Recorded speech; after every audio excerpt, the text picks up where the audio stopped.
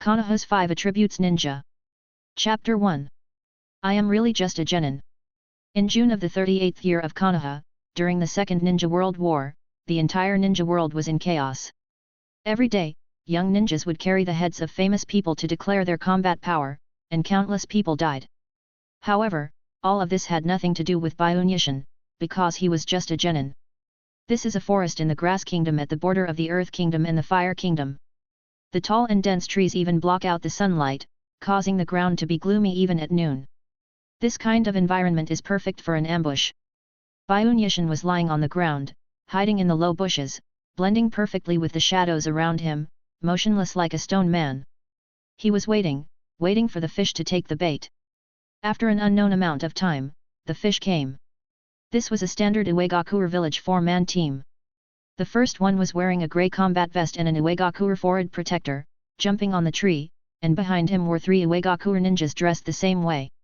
At the moment when the left Iwagakure ninja jumped up, a sharp whistling sound was heard in the air, and 3 kunai were fiercely stabbed at the Iwagakure ninja in a triangular shape.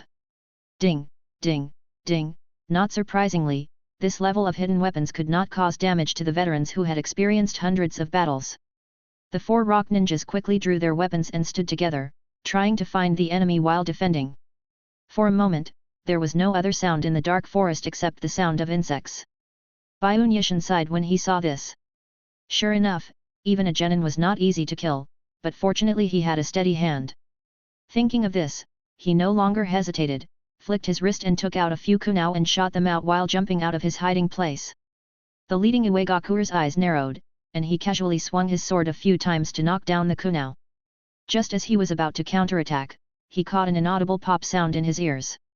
His face changed drastically, and he roared, "Detonating talisman, jump away!"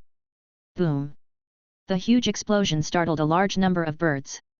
After the smoke cleared, a big pit appeared at the spot, and the formation of the rock ninjas was in chaos. A few minutes later, Byunyishin stabbed the heart of the last rock ninja, ending the ambush. He waved the kunai in his hand indifferently, shook off the blood, and put it back into the ninja tool bag on the right side of his waist, and a smile appeared on his cold face. "Captain, you are too cautious. 5 detonating talismans are enough to make a trap, but you insisted on using 10. Now you will be scolded by that donkey-faced quartermaster when you go back." "Shut up, Chen, if it weren't for the captain, we might have died somewhere." Our Yushin team was the only one among the 10 teams that had no casualties. Yes, Yuro, you are right." Byunyishin smiled and said, "Your life is your own, and the detonating tags belong to the village, so why should we save them? If we need to save, it should be the Chunin and Jonin who save, and we genin should just think about surviving." Yamashiro Tatsuya, who was walking over, scratched his head in distress, turned around and asked, "Yura, have you ever seen a genin wearing a vest?" Upon hearing this, Yamanaka Yura agreed and said, "Yes, he is the captain."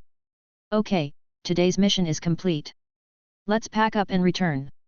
Who knows if a genin will pop out and kill us all." Although they were muttering to themselves, Chen and Yura quickly collected the ninja tools, and then the 3 of them returned to the camp in A shape. This is a temporary camp, where about 200 ninjas from the 7th Squadron of the 1st Battalion of the Konoha Ninja Village are stationed. As a combat force, the proportion of mid and jonin is an astonishing 40%. Byunyishin is the captain of the 7th Squad and is still a genin. After handing over the spoils as usual, Byunyishin took back the dinner for the day. The plain day on the battlefield was about to pass. Thinking that he could go back to the village to rest tomorrow, even if he was steady, he was still excited. But when he thought about being promoted to Chunin, Byunyishin couldn't help but feel a little unhappy. Who doesn't know that genin is the strongest fighter after watching Naruto? With a wave of their hands, they can unleash overwhelming ninjutsu without fail. No matter who you are, you will die on the spot. Byunyishin can survive in this dangerous battlefield until now, relying on his reputation as a genin and tons of detonating tags, and not relying on anyone else. "Byunyishin, get out here." Yeshan, who was thinking about how to keep his title as a genin, quickly put on a smile when he heard this, and the speed was so fast that the 2 team members were stunned. "Here I come, bro." The person who came was the donkey-faced quartermaster mentioned by Chen, and also the elder brother that Yeshan considered himself to be, Narashikato. "Brother, I got something good today," an authentic Chunin squad leader's command sword from the Uegakure village, estimated to be worth 10,000 taels. As he said that, he took out a scroll from the ninja tool bag on his left and handed it to Narashikato. Narashikawan said unhappily, "I would care about a broken sword? You use this to test the cotters? Which cotter can't stand such a test?" After saying that, he used the secret ninjutsu of the Nara family and flicked the scroll with his hand. Suddenly, Yeshan's hand was empty. The speed was so fast that it was jaw-dropping. After declining Byun Chanyi's invitation to go in for a cup of tea, Narashikawan left. Looking at the hazy back, Yeshan just wanted to say, "Stay here, I'll buy you some oranges." Shan Changchen saw this scene and couldn't help but think of the captain's words, "Ninja is not about fighting and killing, but about human relationships and worldly affairs." While lamenting his own ignorance, he also felt endless admiration for Byun Yeshan, who was only 14 years old. 7 days later, at the East Gate Entry and Exit Management Office of Konoha Ninja Village, Byun Yeshan was queuing up to enter. During the war, everything was strict and no one could have special privileges unless you had really strong connections. Next, Byun Yeshan silently handed over the transfer order. The bright red seal of the operations department was very eye-catching. A man with red eyes and a man with white eyes stared at him for a long time before letting him go. Standing on the street, looking at the bustling pedestrians, Byun Yeshan shook his head fiercely, shaking off the illusion of being like a bug in the forest, then strode in, like a drop of rain falling to the ground, and soon disappeared. Number 77, Byun Street, is Byun Yeshan's home, or more precisely, his home in this life. Yes, he is a very cliched time traveler, so cliched that the author doesn't want to write about him, I beg your pardon. The experience of his previous life brought him no cheats, only stability. As a standard office worker, he just wants stability. If business wasn't so bad these days, he wouldn't even want to be a ninja. Wouldn't it be nice to do business and wait for death? But there is no other way. Byun Yeshan has a paralyzed mother to support, so he can only choose the profession of ninja, which makes money quickly. In a word, living in Konoha is not easy. After returning home to change his clothes, Byun Yeshan went to the hospital to visit his mother. His mother in this life was only 30 years old, not much older than his previous life, but she looked terribly old. Overdrawing one's vitality for a long time in order to survive on the battlefield was the fate of a ninja. "Mother, I'm back." These few simple words, like a panacea, made the woman who had been lying in bed for a long time in a bad mood look radiant. She held his hand and looked him up and down, muttering, "It's good that you're back, it's good that you're back." Byun Yeshan felt a little sad in his heart, and said with a smile, "Mother, I will soon be a chunin, not a child. My son has made many achievements on the battlefield and made the enemies flee in panic." Keiko rolled her eyes and said, "Chunin? Don't you just want to be a genin?" Yeshan pretended to be cool and brushed his hair and said with a smile, "There's nothing I can do. Your son is like a firefly in the dark. He can't be low-key even if he wants to. Ha ha ha. You little brat, go to your father's grave and tell him that our family has made a difference. We have a chunin. Hey." After leaving the hospital, Byun Yeshan went straight to the Network Combat Command Center. After verifying his identity, he came to the Wartime Ninja Promotion Office on the second floor. Here, he will bid farewell to his identity as a genin and become a high-level cannon fodder a chunin. Kentaro Hayama, the head of the Wartime Ninja Office, has a long career, dating back to the founding of the Konohagakure. However, after losing his right hand in a battle, he was forced to switch to civilian work, becoming a regular civilian ninja that Byun Yeshan envies.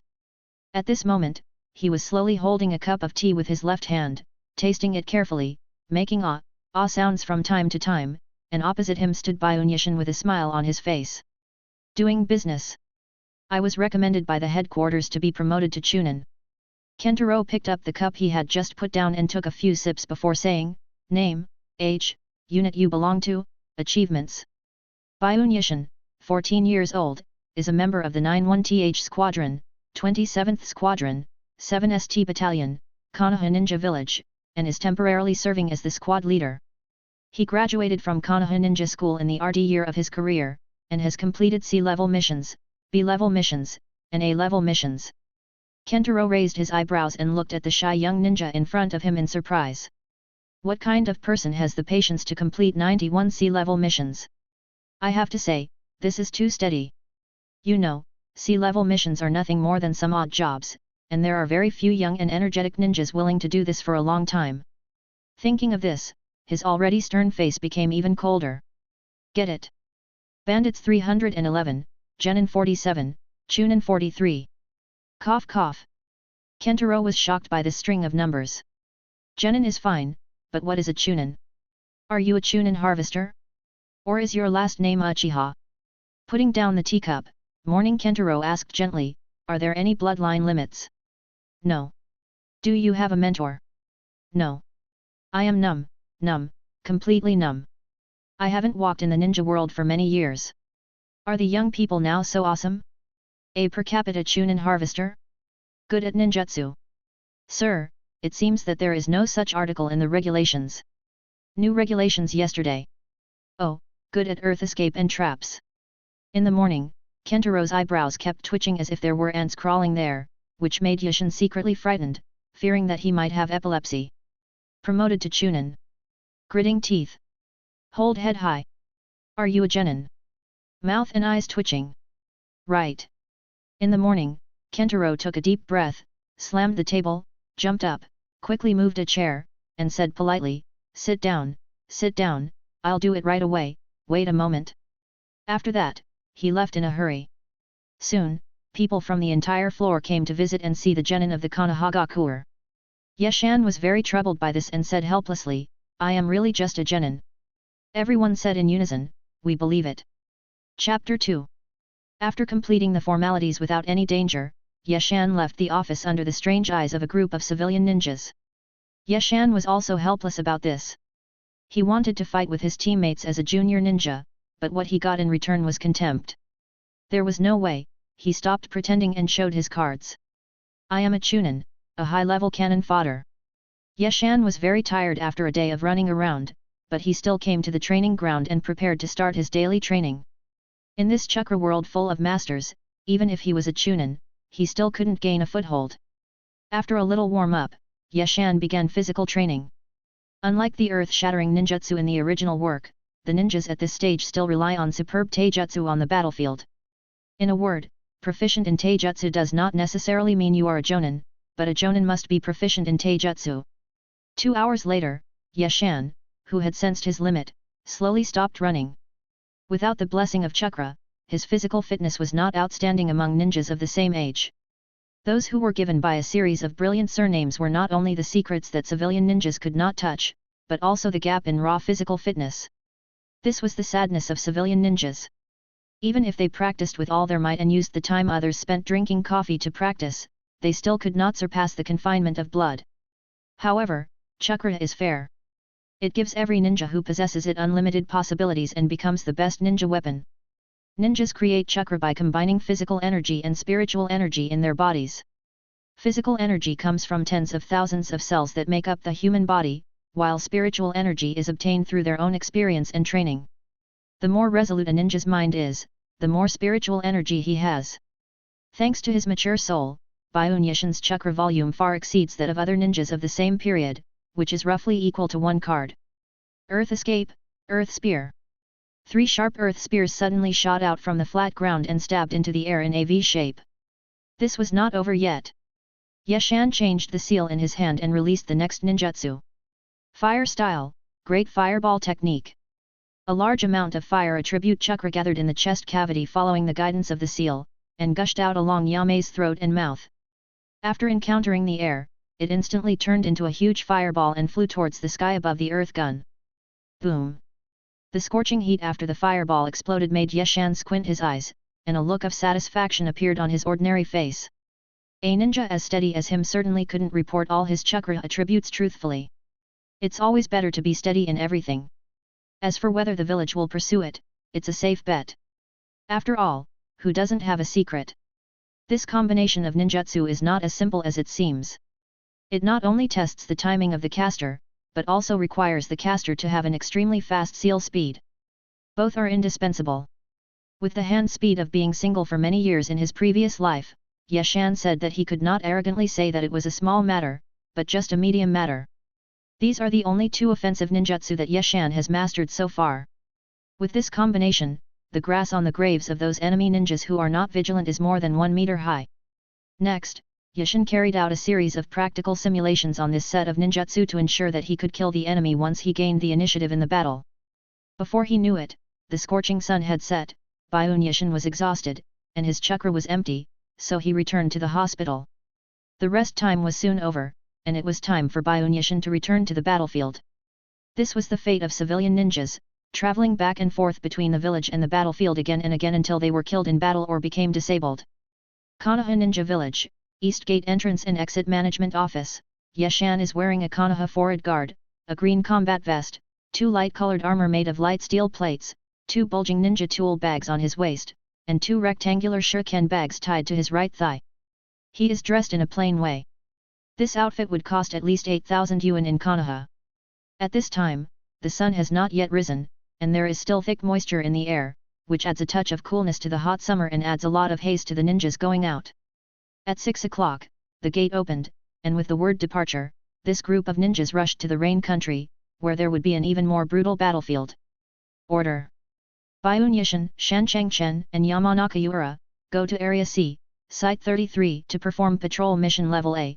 If you find any intruders, report them immediately. As ordered. The Yashan team that accepted the mission walked out of the temporary command center. Only after they walked away did Shan Chengchen speak, "Captain, there is something fishy about this mission." Byun Yashin nodded gently and said, "There is something fishy going on. The patrol missions are all B level, but this time it is A level. When they found the enemy, they did not annihilate them but reported them. This means that the enemy is very strong, most likely a Chunin or above."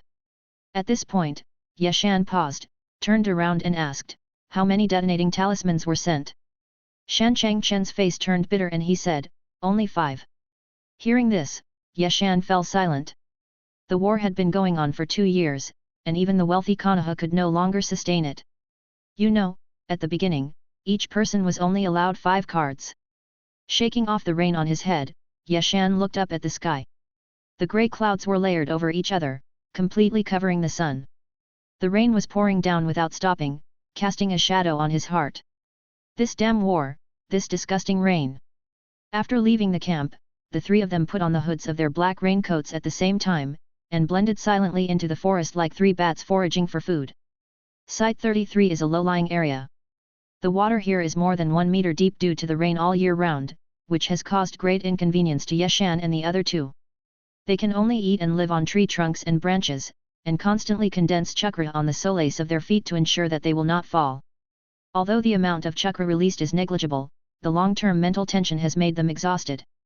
As night fell, the entire Site 33 was pitch black, with only the sound of rain. Yashan was hiding on a tree trunk with lush branches and leaves. The chakra on his feet allowed him to squat vertically without falling. Although he had been in this world for 14 years, Yashan still felt that chakra was omnipotent, just like rubbing Newton's coffin on the ground. A slight sound of breaking air reached his ears, but Yashan remained unmoved.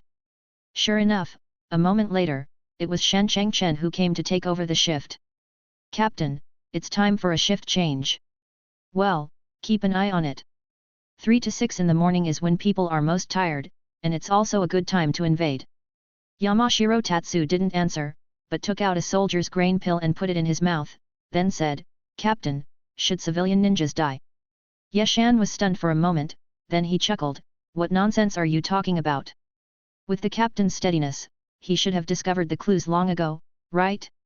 Not to mention those far away, just look at the ninjas lurking in this area.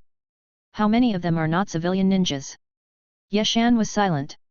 With his cautiousness, he had indeed discovered this a long time ago, as early as in the ninja school. It was just that at that time, the distribution of resources was uneven. The teachers who led the graduating ninjas of the family were all well-known jonin, while the teachers who led the civilian ninjas were all unknown people. Yashan was unlucky. The cheap teacher was just a chunin, and he died in battle without even teaching the most basic traps. Yashan relied on his own steadiness to survive step by step to this day, while his civilian teammates have been replaced for more than a dozen times. On the battlefield, this injustice is even more obvious. Civilian ninjas often carry out the most dangerous tasks, with a survival rate of less than 1/3, while the family ninjas not only have the protection of the jonin, but also carry out tasks that are not painful or itchy and less dangerous. He had discovered this a long time ago. But what can we do? The ninja code clearly states in black and white, those who disobey orders in battle will die. The rule of any class will protect its own interests. Konoha village is not a ninja village for civilian ninjas, but a ninja village for ninja clans of all sizes. In order to protect the interests of the ninja clans, of course the interests of civilian ninjas must be sacrificed, and behind this are the blood and tears of countless civilian ninjas. Perhaps, he could be considered a companion only when he became a jonin someday. For a moment, there was silence except for the sound of raindrops hitting the tree trunks. Yeshan pursed his lips, stood up silently, patted Chen's shoulder, and said softly, "Live." After saying that, he left. Looking back, there was only darkness. Back to the temporary resting point, it was a thick hollowed-out tree trunk covered with bark. Unless you go close to check, there were no flaws. This was the best resting place for rainforest combat. Entering the tree trunk, Yeshan took off his raincoat, took out a piece of dry food from the left ninja bag, and ate it slowly. This is the standard dry food of the Konoha ninja village. The ingredients are mainly flour and salt, similar to the compressed biscuits in the previous life, but the taste is incomparable. Because of the rough workmanship and uneven distribution of salt, most of the taste is very light, and some are very salty. After eating, Yeshan drank another pot of water, and when he was 70% full, he was ready to rest. As for the rainwater on his body, although it can be evaporated with the omnipotent chakra, this is a battlefield. The more chakra, the more hope of survival. Yeshan will not do such a stupid thing to waste chakra. He closed his eyes. The habit of falling asleep quickly that he had developed over many years of ninja career failed to work tonight. Yamashiro Tatsu's words kept lingering in his ears, like a spell that could not be dispelled. When he received the mission that day, he noticed that among the nearly 50 teams, there was not a single Byakugan. This was a patrol mission. No, it should be a front-line combat mission. If there was a pair of Byakugan, no matter if it was a trap or a ninja, as long as it was an object with chakra, it would be exposed. But, there was no Byakugan. Not only that, there were not many perceptive ninjas. Hey, patrol mission? Patrol with hundreds of ninjas without perceptive means? That's not what ninja schools teach. Small teams, like the lines on a fishing net, weave a fishing net in this large area, waiting for the fish to hit it and then reel it in. Are the ninjas of Konoha village all companions, not tools? Are they like a family under the light of the will of fire? How ridiculous! Why doesn't the Hokage's son come to make the fishing net? Why don't Uchiha, Hyuga, and Shimura come to make the fishing net? After the fish are dead and the nets are broken, the Konoha ninja village will never lose out, because the dead fish are very big, and there are still many fishing nets in the village. Sure enough, in this cold world, all you can trust is the almighty chakra. Chapter 3. The rain keeps falling. Just when Yeshan was half asleep, the wire tied to his left middle finger shook violently a few times, and he woke up instantly, looking extremely ugly. Yamanaka Yura beside him was also awakened, and the two looked at each other, their eyes filled with anxiety and fear. This was the highest signal agreed by the team for encountering an enemy, which meant that at least 2 teams of enemies had appeared. Before Byunyashin could speak, a sharp sound of breaking through the air came from outside the tree trunk, so dense that it even covered the sound of the rain. Like a conditioned reflex, Yashin, who was originally leaning on the tree trunk, stood up instantly, and then a large amount of chakra condensed in his legs. He stomped the tree trunk with his feet, and the whole person shot out of his hiding place diagonally. In the air, he stretched his right hand backwards, and a kunai appeared in his hand. After shooting it backhandedly, he pinched a seal with his left hand without even looking. Boom! The roar of the detonating tag shattered the silence of the rainy night. With the help of the firelight, Yeshan jumped onto the tree trunk and saw the attacker clearly. His face turned terribly pale. He licked his lips, his heart full of bitterness. This fish is so big.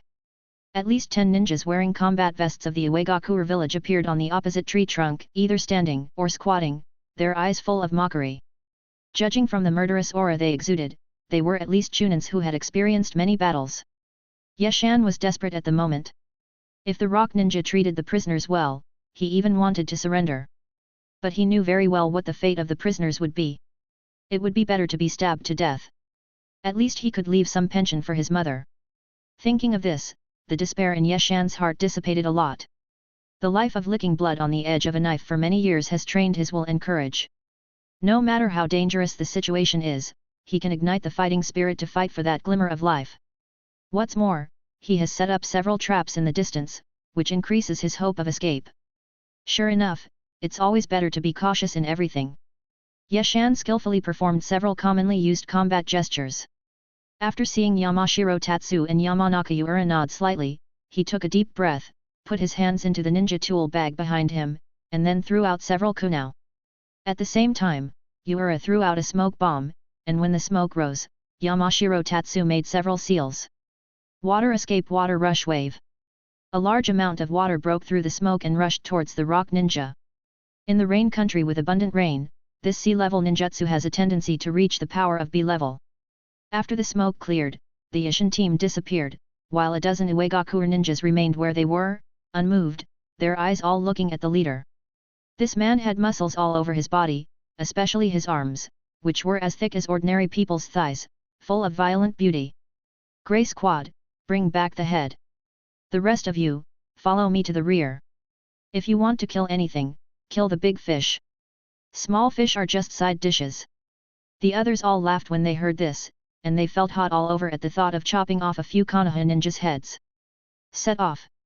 In an instant, only 4 people were left on the tree trunk, and the rest of them left in an instant. These 4 were all Chunin. The leader was young, not yet an adult, but the other 3 tall and big Uegakuer were extremely respectful to him. In the ninja world, strength is respected, so this scene was normal. Ryan and 2, chase. The leading boy narrowed his eyes and gave the order calmly. Yes. Psychic art. Bang. After a puff of smoke, a red lizard appeared in front of the 4 people. After shaking its small head a few times, it locked onto a direction and barked a few times. Shhhhhhhhh. The rock ninja squad chased after them without hiding their whereabouts. In the rainforest, Yeshan was jumping along the branches non-stop. After calming down, he gradually came to his senses. His own team would not be the primary target. He was very familiar with the combat style of the rock ninja. This high-end combat team must be dispatched for decapitation operations. And the target would only be the famous ninjas or ninjas with potential. No matter how you look at it, the 3 of them would not be the target. Then, the target must be the group of ninjas who wanted to fish in the back. Thinking of this, Yeshan couldn't help but sneer a few times. He failed to fish and was caught. No one knew the roles of hunter and prey until the end. At this moment, Yeshan had already sentenced the so-called companions in the rear to death in his heart. Not only Yeshan, Chen and Yu Luo also thought of this, but the 2 did not bring up stupid things like returning for help. The will of fire is just for listening at ordinary times. The idiots who still shout slogans for the village and their companions on the battlefield were eliminated as early as the beginning of the war. Staying alive is more important than being a Hokage. Captain, someone is catching up. Trap number 6 has been triggered. Yura, who was in charge of setting the trap, said in a low voice. Yeshan jumped up from the tree trunk, estimated the distance in his mind, and said coldly, the opponent has tracking means, go to trap number 1 and use the trap to consume the opponent. Yes. Trap number 1 was set by Yeshan himself. It was a chain trap. He lost a lot of hair in order to study this arrangement. And it was with this trap that he was able to kill so many Chunins. Near trap number 1, Yeshan and others who rushed over did not continue to escape. The long period of high-intensity jumping had consumed some of their physical strength. If they continued to run, they would be killed if they could not return to the camp before the chakra was exhausted. After taking out a Bing Liang pill and swallowing it, Yeshan, who was lying in the bushes, felt a warm current rising from his abdomen and quickly reaching his whole body. He knew that this was the effect of the exhausted cells in his body being forcibly activated. Ninja is a short-term profession. Long-term stimulation of the cells in the body to produce chakra will undoubtedly accelerate cell division and shorten the life of the ninja. However, there is no way.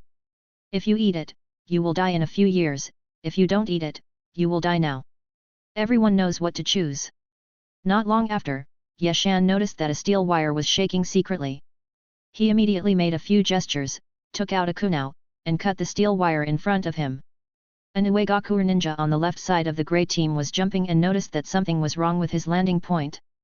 Just as he was about to give a warning, a sharp sound of breaking air came from below the 4 of them.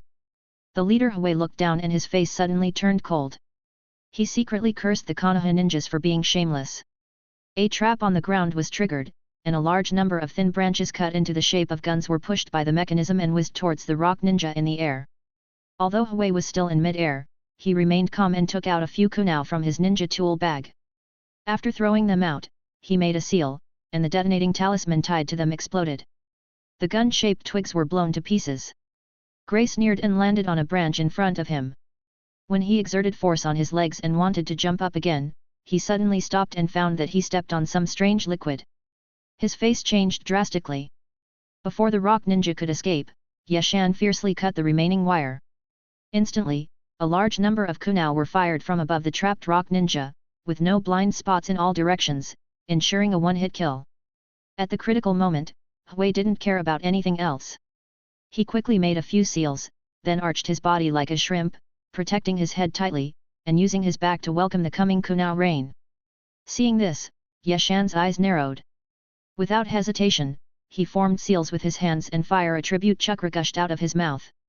Fire style, Great Fireball Technique. The orange-yellow fireball flew towards the trapped Iwagakuer, but was blocked by the Iwagakuer's water-style ninjutsu midway, causing no damage. Yeshan's face was full of solemnity. This kind of reaction could be called that of an elite on the battlefield. However, this was not the only method he had for being so steady.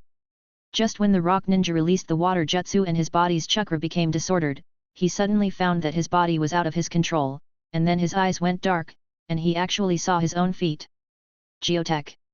The two Iwagakuer ninjas stared at the Konoha ninjas who rushed to the side of the formation and chopped off their teammates' heads with swords, and they couldn't help but feel cold all over. They didn't know what happened, why Iwagakuer didn't react at all and let himself be killed. All this happened in just a few seconds. A few seconds ago, the rock ninja was still chasing the enemy, and a few seconds later, the roles seemed to be reversed. Ding ding ding! The kunao hit the immobile Iwagakuer, and it was like hitting a rock. Apart from leaving holes in the vest, it failed to hurt him at all. Yeshan slowly stood up, followed by Chen and Yura. This ambush might not yield much. Sure enough, the rock ninja who should have been shot into a sieve loosened his hands that were holding his head and slowly raised his head. The skin all over his body turned light black, and as the ninjutsu was lifted, it was slowly returning to normal skin color. Yeshan felt envious, for he knew that this was the secret technique of the Iwagakuer village, earth-style hardening technique. When practiced to a high level, the hardness of the whole body could be comparable to that of tempered steel. It was a rare ninjutsu that could be used for both offense and defense. Chen, Yaluo, the last two are up to you. Don't expect any reinforcements. After saying that, Yeshan drew out two kunao and rushed towards the half-naked Iwagakuer. Ding dong! As soon as they started fighting, Yeshan realized that the opponent was a master of physical skills, so he did not dare to be careless. He wielded the kunao in his hand tightly, frantically looking for flaws in order to kill him. But, after a few rounds, Yeshan felt something was wrong. No matter how fierce his attacks were, or how tired his opponent was to cope, he always kept his left hand hidden in his long sleeves. Thinking of this, Yeshan repelled his opponent with a roundhouse kick while starting to form seals with both hands. Earth Escape, Earth Spear. 3 earth spears with a metallic luster suddenly shot out and stabbed crosswise at the rock ninja who had just landed. Snort. Explosive release, landmine fist. Under Yeshan's slightly narrowed eyes, the IWA ninja's hidden left fist hit the earth spear. Boom. The explosion shattered the hard earth gun, and also made Yeshan feel bitter. This is the power of the bloodline limit, no matter how hard you try, I will just punch you back. The real one-punch man. Feeling the still abundant chakra in his body, Yeshan knew that this would probably be a protracted battle. With a flash of his body, Yeshan rushed forward again. The opponent's weakness was obvious, as long as he was not hit by his fist. For a moment, the only sounds in the rainy night were the clinking sounds and the scattered sparks from the collision of sharp weapons, proving the fierce confrontation between the two. Chapter 4. In addition to the blessing of the bloodline limit, the opponent's hand-hardening technique also gave Yeshan a headache. Looking at the rock ninja jumping around in front of him, Yeshan wanted to use Chidori to poke a big hole in him on the spot, but he was a little desperate because he had no thunder attribute. The two fought back and forth in the rainforest for dozens of rounds, neither of them could do anything to the other. Yeshan was unable to cause effective damage, and Hui was even more frustrated, as he had so many ninjutsu in his mind that he had no time to perform them. The young-looking Konoha ninja on the opposite side was extremely experienced, with two kunao dancing tightly and too steady. No matter how he exposed his flaws, the Konoha ninja never sought credit, and played steadily, not giving him the opportunity to perform explosive escape. It's frustrating, so frustrating. Gray seized the opportunity, jumped back, and started to make seals with his hands. Since physical skills didn't work, he would try ninjutsu. Yeshan was delighted to see this. Ninjutsu rarely plays a decisive role within the range of Chunin, and is often used to create killing opportunities. The main reason is that Chunin's use of ninjutsu is too rough. He simply uses the 5 major attributes through hand seals and does not master the change of properties. Chakra, a kind of energy, requires exquisite control and certain changes in properties to exert amazing lethality. Yeshan does not believe that the 10-year-old rock ninja in front of him has mastered the change of properties. Do you think Kakashi's name as a genius in the original work is exaggerated? Only ninjas who are proficient in 2 or more changes in properties will be awarded the title of Jonin. Even if this rock ninja has been practicing since the womb, he can be considered a genius if he has half a chakra. Thinking of this, Yeshan stopped the physical technique and also formed a seal. Fire style, great fireball technique. Gray was slightly surprised when he saw this. The Konoha ninja opposite him was so fast in forming seals. However, he also completed the technique. Earth escape, earth lung spear. Unlike the Tolong gun released by Yeshan, the Tolong gun has a larger coverage area, a more tricky angle, and a faster speed. Dozens of Tolong guns sprang up from all around Yeshan, and then swarmed over. Unable to dodge, Yeshan could only bend his calves, release chakra from the soles of his feet, and as he jumped up, several shurikens shot in the direction of the Uegakuru's spell. In a ninja battle, being deep in the air means having no leverage, and it also means death. Sure enough, before Yeshan landed on the ground, a kunao shot towards him at high speed. It was so fast that it even squeezed the air and made a roaring sound. Yeshan, who had anticipated this, twisted his body violently in the air, and his waist strangely deviated by 30 degrees. The originally fatal kunao only cut a gash on his left waist, and blood gushed out. Gray laughed grimly, "I'll kill you while you're sick." With a pure physical skill, he instantly came to Yeshan's front, clenched his left fist, and smashed it into his chest. At this moment, all the frustration in Huey's heart was vented. As long as his fist hit the body of the Konoha ninja, with his bloodline limit, he would definitely turn him into a carbon ball.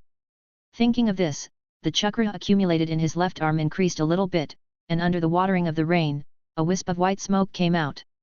At the critical moment, Yeshan pulled with his right hand, and several steel wires appeared in his hand, and on the other side of the steel wires was the shuriken he had just thrown. Squeak, squeak. The steel wire made a teeth-grinding squeaking sound when it was stressed. It was clearly audible in the rainy night, and to Huey's ears, it seemed as if it was mocking his stupidity. Under the pull of the steel wire, Yeshan moved his body in the air and came to the left side of the rock ninja, and slashed at his arm fiercely with the kunao in his left hand. Puff! The sound of a sharp weapon entering the body rang out as expected. Yeshan licked his lips somewhat morbidly. In the fight, this was the most wonderful sound. 2 black shadows separated in the air, and everything happened in a flash. Yeshan gracefully flipped several times in the air and landed smoothly, while the rock ninja was much more embarrassed and fell flat on his face. Yeshan's face became more and more solemn. The carefully designed counterattack did not achieve the expected effect. The opponent's left arm that made him so afraid was still intact. If it were not for the scratch on it, he would even think that he was under an illusion. It seems that in the ninja world, those who dare to come out and mess around are all quite capable. Just when Yeshan was stunned, another identical Uegakure appeared behind him, and his arm, still emitting white smoke, smashed towards him. This is a clone? No, it's the real body.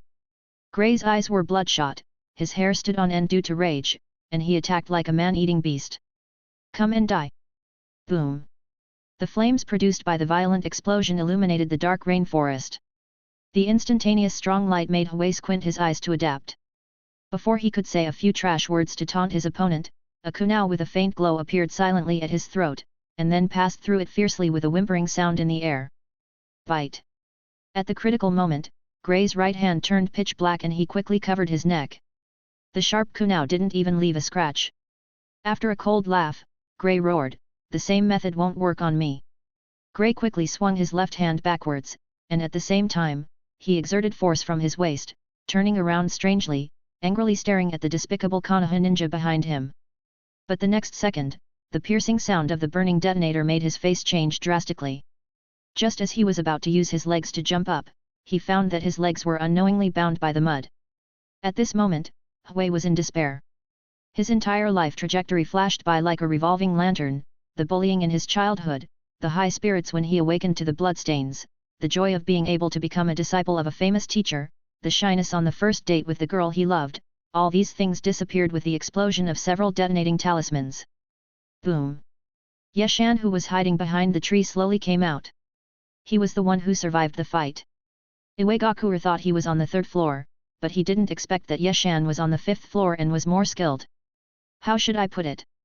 Yeshan predicted what Iwagakure predicted. In a one-on-one fight, unless you have overwhelming strength, you cannot underestimate any opponent.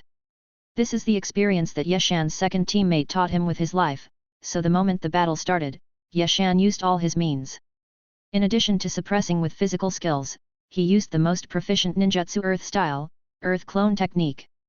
At the moment of landing in the air, he took advantage of the opponent's lack of vision and formed 2 earth clones, one in the light and the other in the dark, while the main body hit and waited for a fatal blow. The opponent was unwilling to be humiliated like this, and would definitely rush to the earth clone. When the first clone was killed, he used the remaining chakra to form mud to bind the opponent. At the same time, the other clone rushed behind the enemy to kill him. Even if it failed, it didn't matter, because the detonating talisman on the clone was the final fatal blow. This is Yeshan's fighting style, and it is also the most suitable style for him. Using the earth escape clone skillfully and ingeniously can often allow him to kill the enemy at the lowest cost, and it has always worked. This way of fighting is not very fair, but ninja is a cunning and bloody profession. Do you want to fight openly? Come on, the body of this rock ninja is still warm, do you want to take advantage of it? So, if you are not a hero, don't do those fancy things. Isn't it better to live a stable life? No matter whether you are a chunin or a jonin, you will die under the power of a few detonating tags, right? Shaking his head, Yeshan accepted the rock ninja forehead protector and did not stay any longer, but went to support his teammates. The battlefield, which was bustling just now, returned to silence. A moment later, the last rock ninja was stabbed through by Yeshan and Chen, blood gushed out, staining Yeshan's forehead protector red. Cursing his bad luck, Yeshan pulled out his kunai, took out a handkerchief and wiped it carefully, then put it back into the ninja bag.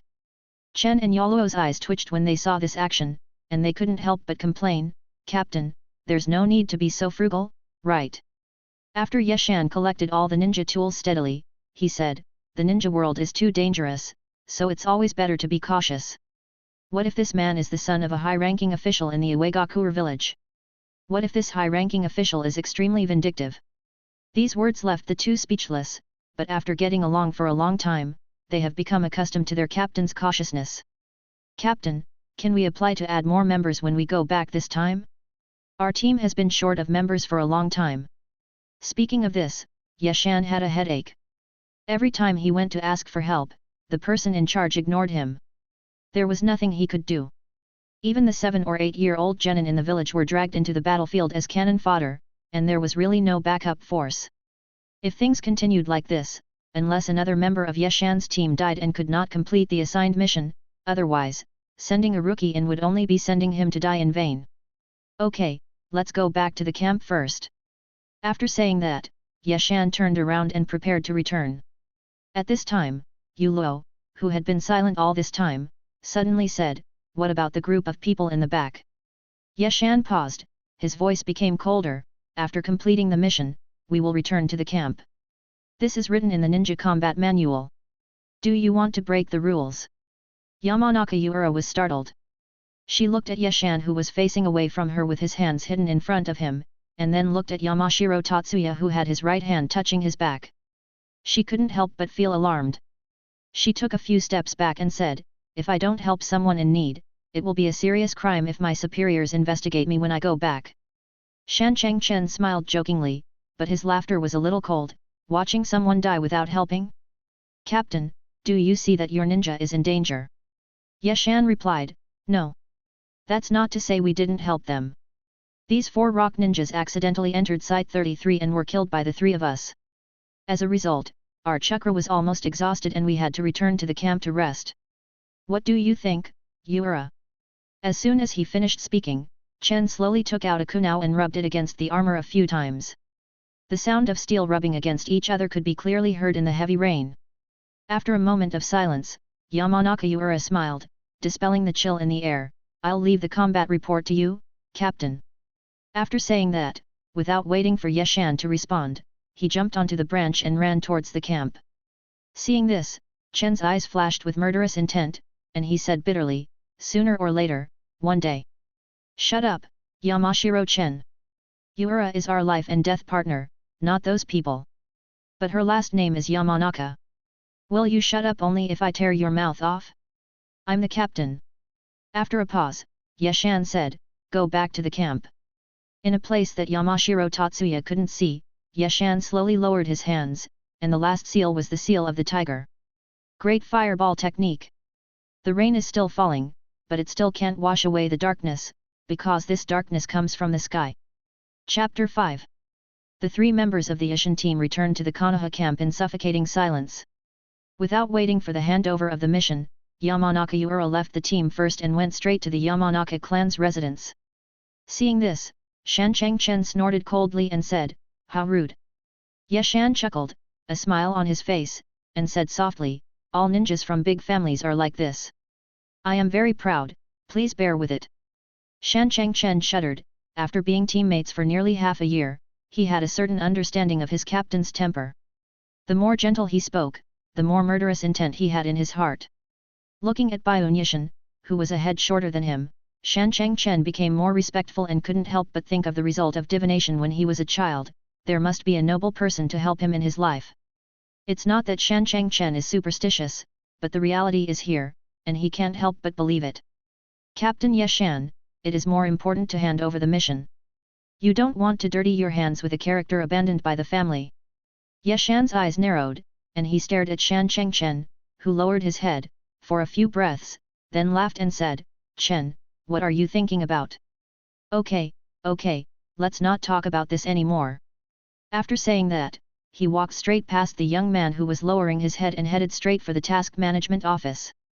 As Yeshan expected, the camp was in chaos, with powerful teams gathering and setting off from time to time.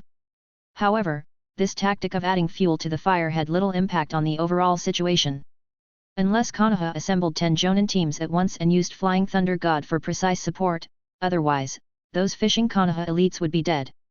Report, the captain of the 7th Squadron of the 7th Squadron of the 1st Combat Brigade, Byun Yishin, is here to hand over the mission. The usually gentle and warm voice was now filled with anger. Come in. Walking into the tent, the light suddenly dimmed, and Yeshan closed his eyes slightly while carefully looking at the ninja sitting in the first seat. This man was thin, wearing the standard combat vest of the Konoha ninja village, with a forehead protector on his head. His square face, which was intimidating without anger, was now covered with frost. Obviously, he was in a bad mood. Captain Saratobi, this is my team's combat report. A black scroll was handed to Saratobi Karakata by the waiter. Saratobi Karakata is 27 years old, at the peak age of a ninja, but he is just an ordinary jonin, and the Saratobi clan is just a simple ninja family without any bloodline boundaries. He was able to become the 4th in command of the Konoha camp in the Land of Rain, all thanks to his cousin, the Hokage. He has a square face but a narrow mind, his emotions are clearly shown on his face, and he has no scheming. He has long been disliked by the Konoha ninjas, but everyone dares to be angry but dares not speak out. Thanks to a series of reforms by the 2nd generation Hokage, Senja Tobirama, the power of the Hokage has reached its peak in the village. Even the Uchiha clan, the founder of the village, has to rely on him, not to mention the civilian ninjas. Every task handover is jokingly called a criticism meeting, and Yishin, today, can be said to have hit a volcano. Sure enough, Saratobi Hinata threw the combat report directly into the trash can without even looking at it. This action made a flash of anger on Yeshan's face, and then he smiled again and was careful. Area 33 is one of the breakthrough points for the Rock Ninja. Why didn't you stop the enemy's invasion? Look, this is the stupid words of the fourth in command. Although he has heard others say it many times, Yeshan is still extremely surprised at this moment. Can such a person really be a leader? Lead nearly 4,000 Konoha elites on the front line to victory? Before Yeshan could speak carefully, the waiter, who was obviously a servant, said, Sanlang, they must have deserted from the battlefield, afraid of fighting. The village spent a lot of resources to train a bunch of rubbish. Yeshan's blood boiled, and the smile on his face could no longer be seen. He stood there expressionlessly, staring at the ground, as if there was some beautiful scenery there. Bitterness rose in his heart. Training? Resources? From the moment he, Byun Yeshan, became a ninja, he had never used the village's resources. Taijutsu and Sanshinjutsu were left by his cheap father, and several sea-level ninjutsu were the spoils of his killing of enemies. The so-called resources had long been divided up by several major families, and their huge base of civilian ninjas could not even drink soup. Sarutobi Hinakata frowned tightly. The servant's words hit the mark exactly. He wanted to drag the young ninja in front of him out and give him 50 lashes, but he had no evidence.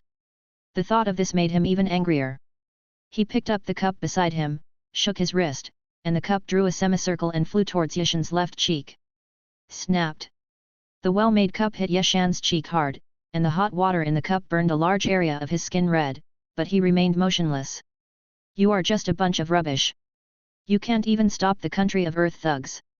What's the point of keeping you here in the village? Get out of here. Get out of here. I will report your performance on the battlefield to the Hokage. Just wait for your imprisonment. Byun Yeshan still lowered his head and slowly walked out of the tent. The two guards at the door looked at him with mocking eyes. As ninjas trained by the Sarutobi clan, they were full of confidence in their own strength and thought they were qualified to mock the Chunin in front of them with a piece of tea leaves on his face. As if Yeshan had not experienced any humiliation, a warm smile appeared on his face again. His smile was so big that his already narrow eyes narrowed into slits. Shan Changchen, who was waiting outside, naturally heard the undisguised words of humiliation in the tent. He was originally full of anger, but when he saw Yeshan's smile, he shuddered unconsciously, and the hairs on his back stood up, as if he was being stared at by a poisonous snake. In the rest tent, Yeshan was lying in bed with his clothes on, his tool bag placed on both sides of his hands, and he looked calm. Team leader. Okay. Can this village really win this war? Yeshan tilted his head slightly and looked at Shan Chengchen, who was also lying there. This was his longest time teammate and he had personally saved him twice. It could be said that without his rescue, the other party's name would have been engraved on the memorial tablet. After pondering for a long time, the steady Yeshan still couldn't speak his mind, and said softly, "Go to sleep." Oh! There was no sound in the tent except for the patter sound of raindrops hitting the ground. Yeshan's thoughts were swirling in the sound of rain. This ninja world was not passionate at all. It was full of hunger, disease, killing, and war. Every day, there were fights of all sizes. Every day, many people died in battle without knowing why they were fighting. At the same time, there were people who shouted the brightest slogans but did the dirtiest things. Will of Fire? Just a slogan. So-called companions? Just valuable tools. Years of fighting have exhausted Yeshan physically, and the cold eyes of the village have exhausted Yeshan mentally. This is a Konoha ninja village during World War II that does not look at qualifications or contributions, but only looks at the surname. Why can those family ninjas enjoy the richest supply of resources and practice in peace? Why can civilian ninjas perform the most dangerous tasks and shed the most blood, but cannot make any progress because of their origins? Yeshan didn't understand what companions were before, nor did he understand what resources were. Now he understands. The so-called companions are ninjas who can be trusted with their lives on the battlefield. The so-called resources are not money, but ninjutsu. That's right, in the ninja world, resources equal ninjutsu, and ninjutsu equals resources. The simplest example is the rock ninja who possesses the Bakutan Kekkei limit, who enjoys far more resources than Yeshan. Apart from the special ninjutsu brought by the Kekkei limit, the secret ninjutsu hardening technique and earth escape earth-bearing continuous spear that he performed are all ninjutsu that Yeshan covets, but he just can't learn them. The release of ninjutsu is not successful just by making a seal. The complex meridians in the human body determine this. The performance of each ninjutsu requires not only the caster to make a seal, but also to condense chakra along a specific line. The seal is the indicator to guide the flow of chakra. Without the guidance of a special person, the ninja who practices recklessly will have no other end except disordered meridians. There are only two ways to pass down ninjutsu: family inheritance and master-disciple inheritance. In terms of family, Byakugan Yishin's family is just a lowly family named after the street. In terms of master-disciple, Yishin's teacher has been dead for 2 years, which determines Yishin's embarrassing situation of having chakra but no skills to use. In peacetime, he can be an ordinary ninja, but Yishin knows that there will be a third and fourth ninja war. If he doesn't master powerful ninjutsu and become a jonin, he will be cannon fodder for a day. The despair of reality made Yeshan begin to hate those high-ranking family ninjas. The danger of licking blood on the edge of a knife every day even made him hate the system of the village. It's funny to say that although Yeshan is not familiar with the original work, with the 9 years of compulsory education in his previous life, he still saw through the shortcomings of the organization of the ninja village established by the first generation of Hokage at a glance. The original intention of establishing the ninja village was to avoid the continuous fighting between large and small ninja clans, to conquer various ninja clans with powerful force, and to force them to join the village and become a family in order to achieve the goal of peaceful coexistence. In the Konoha ninja village, this approach was successful. However, this world is not only the land of fire, but also the land of earth, the land of water, the land of wind, and the land of lightning, with countless small countries. Due to the superiority of the ninja village system in the early days, various countries followed suit and established their own ninja villages, gathering the ninjas of the country together to form an organization, which led to a situation where the big countries competed for supremacy and the small countries suffered. The establishment of the ninja village runs counter to the original intention of the first Hokage.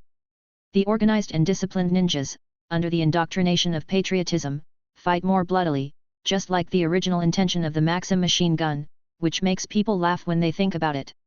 In this situation, in order to avoid the loss of family ninja power or dilute the ninja clan's voice in the village, the second generation of Hokage opened a ninja school to train civilians to become ninjas.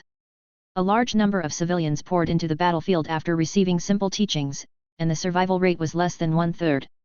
The companions of a family ninja are of course ninjas of the same clan, but the companions of a civilian ninja, apart from acquaintances they have known since childhood, are only and can only be chakra and ninjutsu.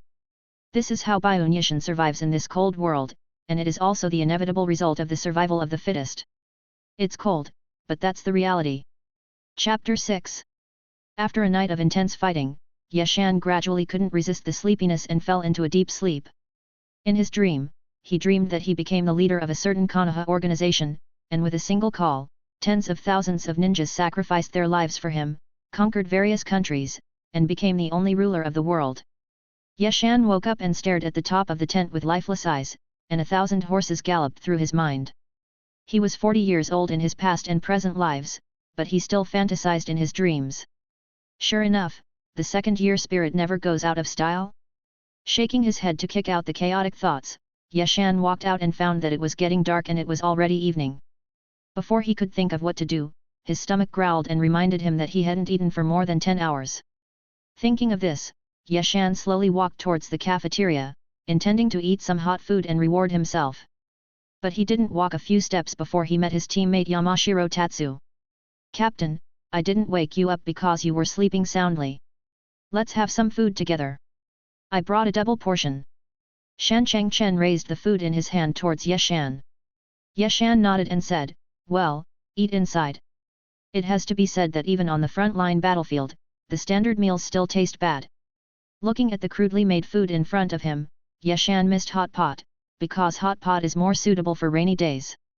After slowly finishing the food in front of him, Yeshan wiped his mouth, put the food plate next to Chen's hand, then took out a scroll and began to read it under the dim light. Chen quickly glanced at the content and was surprised to find that it was the introductory course, the magical use of chakra taught by the ninja school. He couldn't help but ask, "Captain, is this book interesting?" Yeshan looked up and glanced at him and said, "You want to ask if this book is useful?" Chen touched his head awkwardly. It was convenient to deal with smart people. Yeshan became interested and pointed to a place and said, "Look here, after compressing and purifying the chakra, the power of the escape technique can be increased by 10%, it's very interesting." "But Captain, isn't the chakra gathered in the abdomen and only mobilized when used? How can it be compressed and purified?" Do not know. Chen was speechless for a moment and had no words to say. After a while, Yeshan continued, although chakra cannot be easily mobilized in the body, the amount required to release ninjutsu of the same power by a jonin or a genin is different. After thinking carefully with his right hand supporting his chin, Chen said, is it because the jonin is proficient in ninjutsu? Or is it caused by the change in the nature of chakra? Neither. I think it's the purity of the chakra. Proficiency only increases the speed of casting, while the change in nature increases the power of the technique. Mutation power. Chen asked puzzledly when he heard this term for the first time. Yes. For example, the change in the nature of wind chakra is to increase the cutting force, the change in the nature of fire chakra is to increase the temperature of the technique, the change in the nature of lightning chakra is to increase the piercing force, and the change in the nature of water chakra is to increase the pressure. What about the earth attribute? Yeshan gave Chen a strange look and did not answer. After coming to his senses, Yamashiro Chen's face turned slightly red. Having dealt with the ninjas in the Uegakuer who wished they could grow in the ground for many years, he already knew the answer: hardness. After thinking anxiously for a while, Chen still had no idea how to purify the chakra, so he simply gave up thinking about it, picked up the food plate and walked out. The rain was still falling, and in the second half of the night, a strong wind blew, making the oilcloth tent rustle.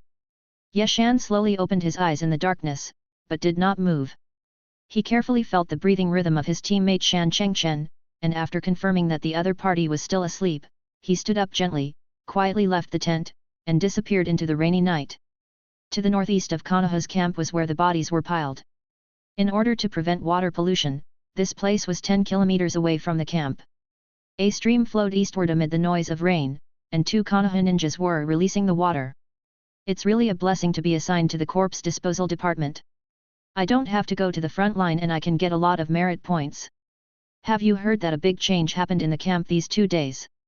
A ninja in his 20s showed off mysteriously the information he had heard. Oh? What happened? Could it be that the IWA ninja is attacking us? The supporting actor asked professionally. Tisk, those stone ghosts don't have that kind of strength. After sneering, the ninja said, according to a distant relative of my 7th aunt's, nearly 20 elite soldiers were wiped out. How is that possible? It must be fake news. I have been on duty for several consecutive days. You can't hide such a large number of corpses from my eyes. You know nothing.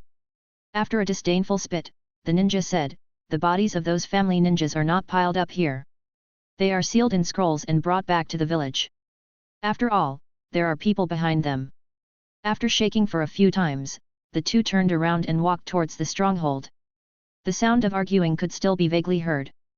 Yeshan was hiding in the stream at this time. When he saw the 2 people walking away, he came to the shore. In the darkness, his face was not very good. After cursing a few times, he also left. In a forest, several figures hidden in the darkness stood still like rocks, as if waiting for something, and Yeshan was one of them. Not long after, a ninja with a determined look landed on a rock and made a few gestures, and everyone gathered together. The rain was getting heavier and heavier, and a flash of lightning tore through the sky, briefly illuminating the group of ninjas who had gathered in the middle of the night. This group of people all wore Konoha's standard vests. They were of different heights, weights, and bodies. The only thing in common was that each of their faces was filled with indifference and determination. The last ninja to arrive took a quick look, counted the number of people and said, 11, 2 less than last time. His voice was extremely hoarse, as if his throat was damaged, making it very uncomfortable to hear. But everyone was used to it. After a moment of silence, a tall and thin ninja slowly said, the Uegakuer's offensive is getting more intense, and there is nothing we can do about the loss of manpower. Let's discuss today's topic. Well, without further ado, today's routine meeting has 2 purposes. First, to exchange ninjutsu as usual. Second, to remind everyone to be more careful in the near future, as the sand ninja may join the battle. As soon as the words fell, everyone couldn't help but start talking. For a moment, the silent woods were filled with noise. The tall and thin ninja frowned and shouted, silence, this is a secret meeting, if you have any questions, ask them in order. Silence returned to the field. Yeshan slowly raised his right hand and asked after the tall and thin ninja nodded, does Lord Ogata know the specific time, scale, and location? The tall and thin ninja, Tsuchitaka Ogata, showed a hint of appreciation on his face and said, "I don't know." Yeshan. After hesitating for a while, Tokugawa Okada explained, "The source of the news is a spy from the Sand Village." He found that the Sand Village was manufacturing oilcloth tents and raincoats in large quantities, so there was this news. When everyone heard this, their hearts gradually sank to the bottom. Everyone knew that 70% of the wind country was desert, and there was no rain all year round. The purpose of hoarding strategic waterproofing materials was obvious. Now, nearly 10,000 ninjas from the Iwagakure and Konoha villages have gathered in the small rain country. If the Sand Village gets involved, the situation will only become more and more chaotic, and it is very likely to turn into an unorganized fight between teams. In this case, the probability of survival will be greatly reduced. Seeing everyone in such a low mood, Tsuchiya Ogata's thin face was unhappy. Just as he was about to speak, the last ninja to arrive said in a hoarse voice, "Well, life and death are determined by fate, and wealth is determined by God. Everyone should go back and practice more. Thinking is useless." Yeshan quietly returned to the tent with mixed feelings. There was no doubt that once the Sand Ninja joined the war, only civilian ninjas like him would be on the front line. Even worse, if Konoha was defeated and the team could not fight as a whole, then the rain country would become a slaughterhouse for Konoha ninjas. But he had no way to deal with this, and could only hope that the commander could find a chance to win in this chaotic situation. However, this gathering was not without gain. In Yeshan's ninja tool bag, there lay a scroll with extremely fine workmanship. This was a ninjutsu scroll, and it was the secret technique he had long coveted, the hardening technique. Thinking of this, Yeshan deeply felt the wisdom of joining this organization. When Hayama was still a genin, Tsuchiya Okada took the initiative to find him and invited him to join the organization. The founder of this organization was the ninja with a hoarse voice. According to Hayama's speculation, he was most likely a member of the Anbu, and his position was not low. As for Tsuchiya Okada, he was a legend among civilian ninjas. Born a civilian, he was promoted to Chunin just 1 year after graduation. With his superb swordsmanship and the invisible earth escape technique, he killed hundreds of elite ninjas from the enemy country, and finally he was promoted to Jonin with the head of a long-famous Iwagakure. A true powerful ninja. This organization does not have a specific name. Yeshan calls it the Civilian Ninja Alliance. The original intention of its establishment is very simple, to break the inherent ninjutsu inheritance system of Konoha Ninja Village. Every once in a while, the organization will have a secret meeting, at which they will share information with each other, exchange training experiences, and most importantly, exchange ninjutsu.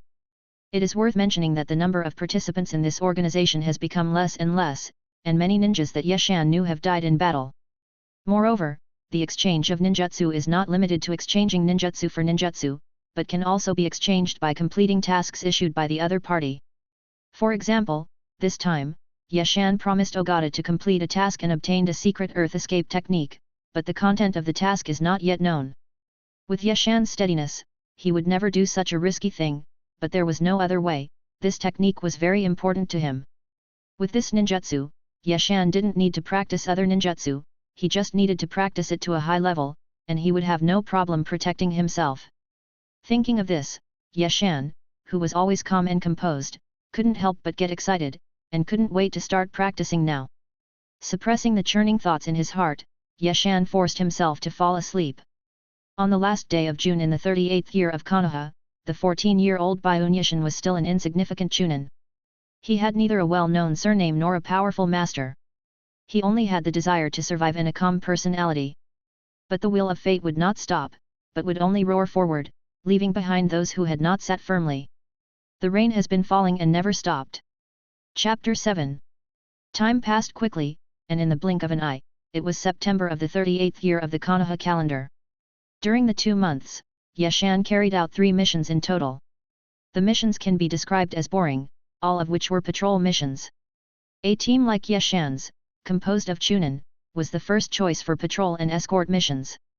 The danger of the mission depended entirely on luck. If you were lucky, it would be like a business trip, but if you were unlucky, you would be in danger of death. It could be said that life and death were determined by fate, but there was no wealth or honor. The situation in the land of rain had changed dramatically a long time ago. Surprisingly, the first to be eliminated was the host village of Rain. The undeclared war of the Sand Village directly defeated the main force of the Rain Village. Even though they had a powerful ninja like the famous Yamasuke Hanzo, they still collapsed at the first touch. In front of the 5 major countries, the so-called elite rain ninjas were like a joke.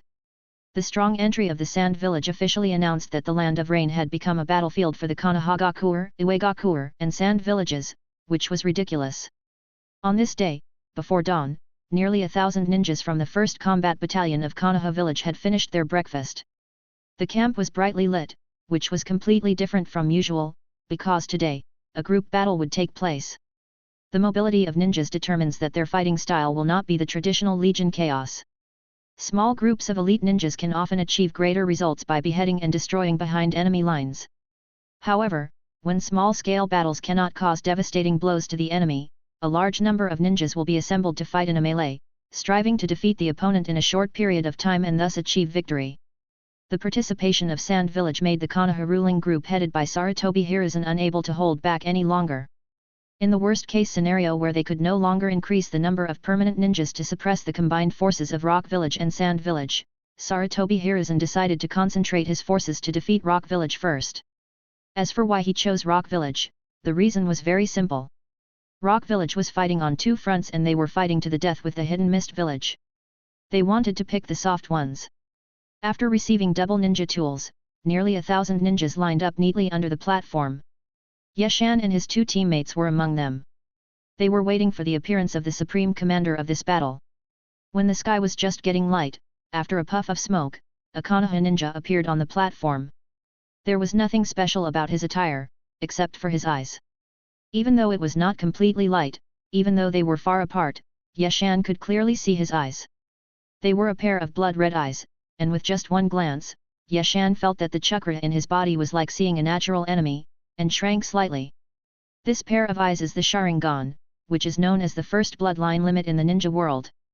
And the person who came is none other than Uchiha Kagami, the disciple of the second Hokage Senju Tobirama. Uchiha Jing narrowed his eyes and looked at the Konoha ninjas below the stage. After a long time, he said, "Konoha must win. Konoha must win. Konoha must win. Must win. Must win." On a rare plain in the Land of Rain, more than 2,000 ninjas from the Mue village and the Iwa village were facing each other. The strange thing was that with so many ninjas gathered together, there was no other sound between heaven and earth except the sound of rain. In front of the 2 armies, more than 10 meters high projectiles were already ready. Sharp kunai were placed in rows in the launch slots, and 10 detonating talismans were tied to the tails of the kunai. The eye-catching word explosion was extremely dazzling, surrounded by the curse words. I don't know how long it took, it seemed like a century. The commanders of both sides raised their right arms at the same time, and swung them down fiercely accompanied by raindrops. Put. The ninjas on both sides, who had been ready for action, pressed their hands on the button and input chakra. After a special rotation, the chakra released a huge power, like a gunpowder explosion, and launched the kunai on the catapult towards the enemy camp. Buzzing! In an instant, the heavy rain was silent on this land, and the only sound that could be heard was the overwhelming sound of kunai firing. The kunai thrown by both sides met unexpectedly in mid-air, and a huge explosion sounded when they collided. In just a moment, the flat ground was blown to pieces, a large amount of soil was blown up high, and even the rain disappeared in this area. No matter how many times he had seen it, Yeshan was horrified by the scene. The orange flames forced him to close his eyes tightly, but even so, a blinding white light remained in front of his eyes. No one could survive such an explosion. This was beyond the scope of ninja combat and reached the level of God. The roars of the commanders on both sides continued, and the dense kunai continued to be fired. After more than 10 rounds, the only sounds on the entire plain were the roars of the Konoha side. Put. This time, the Iwagaku village failed to release an astonishing number of kunai. In the competition of national strength, the Fire Nation finally gained the upper hand. However, as one of the 5 great nations, the Iwagaku, known for its unity and perseverance, had its own way to deal with it. Hundreds of elite rock ninjas stepped forward together and began to form hand seals at the same time. Earth Escape, 10,000 miles Earth Current Wall. A dark earth wall that stretched for nearly 1,000 meters and was tens of meters high was pulled up from the ground under the influence of chakra, perfectly protecting the rock ninja core. The explosion of the detonating tags resounded throughout the entire plain. However, no matter how many impacts the earth wall on the opposite side endured, it always stood firm, as if it was the will of the rock on the plateau. However, a small number of kunai still flew into the rock ninja formation, causing waves of broken arms and limbs. Ye Shan stood in the queue with an expressionless face. He was already dripping with water without a raincoat. The rain slid down his slightly immature but resolute face and hit the ground heavily. The battlefield returned to silence. In silence, Ye Shan could clearly feel his heart beating wildly. The large amount of blood pumped by his heartbeat quickly flowed through his body, making him extremely agitated. As a veteran, Ye Shan knew that this was the result of excessive secretion of adrenaline. At this time, he was highly focused, and his chakra was eager to try, becoming a perfect weapon of war. After just a few breaths, the ninjas on both sides seemed unable to endure the silent atmosphere any longer and let out terrifying roars, tearing through the rain curtain and marking the beginning of a melee. Ah! Kill, kill, kill! The first attack sequence ninjas from both sides roared and rushed towards each other. The sudden emptiness in front of them broadened Ye Shan's vision. As the second attack sequence ninja, he drew out two kunai with a sound that was not like a human shout, and clenched them tightly in his hands. His knuckles turned white due to excessive force, and the blue veins on the back of his hands jumped, indicating that its owner had abnormal blood pressure. After seeing his captain's actions, Shan Changchen, who was standing beside Ye Shan, stretched out his right hand without hesitation and pulled again, and the long sword flashing with cold light was held in his hand. A sharp whistle sounded, and the second attack sequence began to charge. Chen, Yura, C formation. When rushing out of the catapult, Ye Shan didn't shout kill or Konoha must win or other nonsense. The brief and powerful command made the two teammates feel a little relieved, but strange emotions surged in their hearts. Ye Shan was in the front, followed closely by Yamashiro Tatsu and Yamanaka Yura. The whole team formed a triangle and rushed towards the battlefield. The time interval between the first attack sequence and the second attack sequence was only a few minutes, but in these few short minutes, less than 100 ninjas from the first batch of Konoha and Uegaku survived. Charge! Break up the formation of these stone guys! Kill! The chakra on the soles of the feet condensed and exploded, giving the ninjas an extremely fast running speed. The seemingly distant battlefield was reached in the blink of an eye. Ye Shan could even see the spit of the opposite rock ninja spitting out because of the roar. After taking a deep breath, at the moment of close combat, Ye Shan completed the seal that he had made countless times in the past 2 months. Earth Escape Hardening Technique. Like a dead warrior, Ye Shan collided fiercely with the first rock ninja. He turned the kunai in his right hand slightly and stabbed directly into the opponent's abdomen. The rock ninja was too fast to dodge and could only stab forward with a ferocious look on his face. Puff! Ding! Ye Shan's kunai completely penetrated the opponent's body. After spinning his right hand a few times, he pulled it upwards and ripped the opponent's chest open. The rock ninja's idea of a one-for-one fight was in vain. Under the stimulation of adrenaline, he didn't even feel the pain, and his eyes went black, and he lost all consciousness. Seeing his own fierce and powerful man, Shan Changchen widened his eyes and felt more and more that he had met a noble man. He threw a kunai and followed closely. After the two sides had a large number of casualties in the first encounter, the nature of the ninjas slowly emerged. They no longer pursued the blood gushing from the collision, but instead engaged in a fight between teams. This vast plain without any cover was an excellent place to test the combat effectiveness of the team. On the battlefield, the screams of dying humans could be heard from time to time, the explosions caused by various escape techniques, and the sharp sounds of flying hidden weapons turned this land into a hell on earth. Outside the battlefield, the two ninjas turned a blind eye to this.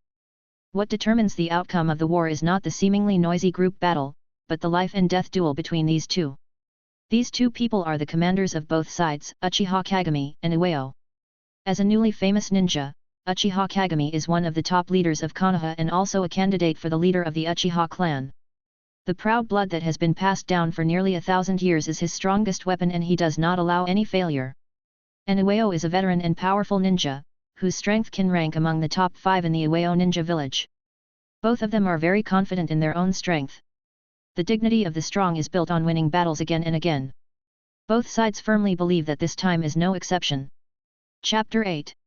As a unique weapon born from the special energy of chakra, ninjutsu has a large-scale destructive power. As soon as it appeared, it trampled the once arrogant samurai underfoot. There is only one melody for the communication between ninjas, that is, ninjutsu, taijutsu, and genjutsu. For the middle and lower ninjas with scarce chakra, taijutsu occupies the main theme in the battle, while for the strong ones above the jonin, ninjutsu can play a powerful effect of the final word.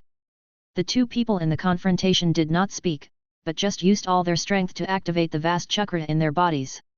The whirring chakra made the two people full of murderous aura, and even their bodies emitted blue fluorescence.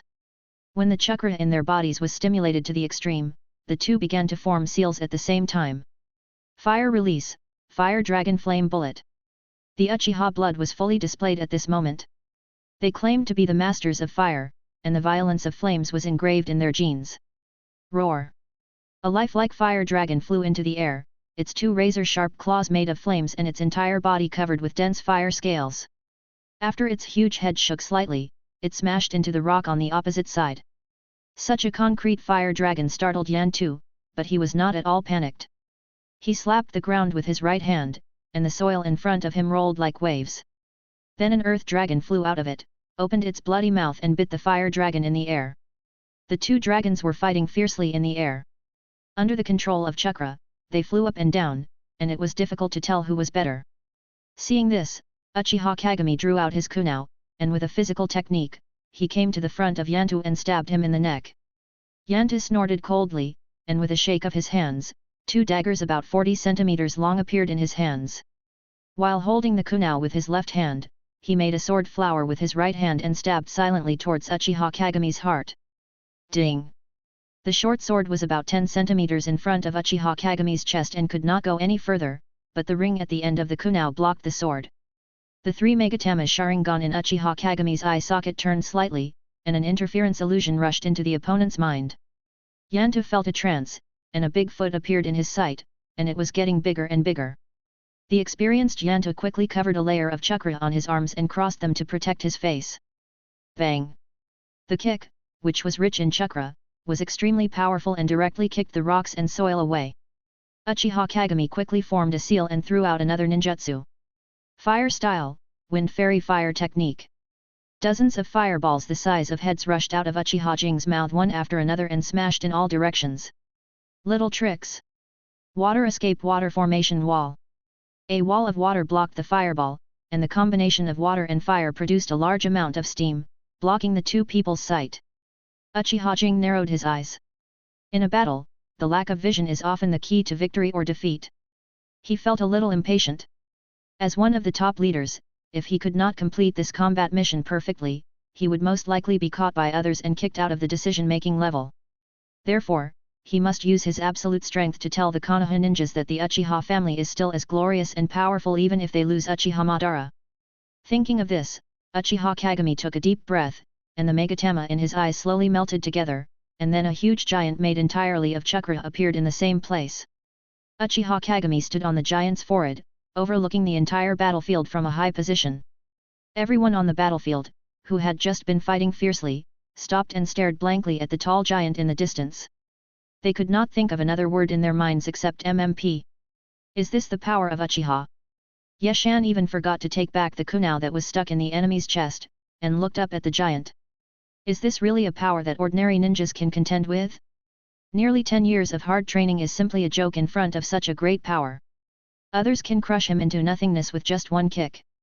If the ninjas in the distance were just shocked, the rock and soil facing the giants were just terrified. Even though he had a strong mind, he couldn't help but tremble in his hands. How old is the Konoha ninja on the opposite side? Less than 30 years old. He has been fighting on the battlefield for more than 30 years. What kind of secret techniques has he not seen? But the scene in front of him directly shattered his cognition. He had only seen such a huge amount of chakra on his own tailed beasts, but tailed beasts are the collection of chakra. What is this? Ninjutsu? Secret technique? Haha, at this moment, he realized how ridiculous it was for the Tsuchikage to shout about avenging the previous shame. In front of this giant, it would be a miracle if he could avenge the shame. Uchiha Kagami felt the mighty power under his feet and smiled with satisfaction. Only more than 20 years have passed, and the world has completely forgotten the fear that was dominated by the Sharingan.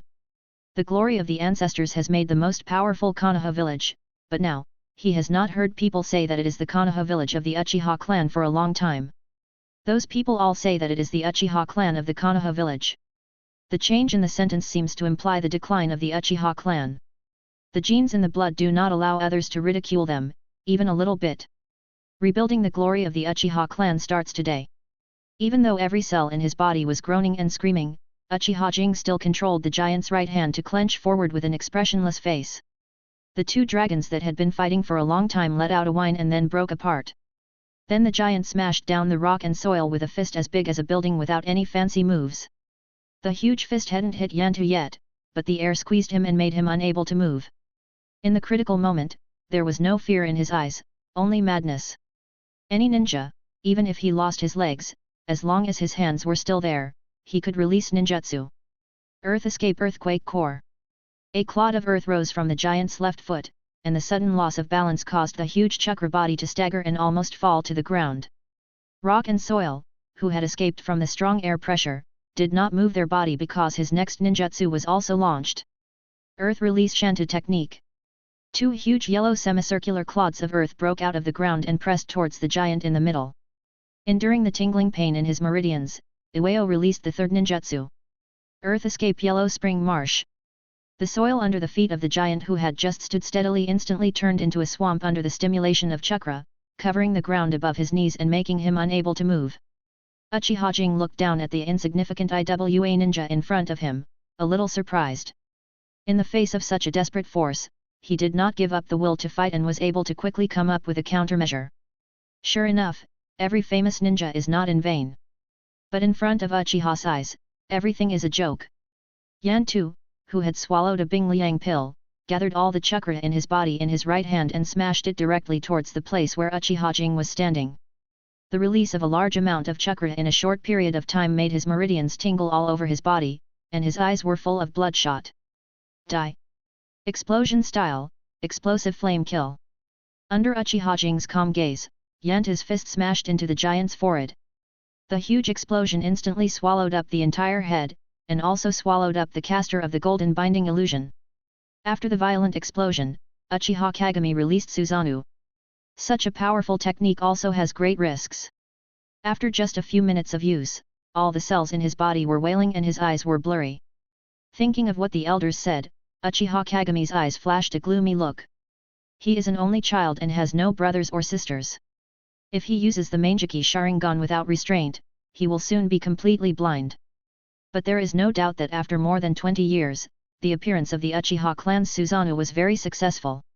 Not only did it greatly deter the enemy and our ninjas, but it also announced to the top leaders, the powerful Uchiha clan is back. For politicians, war is never an end, but a means to achieve an end. War is actually a continuation of politics, a means for politicians to wrestle in another field. For the top leaders of Konoha, launching a war after the death of the second-generation Hokage Senju Tobirama is the best choice. First, it can eliminate the discordant voices in the village, and everything must give way to war during war. If anyone dares to voice opposition, the top leaders can raise the banner of Konoha to sanction him. The second is to take the opportunity to weaken the growing number of civilian ninjas. Thanks to the ninja school founded by the second-generation Hokage, a large number of civilians were able to become ninjas. Although there are mediocre talents, the population base is large, and there are always a few civilians with strong talents who cross the Dragon Gate and become powerful ninjas. After having strong strength, the civilian ninjas are not satisfied with the existing power system and want to have a greater voice. But how can the ruling group headed by Sarutobi Hiruzen easily hand over the power that has been hard to get? The Land of Fire is so big, and now there is a 6-person decision-making group. Add a few civilian ninjas in. What's the point of the Hokage? How can you let others sleep soundly on the side bed? When this contradiction can no longer be resolved internally, relying on external forces naturally becomes the only choice. The third is to try to weaken the strength of the Senju clan and the Uchiha clan. When Sarutobi Hiruzen was still a disciple of the second Hokage, he heard his teacher talking about how to weaken the Uchiha clan more than once. The Uchiha clan's dreaded bloodline and the endless new generation of geniuses have always been a thorn in the side of Senju Tobirama.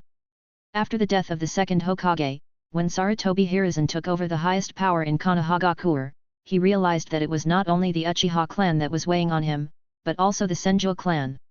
Whenever he wanted to issue an important order, there was always someone who jumped out to oppose it. This person was either an Uchiha or a Senju. How could the young Sarutobi Hiruzen tolerate this after tasting the benefits of power? No doubt, weaken. The temptation of killing 3 birds with 1 stone was too great. As for the reason for the war, is there a better excuse than revenge for the second generation? Thus, the war that swept the ninja world for several years broke out under the planning of several young rulers who talked about the will of fire. Uchiha Kagami was one of the planners. However, he was extremely confident in his own strength and believed that he could prevent the village from weakening the family's power, so he naturally joined in the reshuffle happily. The fighting style of top ninjas is not limited to earth-shattering ninjutsu, but also exists in meetings in some dark room. Chapter 9. The battle situation in the distance naturally could not be hidden from the observation of those who were paying attention. The moment they saw the giant disappear, many rock ninjas who had unknowingly reached the edge of the battlefield forced their opponents to retreat, and turned around and ran without saying a word. To survive in a complex battlefield, one needs not only strength but also the ability to judge the situation. The Konoha ninja obviously discovered the group of Uegakure who left the battlefield first, but they were unable to pursue them. If the highly mobile ninjas wanted to escape, they could not be stopped at all, even on the plains. What they could do was to eat up the remaining Uegakure ninjas and defeat the core strength of the Uegakure ninjas. A ninja hawk hovered over the battlefield at some point, making a short and powerful scream. After hearing this, many Konoha ninjas became more confident and even their attacks became more fierce. Yeshan was in tatters at this time. His good Konoha combat uniform had become a holy outfit, barely hanging on his body, revealing his fair tendon flesh. His steady character prompted him to touch the edge of the battlefield at the beginning of the battle. For him, the victory or defeat of this large-scale battle was not the most important thing, but survival. Of course, who doesn't like a favorable battle? After hearing the signal, Yeshan was refreshed and turned to look at his teammates, only to find that they were not in good condition. Shan Chengchen was holding a long sword and breathing heavily, with 7 or 8 scratches on his body, and he looked like he had overused chakra. Yamanaka Ura was even more miserable, with a 10-centimeter-long knife wound on his back that was deep into the bone and was still oozing blood, and the rolled flesh was whitened by the rain. If the bleeding was not stopped in time, it is very likely that he would faint due to lack of blood. Seeing this, Yeshan took out a bandage from the ninja tool bag on his left and handed it to Chen, signaling him to wrap it around Ura. Shan Chengchen's expression changed several times, but he still took the bandage and walked towards Yamanaka Ura. Seeing this, Yamanaka Ura's heart was tense and she could no longer hold on. Her legs softened and she fell to the ground. She knew that she had saved her life. Thinking of this, she looked at Byunyashan with a complicated look. While Chen was bandaging Ura to stop the bleeding, Yeshan was not idle either. His tired eyes were fixed on the surroundings, alert for attacks from the Uegakure. In a large-scale melee, any external or internal injuries you suffer cannot be treated in time. In this case, dying directly in the fight or dying from the bombardment of ninjutsu is actually a small happiness. Watching your blood flow away and feeling the temperature drop is not good. Yamashiro Chen carefully took off the Konoha vest that had already stained the back of Ura red, revealing the black lining underneath. The feminine features made the young man's eyes wander. After cursing a few times, he sprinkled the painkiller and hemostatic powder all over. The severe pain made Yamanaka Ura almost scream out, and he grabbed Chen's arm with his right hand and held it tightly. Chen grimaced in pain but couldn't push her away, so he had no choice but to stare at a certain place to collect some interest. After the pain subsided, Yamanaka Ura noticed the naked gazes of his teammates, a few blushes flashed across his face, and then he snorted coldly, grabbed the kunao and pretended to stab it. Cut! Knowing that he was in the wrong, Shan Chengchen looked away and started bandaging. After a while, he clapped his hands and stood up. Yamashiro Tatsu, take off your coat. After hearing Yeshan's order, Yamashiro Chen, who had just raised his left foot, looked extremely helpless, but he didn't say anything. He silently took off his green ninja vest and threw it to Yamanaka Ura. Women are trouble, Chen thought to himself. During the bandaging time, the battlefield became one-sided. The Uegakure ninjas who realized it later had no intention of fighting and tried to rush out of the battlefield without any organization. However, only a few of them succeeded, and most of them were driven back by the Konoha ninjas who were quietly forming a circle. Yeshan knew that the most difficult annihilation battle was about to begin. A trapped beast would still fight, let alone the Uegakure who mastered the power of ninjutsu. Chen, follow me, you Luo will leave the battlefield and rest. Although he was unwilling, Yeshan chose to join the battle again. There was no other way. The supervisory team had been watching the battlefield from beginning to end. Their duty was to kill those who deserted. Yeshan didn't want his paralyzed mother to know that his son died at the hands of the supervisory team. The battlefield fell silent again. The flat plain was turned into an uneven pit by the combined efforts of the ninjas. The remaining 500 rock ninjas gathered here. With strong unity, they elected a new leader, hoping that he could lead them out and take them home. The more than 700 Konoha ninjas who had already completed the encirclement also had solemn expressions, and everyone knew what they were going to face next. The counterattack of the ninja before death was frightening, and the counterattack of more than 500 organized ninjas showed the determination of man conquering nature. The release of the ninjutsu broke the silence, and rocks came crashing down from the sky. The power of the cluster ninjutsu was terrifying. Earth escape, iron mouth cannon. This is not over yet. After the ground shook, another ninjutsu was thrown over. Earth release split the earth and turned the palm. Faced with such a large-scale group ninjutsu, the well-trained Konoha ninjas also began to form hand seals and fight back. Wind style, hanging net. Dozens of Konoha ninjas activated the wind attribute chakra with extremely strong cutting power, forming a net with tiny gaps visible to the naked eye, which met the rocks in the air. The wind net crushed the rocks like a whirlwind, preventing the ninjutsu from landing and causing damage. However, facing the subsequent ninjutsu on the ground, the Konoha ninja chose to ignore it and continued to release the next cluster ninjutsu. Fire release, Fire Dragon Flame Bullet. Wind escape big breakthrough. When the ferocious fire dragon encountered the wind attribute chakra, the face of Yeshan who was hiding behind it instantly turned fiery red. The rain fell on it, but disappeared without a trace without causing a ripple. Boom! Boom! The ninjutsu of both sides smashed into the formation, causing a burst of limbs and screams, which were immediately covered up by the next wave of attacks. After several rounds of ninjutsu, the Uegakuer gradually became anxious. The well-trained Konoha ninjas could not find a suitable opportunity to break out, and despair began to spread.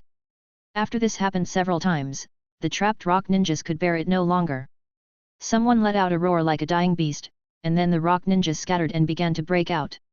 Yeshan saw this without a trace of joy. The bloodiest battle was about to begin. Feeling the abundant chakra in his body, he called out to his teammate Yamashiro Tatsu, then found an Uegakuer and went forward. This rock ninja was thin and young, wearing a standard combat vest. He was a passerby character, inconspicuous, but the steady Yeshan would not underestimate the enemy. He immediately used the hardening technique he had just learned, lowered his body, and rushed over quickly with the blessing of chakra. Behind him, Chen, who cooperated tacitly, hid in the blind spot of his vision, and the long sword in his hand was like a poisonous snake, waiting for an opportunity to move. The rock ninja, who was eager to break out, saw a Konoha kid rushing towards him, and he couldn't help but feel a little irritated. His own family knows his own business. After a long battle, there was not much chakra left in his body. If he wanted to break out of the siege, he could only rely on physical skills. Thinking of this, the rock ninja felt relieved. Even if this 10-year-old kid who had not fully developed started practicing since his mother's womb, he would not be able to have superb physical skills at this age. With a sinister laugh, the skinny Uegakuer slid between Yeshan's legs and swung the dagger in his hand from bottom to top. Yeshan's eyes narrowed slightly. What a tricky angle, what a fast slide. Although he was shocked, Yeshan remained calm and turned the kunao in his right hand. After wrapping the dagger with the ring-shaped iron ring, he stabbed down with the kunao in his left hand, which was shining with cold light. But then, Yeshan's body suddenly lost balance and tilted to the left, but it was the IWA ninja who kicked his right leg. Then, the IWA ninja slapped the ground with his left hand, and as his body bounced up, he bent his leg and kicked Yeshan in the face. If this kick had landed, he would have been disfigured. At the critical moment, Yeshan couldn't do anything. He could only watch the foot quickly enlarge in his field of vision. The turbulent air even blew his short hair backwards. Snapped. One hand firmly grasped the 45-size big foot of the rock ninja, and looking at Yamashiro Tatsuya whose body was about 1 meter in the air, he swung the sword down without hesitation. The thin Uegakuer's face changed, and he couldn't retract his legs in a hurry, so he could only grit his teeth, and regardless of the numbness of his left hand, he took out a kunao to block it. The crisis was resolved when Yeshan saw that the Uegakuer's middle gate was wide open. After stabilizing his body, he raised his right leg without thinking and kicked straight at the dragon's enemy. Click! The sound of an eggshell breaking was clearly audible in a small area. Shan Changchen couldn't help but squeeze his legs together. A chill rushed from his spine to his forehead, and he shivered. The unbearable pain caused the thin IWA ninja to faint immediately. Chen picked up his ankle like a chicken, wiped his neck and threw him on the ground, looking at Yeshan with strange eyes. Yeshan touched his nose awkwardly after withdrawing his foot, and his heart was churning. He really couldn't be blamed for this. With such a big flaw and in such a critical moment, the habit he had developed from years of fighting made him kick out like a conditioned reflex. If anyone was to blame, it was that sliding tackle. Yeshan, who was forcibly shirking the blame, felt relieved immediately, but he didn't know that a strange Konoha ninja not far away had labeled him as the kickball ninja. Although the rock ninjas fighting on their own had considerable killing power, they never broke through the Konoha encirclement on a large scale. After several desperate attacks, fewer and fewer rock ninjas were left in the field. The myth of the victory of the desperate army did not happen today. The rock ninjas, who claimed to be the will of the rock, were still defeated under the pressure of death.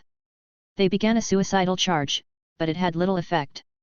The Konoha ninjas, who were sitting on the Diaoyute, enjoyed the killing like a cat playing with a mouse. When the last Iwagakure ninja was hacked to pieces, all the Konoha ninjas cheered. While cheering for the victory, they were also cheering for themselves for surviving to the end. The blood that could not be washed away by the rain seeped down and dyed the soil a dazzling red. Yeshan sat on the body of an Iwagakure ninja, holding his bleeding abdomen, looking expressionlessly at the cheering Konoha ninjas around him. There was no joy of victory in his heart, only fatigue and boredom. In September of the 38th year of Konoha, the Konohagakure village severely damaged the Iwagakure village on the battlefield of Rain Country. After the third Tsuchikage learned the news, he smashed his beloved antique teacup. The war continues, and until the last moment, there is no way to guess who will leave with a smile. Chapter 10. In the evening, Konoha returned to the camp as the victorious side after the battle. The remaining ninjas had already heard the news of victory, so they naturally celebrated loudly. The Supreme Commander Uchiha Kagami accepted the flattery of everyone with a smile on his face. In a good mood, he waved his hand and said, "Add more food." So there was smoke from cooking in the camp, chickens and sheep were slaughtered everywhere, and there was a commotion. To be honest, Yishin hasn't eaten fresh meat for a long time. As the most powerful ninja village, Konohagakure has a much better supply of medicines, food, ninja tools and other necessities than other ninja villages, but it has always been criticized by ninjas for its meat supply. The life of licking blood on the edge of a knife requires ninjas to vent, and at that time cigarettes were not popular, and there were no other entertainment methods in the camp, which led to many psychologically fragile ninjas suffering from severe anxiety disorders, and even collective suicides. However, the transportation conditions in this world are very backward. Chakra, as the best energy, has only been used to kill enemies quickly and efficiently in the past 1,000 years, and has made no achievements in promoting the development of productivity. Soon, it was completely dark, and Team Chen got the celebratory dinner for tonight. The dinner was very sumptuous, and what surprised Yeshan was that there was wine. Although it was just a small cup, not enough to get drunk, but after so many years of battlefield meals, Yeshan had never seen a commander serve wine. The 3 prohibitions of ninjas were not a joke, drinking on the battlefield was a serious crime. Thinking of this, Yeshan felt that Commander Uchiha Jing was a little too proud. Nothing happened that night. Before dawn the next day, Yeshan walked out of the tent, took a quick rest, and began his daily practice. During the days on the battlefield, as long as there was no combat mission, Yeshan would practice every day. Although he could not practice as freely as he did in the village, he still understood the principle of accumulating little by little. After 4 or 5 days, new tasks were assigned. Not far from the Konoha camp, Yeshan spread the oilcloth map on a stone and discussed this mission with Yamashiro Tatsu and Yamanaka Yura. This mission was quite dangerous and was an A-level mission. Perhaps due to the shortage of manpower, no Jonin team was sent out, and it was handed over to a Chunin team like Yeshan to complete. The purpose of this mission is to go to the northwest of the Rain Country to retrieve the intelligence placed by our spies and bring it back to the camp. On the map, the Konoha camp is in the east, which means that the Yishin team needs to cross most of the Rain Country. The current Rain Country is extremely complex and the forces of various countries are intertwined, making it very difficult to complete the mission. Such a difficult mission not only tests the team's combat capabilities, but also tests its infiltration and survival capabilities. The Yishan team, which lacks medical ninjas, lacks these. When Yeshan thought of the undisguised satisfaction on Sarutobi Hinata's face, he became furious. This grudge was completely settled. Is the mission situation clear? Yes. Yes. Yeshan glanced at the two of them and nodded with satisfaction. At least in this team, he had absolute say. Set off. Brush brush. The three of them jumped onto the branches and quickly disappeared in the rain. In the northwest of the land of rain, the rainfall here is relatively low compared to other places in the country, and the flat land has become a perfect place to grow rice. Originally belonging to the granary of the Hidden Rain village, this place changed hands 2 months ago, and a group of ninjas dressed in desert style became the new owners, from the Hidden Sand village of the Land of Wind. Unlike other countries, the vast majority of the territory of the Wind country is desert. Not to mention the rich Fire country, even the Earth country on the plateau is richer in resources. The lack of resources has caused the ninjas of the Sand village to be extremely fierce and ruthless in battle, using vicious means and using every possible means. Nearly 40 years have passed since the first Hokage established the one country one village system and ended the warring states period, and the Sand village has been poor for 40 years. The poverty of the land gave the third Kazekage a headache, and he was extremely eager to have land that could produce food on a large scale. The chaotic situation in the Rain country gave him an opportunity. After unexpectedly defeating the Rain ninja, he naturally occupied the only food production area in the Rain country. The purpose of this war is to completely occupy this land and put the mark of the Kingdom of Wind on it. Over the past few decades, the family concept inherited from the Warring States period has gradually evolved into the idea of family and country, which makes it relatively easy to conquer a country, but very difficult to occupy a country. Supported by the belief of defending the country and defending the territory, various harassment and destruction have never stopped, and other ninja villages will not sit idly by and watch a country become stronger, and will inevitably interfere. As early as before the dispatch of troops, the third generation of Kazekage thought of the troubles that this move would bring, but driven by greed, he still launched this war. The defeat of the Hidden Rock village gave him, who has a keen political sense, a great opportunity. A Sand village Anbu received a secret letter from the third Kazekage, and his mission was to bring the letter to the third Tsuchikage of the Uegakuer village. The third Kazekage looked at the Anbu ninja half kneeling in front of him. Although he was confident in his ability, he still ordered, no matter what, do not let the letter fall into the hands of other ninjas, understand? Yes. After saying that, the Sand village Anbu slowly sank into the ground and disappeared into the tent. The third Kazekage held his chin with both hands, staring at the candlelight and lost in thought. In a dense forest in the Land of Rain, two figures jumped on tree branches and advanced. The heavy rain covered the sound of the branches shaking, greatly facilitating their infiltration. The two were Yeshan and Yamanaka Yura, who were on a mission. As for Yamashiro Tatsu, the steady Yeshan left him hanging about 500 meters behind the team. Looking up at the sky, Yeshan estimated the time in his mind, made a few gestures, and slowly stopped. This is the central part of the Rain country, which is far beyond the coverage of Konoha and belongs to a no-man's land. In the past few days, Yeshan's team has been advancing while maintaining good condition, and the movement is very slow. Chen and Yu Luo have no objection to this, but are glad that their captain is steady. They have seen many young captains who are greedy for merit and reckless, resulting in the loss of team members. Yeshan had his own plans. He was able to survive the cruel battlefield and become a team leader because of 3 things. First, he was steady, second, he was still steady, and third, he was still steady.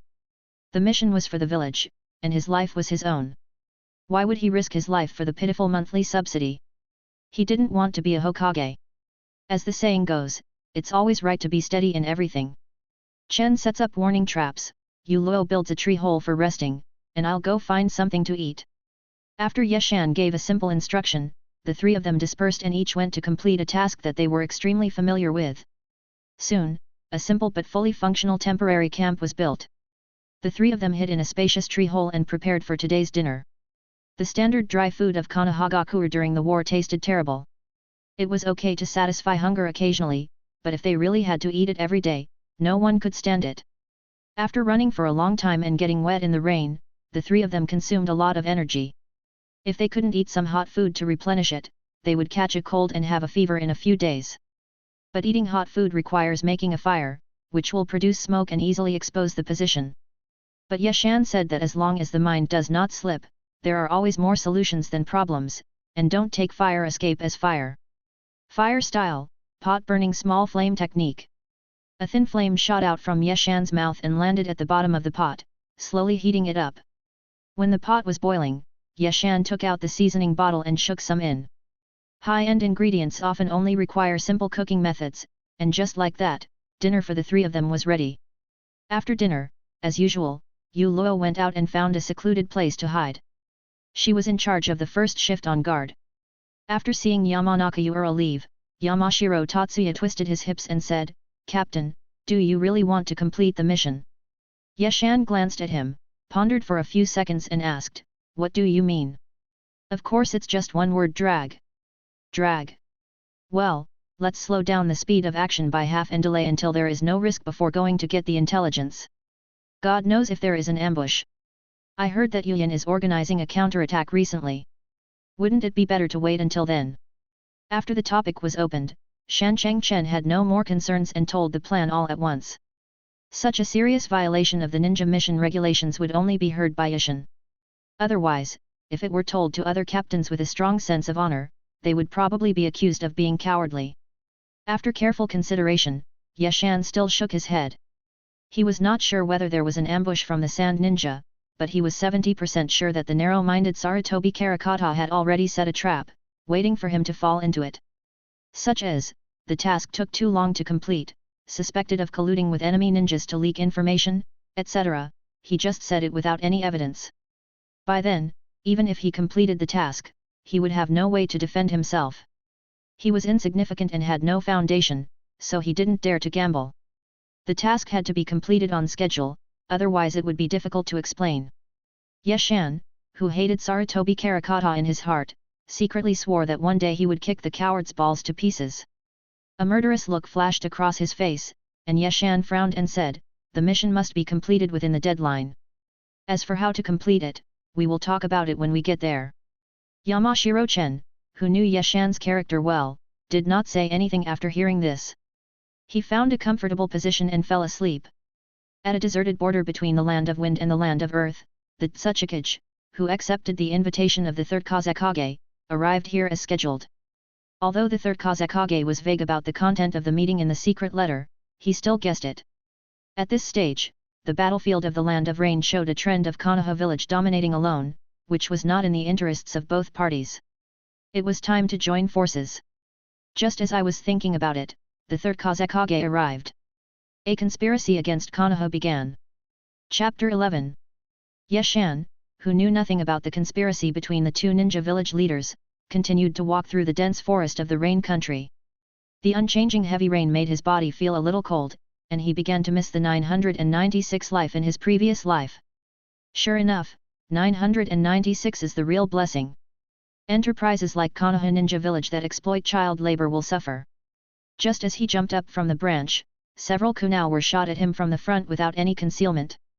Yeshan frowned, waved his right hand a few times and knocked down the kunai, which fell to the ground. He couldn't figure out what kind of ninja he had encountered, who would attack so casually. Soon, Yeshan knew the answer. These were three wandering ninjas. The leader was playing with a kunai in his hand. He was about 30 years old, fair-skinned and handsome, which made Yeshan a little jealous. The two behind him were wearing masks, so his appearance could not be seen, but Yeshan's intuition, which he had acquired over many years of ninja career, told him that these people were not very strong. "Hey, little brat, hand over your stuff if you don't want to die. I haven't had a full meal in several days, and I'm in a bad mood. You'd better be obedient, otherwise." As he said that, the leading ninja put the kunai in his hand across his neck. To be honest, Yeshan was completely confused at this moment. The war had been going on for several years, but how come all the idiots hadn't died out yet? This was unscientific. Before Yeshan could speak, the two followers became impatient. Why bother arguing with them? There are only two of them. We can definitely win. We can kill the male and make dry food, and keep the female for breeding. After we finish this job, we can go home. How great! Wow, Yeshan is an expert. Two flags appeared in just a few words. Could it be that you are an expert at planting flags? Those who shout, the other side has fewer people, let's go up, finish this mission and go back to get married, don't panic, I can kill them back, if they are not extremely smart, they will not survive for more than 5 minutes. The last person who was so arrogant was Jiraiya. But he is rough but meticulous, and he has a Hokage master. If Yeshan has a Hokage backer, kicking Uchiha and punching Senju are not a problem. It is not difficult for him to survive to the end steadily. After stretching his right hand behind his back and making a few gestures, Yeshan didn't say anything else. He took out a kunao and rushed forward. A tool man should have the awareness of a tool man, so as not to offend people. While sprinting, Yeshan lowered his body, and his high speed blew off the hood of his raincoat. When he was less than 10 meters away, he stomped his foot heavily on the ground, leaving a big hole, and flew over in a black shadow that was difficult to capture with the naked eye. The 3 wandering ninjas obviously didn't expect that the inconspicuous little devil could be so fast. After they hurriedly made a few seals, they realized that it was too late. The sound of the blade entering the body excited Yeshan's blood. The huge inertia caused the stabbed Langnan to fall to the ground, and bounced a few times. Then he came behind the extremely panicked Langnan in an instant, and Yeshan deliberately lowered his voice and asked, "Is your melon ripe?" The Langnan covered his throat with both hands, and the blood vessels in his neck throbbed fiercely. His leaking throat could not convey any sound, but Yeshan still guessed what he wanted to express, which was nothing more than some beautiful words like, CNM, WDNMD, and young people have no martial ethics and are trying to launch sneak attacks. The last ninja looked at everything that happened in an instant, his legs went limp and he fell to the ground, a stream of yellow unknown liquid flowed out, he was so scared that he peed.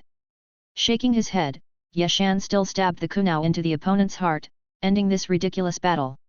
Looking at the 3 bodies that passed away peacefully, Yeshan just wanted to say, young people, don't be too arrogant, you can't control it, and be reborn in a good way in the next life. Also, don't raise the flag randomly, it will cost lives. Yamashiro Tatsuya and Yamanaka Yura watched their captain's overwhelming battle, without a trace of surprise. No one knew Byunyishin's strength better than them. Among the 5 major Chunins, excluding the bloodline limit ninjas, he was one of the top ones, nicknamed the Chunin Killer and the Egg-Crushing Pioneer. Thinking of the title of Egg Breaker, Chen couldn't help but laugh out loud. The flirtatious kick a few days ago was publicized by some Konoha ninja, which made the captain depressed and at the same time a little glorious. Yeshan, who had no idea why Yamashiro Tatsuya was laughing, looked at him strangely without saying anything. He simply dug a hole and buried the 3 wandering ninjas with flags, then took out his combat diary and started writing. 5 days later, Yeshan and his companions, who were moving at a snail's pace, finally arrived at the northwest of the rain country. Before entering here, Yeshan ordered Chen to steal some clothes. The 3 of them dressed up as businessmen and swaggered into a small town. The essence of lurking is to lie low. The 3 of them were not in a hurry. They rented a house in a small town, opened a fruit shop, and lay low. If you don't investigate in depth, everything will look strange. After 10 days or so, the atmosphere gradually became strange. Which wave is this? Yeshan turned his head and asked. The 5th wave, Yamanaka Yura answered without raising his head as he carefully picked the grapes. In just 2 days, it was already the 5th wave of sand ninjas that came out to plunder food on a large scale. Yeshan didn't know whether it was due to the decline of morality or the lack of humanity, but he knew with his toes that another fight was about to begin. As for who the victim would be, it was not something that a little chunin like him should consider. Now his first priority was to get the information and run away. However, according to the romance of the 3 kingdoms that he was familiar with in his previous life, it was most likely that Iwagakure would be unlucky. In the absence of being able to increase troops, Iwagakure's power in the rain country was indeed pitifully small. As for whether it will be the Konoha side, Yeshan doesn't think that after seeing Susanoo, the sand village has the courage to confront it head-on. At night, the fruit shop that had been borrowed by the sand village had no fruit left. Yeshan knew that he could no longer stay here. If he didn't leave, it would definitely arouse suspicion. As for the sand village's style of taking away everything except a needle and thread, Yeshan could only silently wish them to be hacked to death when they went out. The steady Yeshan wanted to wait a little longer, but the sand ninja's movements told him that he really couldn't delay any longer. If a few sensory ninjas popped up one day, the 3 of them would be finished. After making up their minds, the Yeshan team disappeared into the darkness and rushed to the mission location. The drizzle started again in the middle of the night. A squirrel was dozing on a tree, unaware that it was being watched. Ninjutsu, heart-turning jutsu. Yeshan caught Yamanaka Ura's body, and the squirrel opened its eyes and ran away nimbly. What a convenient ninjutsu! Even though he had seen it several times, Yeshan couldn't help but sigh. The ninjas of the Yamanaka clan were born to be good at infiltration. Not long after, the squirrel came back with a scroll in its 2 paws. Yeshan was overjoyed when he saw this. He had not expected the task to be completed so easily. He wanted to pick up the little squirrel and give it a few big kisses. After getting the scroll, the 3 of them did not stay any longer. They found the right direction and slipped away. Just as the Ishin team was on their way back, a meeting was taking place in the camp of the Konoha ninja village in the Rain country. The oval conference table was filled with the heads of various departments, and the head was Uchiha Jing. The theme of the meeting was whether to expel the Sand village and end the war in the Rain country. It is worth mentioning that there were 3 young ninjas sitting at the end of the table. Although they were not very old, the participants kept nodding to them. They were Jiraiya, Orochimaru and Tsunade Senju, who would be known as the 3 ninjas of Konoha in the future. The meeting was boring, nothing more than reporting on the reserves of ninja tools, food, medical supplies, combat personnel, etc. Jiraiya kept dozing off. After Tsunade pinched his legs under the table countless times, Uchiha Kagami put down his hands that were supporting his cheeks and coughed twice. Everyone perked up and listened attentively with serious faces. Next, we will discuss how to expel the Sand village and end the war in the Rain country. All the ninjas were veterans who were well versed in political tactics. When they heard Uchiha Kagami's words, they all frowned unconsciously. Whether to expel and how to expel were 2 completely different concepts, but when they thought of Uchiha Kagami's Susanoo that could tear apart mountains and split seas, they all remained motionless like old monks sitting still. Uchiha Jing nodded with satisfaction. The feeling of being in power made him feel a little dizzy. Just as he was about to speak, an Anbu ninja suddenly broke in. Report to the Lord, a large number of Sand ninja activities were discovered in the west, suspected to be an invasion by Sand ninja. The words of the Anbu were like tens of thousands of detonating tags exploding, causing a huge uproar in the conference room. The director of the intelligence department even slammed the table and stood up, his old face flushed red. If what this Anbu ninja said was true, then he was derelict in his duty. You know, reconnaissance is the responsibility of the intelligence department, and the Anbu is not under his jurisdiction. Uchiha Jing's smugness faded away, he glanced at everyone, knocked on the table, and asked after everyone quieted down, is the news true? Yes. Short and powerful. How many people? More than 1,000 people. The meeting room, which had just quieted down, became noisy again. Orochimaru smiled playfully, and Tsunade beside him whispered, what should we do? What should we do? Orochimaru asked knowingly. The number appeared on Tsunade's fair forehead. She stretched out her hand and pinched Jiraiya, then said, Sand ninja. Jiraiya grimaced in pain and looked at Orochimaru with resentment. Orochimaru was startled by Jiraiya's gaze. He sat further away and said calmly, when enemies come, we will fight back with soldiers, when water comes, we will block it with earth. Don't we have him? After saying that, he pursed his lips at Uchiha Kagami who had a gloomy face. Ha ha ha ha ha ha. A burst of wild laughter broke the argument, and everyone stared at Uchiha Jing with wide eyes, wondering why this man was laughing. Ha ha ha ha ha ha ha ha ha ha ha ha. Uchiha Jing couldn't stop laughing, and even stood up to laugh. When he was about to laugh tears, a violent chakra burst out from his body. When you feel sleepy, someone will bring you a pillow. The intelligence department will find the location for me. Everyone else, gather together. Everyone, after this battle, we will return home. Uchiha Jing raised a flag in rage, and it was unclear whether it was a good thing or a bad thing. Chapter 12. The war machine of Konoha village bared its fangs under the command of Uchiha Kagami. Teams of elite ninjas were assembled in a very short time and entered combat status. A large number of ninja tools, detonating tags, and dry food were distributed. Medical ninjas, wounded soldiers, and other non-combat personnel were transferred as soon as possible. A huge barrier was opened to protect the camp. It has to be said that it is not without reason that the Konoha village was able to dominate the ninja world for a long time. Orochimaru felt the murderous aura in the air, his body trembling slightly with excitement. Born as a civilian ninja, he was obsessed with killing. The peaceful life in Konoha village was boring, and only here could he release his nature without restraint. Orochimaru, can you stop shaking?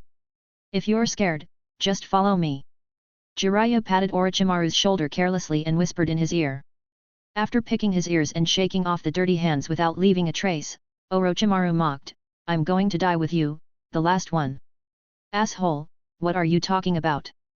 I am a strong man who has charmed thousands of girls. You can't stand a finger from me.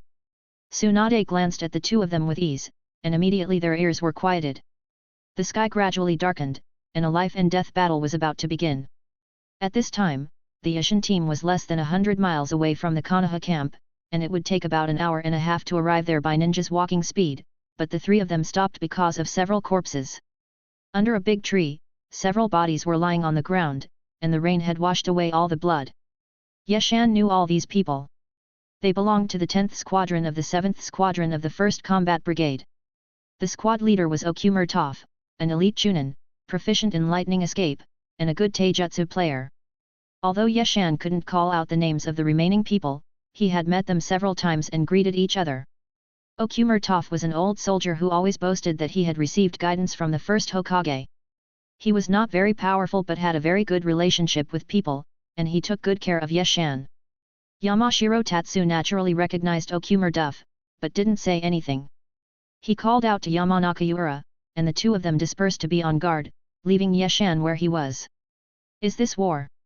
Yeshan squatted down, brushed his right hand across the eyes of the bear, closed the unwillingness and fear in his eyes, carefully stuffed the scattered internal organs back into the abdominal cavity, took out the spare raincoat from the ninja bag, and clumsily put it on him. After doing all this, Yeshan pulled out the precious ninja steel wire, tied the body bag made of the raincoat tightly, and sealed it in the scroll. The first rule of the ninja code, ninjas are not allowed to cry at any time.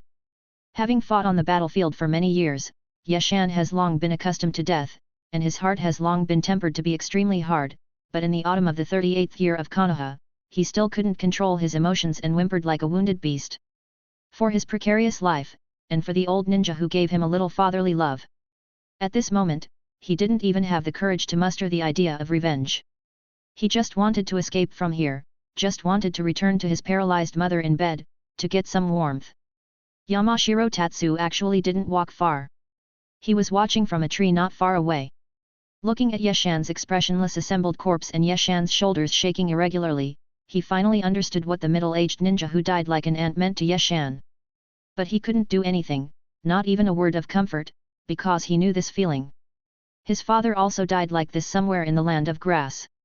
Perhaps, only death is the real relief. Not long after, Yeshan walked out and turned into the serious and unusually steady Byun Yeshan again, but his eyes were even colder.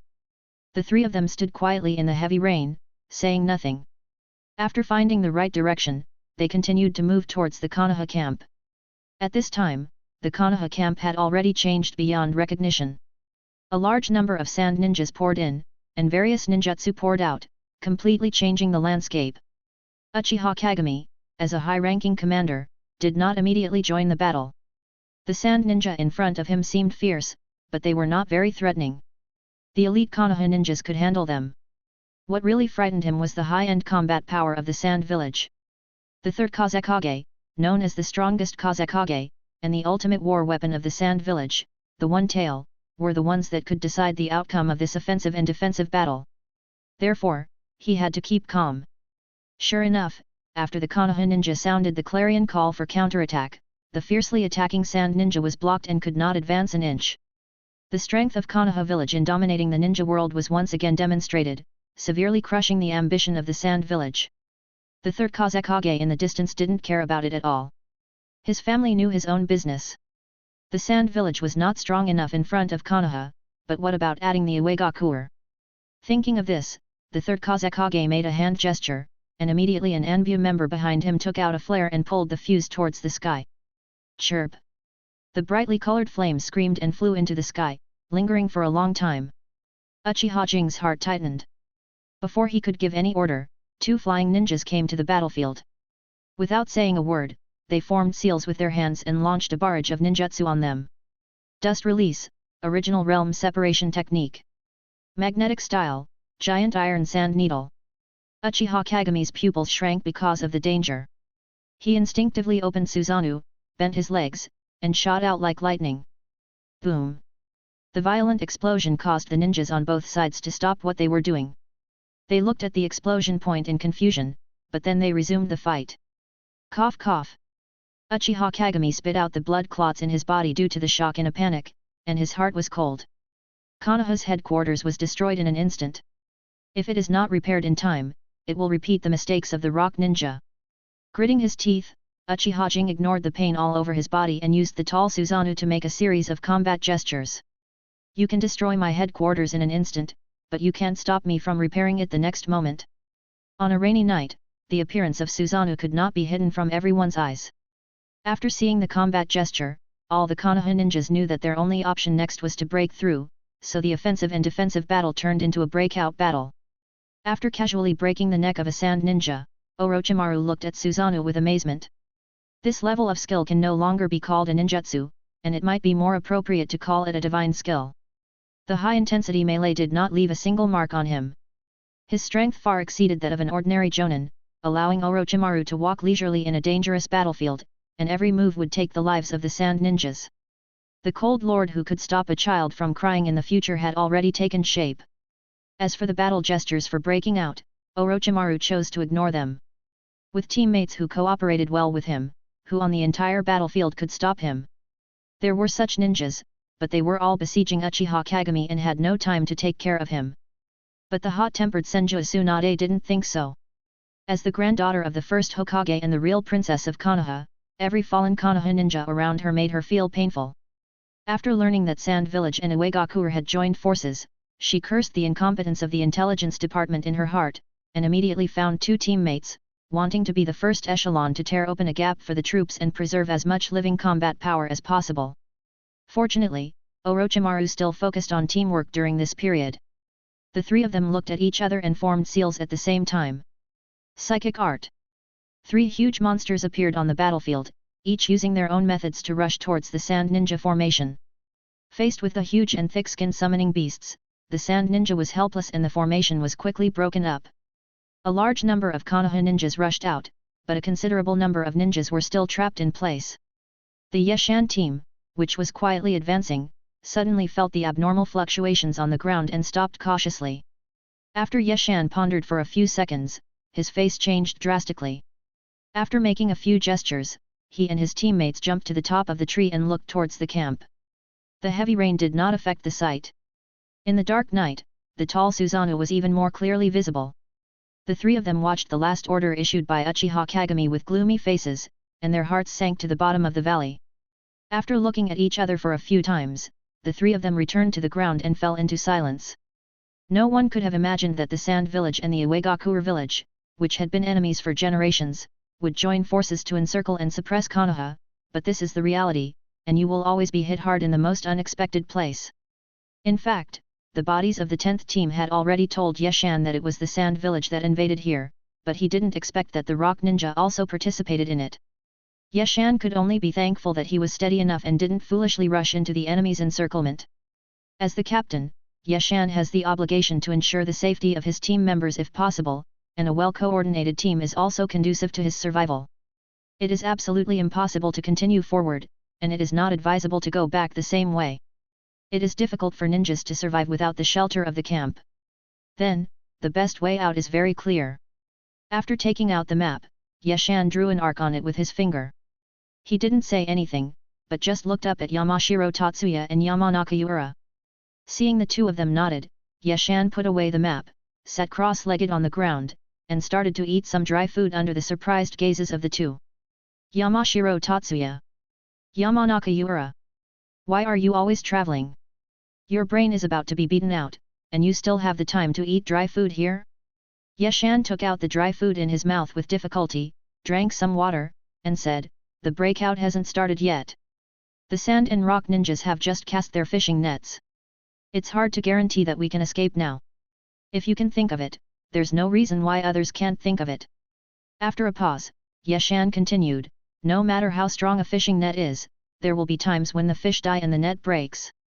We have to wait until the net breaks before we go. Only then will small fish and shrimp like us have the best chance of survival. After listening to this, the two of them gradually calmed down their panicked hearts. After giving a thumbs up to the wise captain in their hearts, they also started to eat their dry food. Byun Yishin's battlefield survival method steady flow, has played a role again.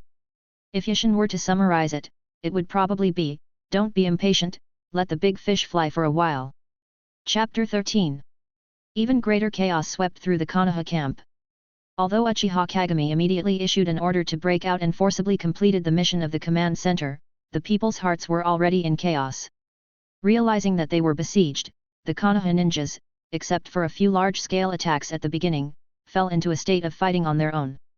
The ninja squad system is a system passed down from the Warring States period and is most suitable for bringing out the characteristics of ninjas. The team system of 3 to 4 people can make up for the shortcomings of individual ninjas and greatly improve the team's combat effectiveness. A good team can often defeat the superior ninja and kill the powerful ninja who is alone in the fight. But its shortcomings are also obvious, that is, when the group fights, once unified scheduling is lost, the ninjas will unconsciously find teammates with a higher degree of integration and fight independently, causing the originally clenched fists to become a mess, and it is difficult to gather your strength and complete the much-needed human wave tactic. Under the leadership of some powerful and prestigious ninjas, most of the ninjas broke out of the encirclement. The remaining hundreds of Konoha ninjas were trapped in heavy siege. The scene that happened to the Uegaku not long ago seemed to be about to be staged. The contrast of changing from a hunter to a prey in a short period of time made Tsuchitaka Okada lose his mind. Just a while ago, he was a hunter hunting Uegaku, but now he has become a prey, which makes him laugh and cry. Tsuchitaka Okada squatted down and looked at his teammate lying on the ground. He couldn't help but feel sad for his teammates. In the eyes of outsiders, he was a glorious Konoha Jonin, and he was praised wherever he went. However, in a large-scale dispute, a Jonin did not have the ability to rewrite the outcome. This is a Konoha ninja whose lung was pierced. This fatal injury did not kill him immediately. If he could get timely medical treatment, he would have a great chance of surviving with the ninjas in human physical fitness. However, the enemy would not let this happen under their noses.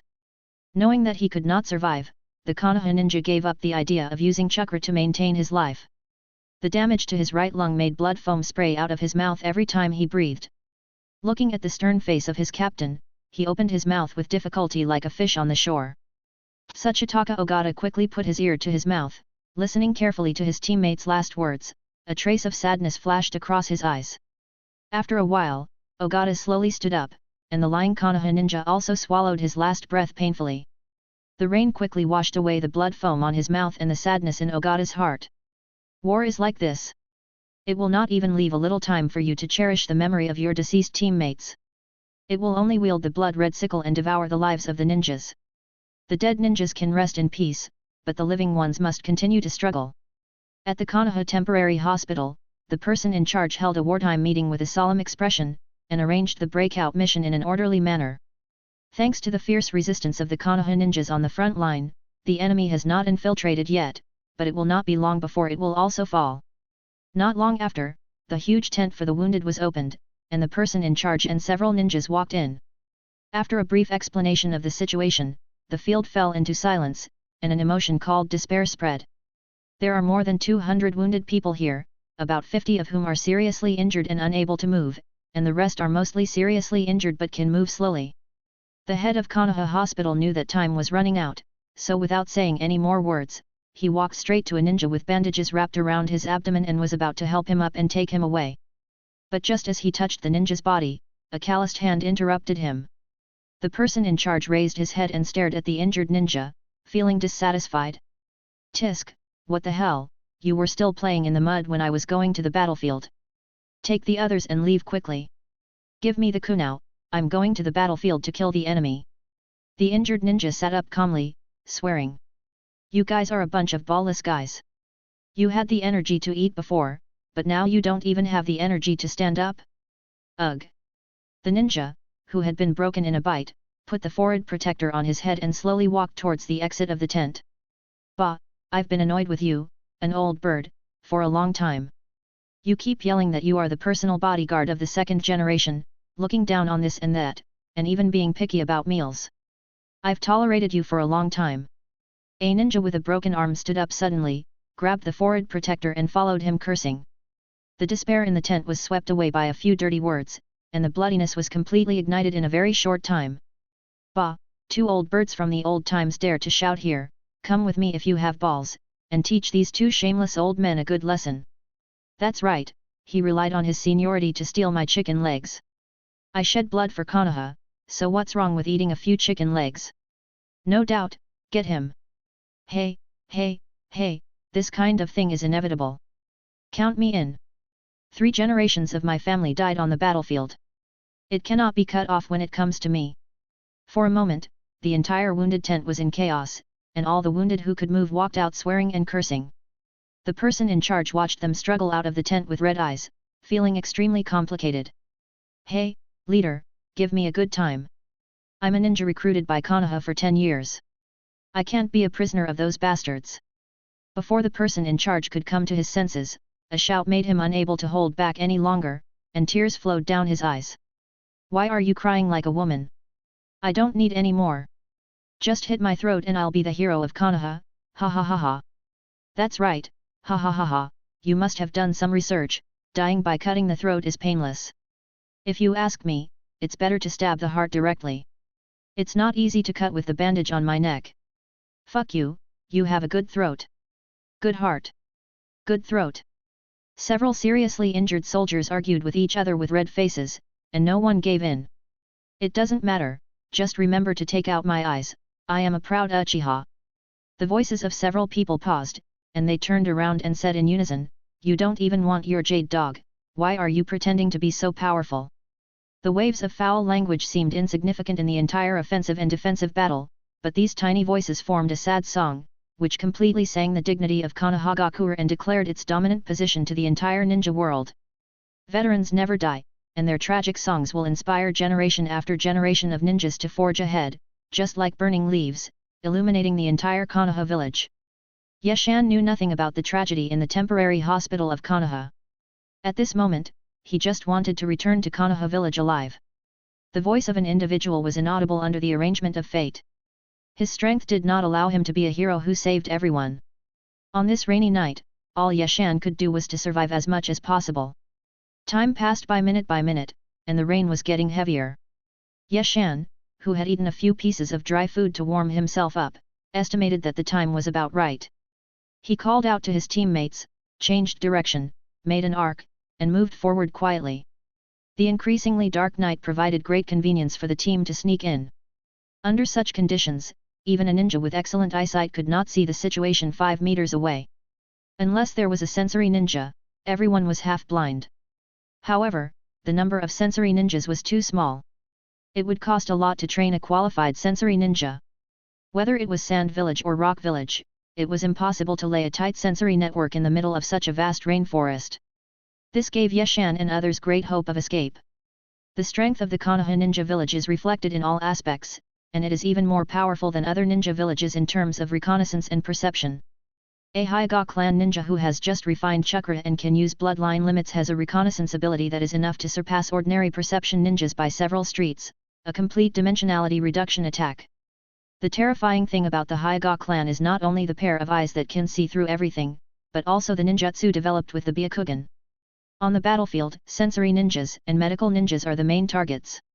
The harsh living conditions require sensory ninjas to have a certain self-protection ability, but human energy is limited, which leads to many sensory ninjas having mediocre attainments in ninjutsu.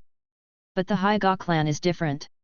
If they are taken out individually, each of them has powerful combat power, which makes other ninja villages envious. But unfortunately, in Konoha village, the Byakugan is only allocated to a few elite teams, and a team like Yeshan's is not qualified. Many times, Yeshan thought that if there was a Hyuga ninja in the team, what would be the need for stability and bicycles? Apart from anything else, tonight, he could even slip out of the rain country unscathed. After sneaking around for about an hour, Yeshan's team encountered the second wave of corpses tonight. This time there were many more corpses than last time, and the clothes on their bodies were also various, revealing the factions the corpses belonged to when they were alive. Among them were 2 Konoha ninja corpses, 5 sand ninja corpses, and 3 rock ninja corpses. 2 for 8, and they were ambushed, which made Yeshan ecstatic. Restraining the joy in his heart, the steady Yeshan carefully observed the footprints around him that were about to disappear due to the rain, and made a preliminary conclusion about the group of big fish that broke through the fishing net. There is no doubt that the 8 ambushing ninjas were unlucky. They were killed by the fish as a fishing net. Judging from the traces of the battle was very short, perhaps only a few breaths. The chaotic footprints showed that a large number of Konoha ninjas escaped. Yeshan estimated that there were at least 10 of them. The joys and sorrows of different people are not shared. The death of the Konoha ninjas was undoubtedly sad, but their deaths not only did not arouse much sympathy from Yeshan and the other two, but instead made them happy. Honestly, this couldn't be blamed on Yeshan and the other two. The arrogance of the command and the incompetence of the intelligence department had caused tonight's tragedy. If anything, they could be considered victims. They had just completed a very difficult mission, and when they walked to their doorstep, they found that their house had been robbed. If this wasn't a victim, what was it? No matter what, the chances of survival for Yeshan's team became infinitely greater because of the few corpses.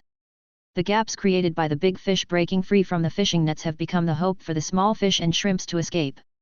As they struggle to swim out of the nets, it is impossible for them to feel much gratitude or sympathy for the big fish that died of exhaustion. All they think about is how to escape along the path opened by the big fish while the fisherman is patching up the holes. That's all. Chapter 14. Following the gap torn open by the unknown Konoha ninja, Yeshan's team sneaked in safely. Just when Yeshan and others thought they had escaped, an accident happened. The two ninjas met face to face, and the pitch-black night made Yeshan almost bump into the ugly face of the opposing ninja. Yeshan was speechless. What was this? A special fate? This kind of fate, Yeshan just wanted to throw it to the ground and step on it a few times. The 3 sand ninjas looked at each other in bewilderment. They obviously didn't expect that a few Konoha ninjas would come up from behind them.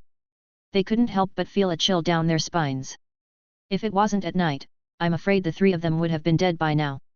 Yeshan was extremely speechless and had never expected that a team of sand ninjas would quietly follow the Konoha ninjas who had already broken through, but since it had happened, it would be unreasonable not to fight. After all, being steady and being timid are 2 completely different concepts. Following the principle of striking first, Yeshan took the lead in launching an attack. He completed several seals that he had mastered by heart in a very short time. Then the flames illuminated the night, and the fight began. Fire style, great fireball technique. As the opponent was prepared, this technique did not cause any damage, but Yamashiro Tatsuya, who cooperated well, rushed into the sand ninja formation at the first moment, found a ninja who was also carrying a long sword, and launched his attack. The sound of iron clashing rang out, and the 2 men attacked fiercely, their swords aimed at each other's vital points. Under Chen's deliberate guidance, the 2 disappeared into the night, and only the occasional clanging sound proved that they were still fighting. This is one of the tactics of Yeshan's team. When the number of enemies is equal to that of their own side, Yamashiro Tatsu will hold back one of them, and then Yeshan and Yamanaka Ura will try to see if they can kill the enemy quickly, thus forming a situation of having more people against fewer. Ninjutsu, the technique of confused mind.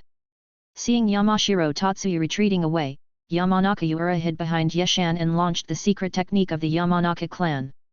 The sand ninja on the left felt his mind dazed, and the kunao in his hand stabbed towards his abdomen uncontrollably. The sand ninja who was performing the spell on the right was shocked when he saw this and shouted, "Katsuji, wake up!" The sand ninja named Katsuji suddenly came to his senses, looking at the kunao that had pierced his clothes. Cold sweat broke out on his back, but before he could move the kunao away, a black hand grabbed his wrist and stabbed it hard. In the critical moment, the sand ninja Katsuji, who grew up in a difficult environment, had a fierce look in his eyes, and the kunao in his other hand also stabbed the Konoha ninja in front of him. He actually planned to exchange one life for another, and was willing to drag Yeshan down with him even if he was stabbed himself.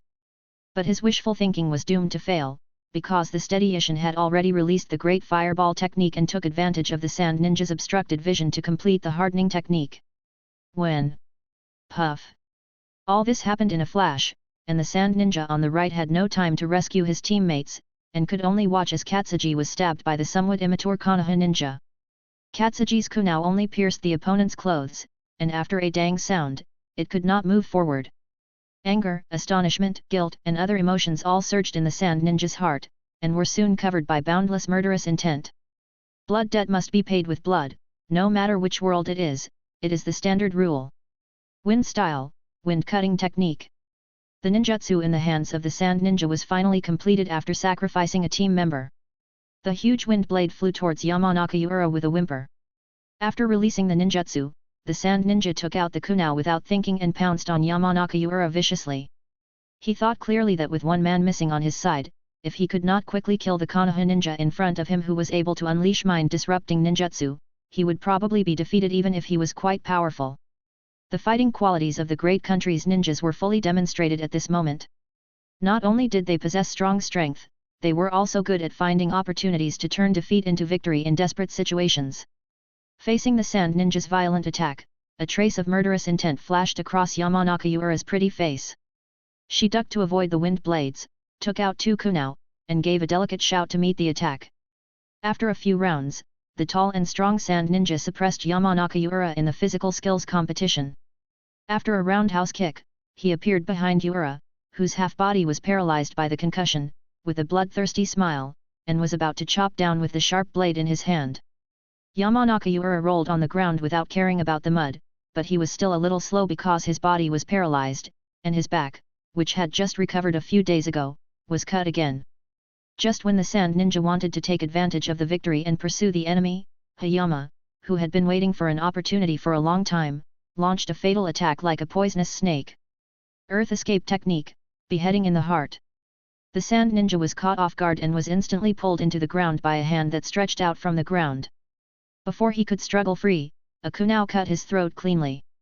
The eyes of the Sand Ninja who did not die immediately were full of unwillingness. The blood flowing in his veins sprayed everywhere due to the sudden loss of pressure.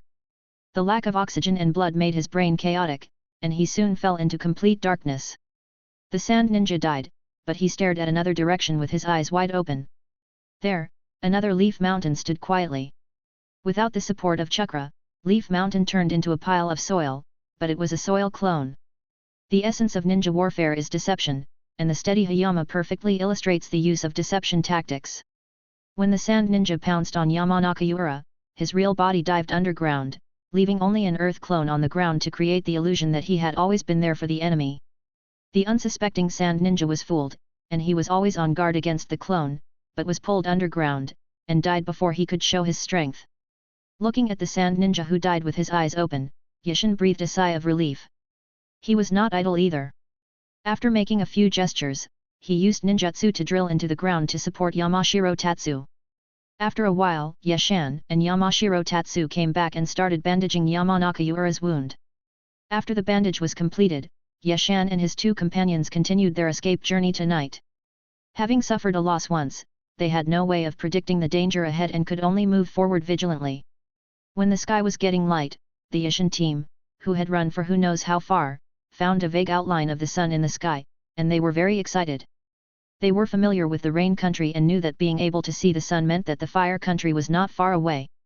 Sure enough, not long after, they met the Konoha ninja team responsible for reconnaissance. Seeing the fake white eyes in the other party's eyes, a sense of familiarity arose spontaneously. And Yamanaka Ura, who had been holding on, suddenly blacked out and fainted. In the camp of the Fire Nation border guards, Yashin, who walked in carrying Ura on his back, was not greeted with applause and flowers, but with a routine inspection. Unit affiliation, name, age. Knowing that this was a routine, Yashin did not feel unhappy at all. He forced a smile and said, Hakumo Yashin, 15 years old, from the TH Squadron, TH Team, ST Combat Brigade of Konoha Ninja Village. The Konoha Ninja on the other side frowned and said, the data shows that he is 14 years old. What's going on? I just had my birthday a few days ago. I'm 15 now. Turn left in front is the temporary hospital, turn right is the temporary mission office. After reporting, go to the military supply department to get a tent. After a pause, seeing the smile on Yashin's face, the Konoha ninja reminded, hurry up, it's almost time for breakfast. Don't hit a smiling person. Yashin never dared to forget his humbleness for a moment, and he always had a sincere smile on his face wherever he went. After they walked away, Shan Chengchen, who had relaxed, whispered, Captain, there is blood on your face. Where? Asked Yashin after touching his face and finding nothing. Under the nose. Yashin's good mood suddenly turned bad. He felt that his image of a sunny boy was a little shattered. He handed Yura on his back to Chen Ho and walked towards the temporary mission area. After a cup of tea, Yishan and Chen, who had finished their report, reunited and integrated into the Konoha camp.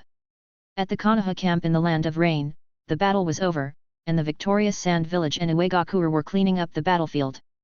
Although they were the winners, they did not feel the slightest bit of joy. The Konoha ninjas who were surrounded showed great resilience, which made them pay a huge price for every step forward. In the final stage, a group of death squads composed of wounded soldiers made them even more frightened, and a battle of annihilation was turned into a counterattack. Yishin's acquaintance Tsuchitaka Okada could not escape this disaster. As a high-end combat force of Konoha, he was tightly entangled by several sand ninjas and was finally blown to pieces by the powerful wind-style ninjutsu. His death was extremely tragic. This is the fate of ninjas. As long as there is conflict in this world, no one can be immune. It is just a matter of time. How the victors would divide the spoils was not mentioned for the moment. Before dawn, the entire Konoha high-level officials were shaken by the war in the Rain Country. The third Hokage Sarutobi Hiruzen, who had stayed up all night, did not have time to rest and held a meeting. The Konoha high-level officials, who had not suffered any major losses since the beginning of the war, pointed their fingers at Uchiha Kagami at the meeting, questioning his leadership ability. They raised their hands on the spot and voted unanimously to kick him out of the decision-making level. The filthiness of human nature was revealed in the face of interests. When the news of defeat reached the so-called top leaders, the first thing they did was not to deal with the aftermath, but to fight for power and profit. The Konoha ninjas who were defeated in the Land of Fire were not mentioned in this meeting. It was not until 2 days later that the first document on how to deal with the aftermath was stamped with the seal symbolizing power and sent to the border. Regardless of whether Uchiha Kagami is alive or not, he and his family have completely lost the chance to turn the tables. The policies passed down by the second Hokage, Senju Tobirama, have been implemented, but the Senju clan, who watched coldly, did not know that the rope had already been put around their necks. The Uchiha clan, which had once made outstanding contributions, became a tiger locked in a cage from that moment on, allowing the monkeys outside to humiliate them at will. It was also at this moment that the seeds of rebellion were planted in the heart of a Chunin named Uchiha Fugaku. Chapter 15 Konoha Ninja Village, Uchiha Clan Land. An expensive cup flew out of the door and fell heavily to the ground. The scattered fragments scared the 2 raccoon cats who were playing and fighting. The 2 pairs of eyes looked into the house in confusion, wondering why the owner who usually spoke calmly was so angry. Uchiha Shizan paced around the room like a trapped beast, his usual composure gone, his face thick with anger. The people kneeling on the floor lowered their heads, not daring to breathe. After a long while, Uchiha Shizan calmed down and sat on a chair. He looked at everyone and said, "Tell me what we should do next." Several people raised their heads cautiously and looked at the expression of the clan's chief elder. They were all startled and lost the courage to speak.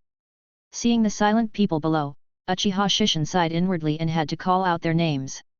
"Uchiha Shinichi, you speak first."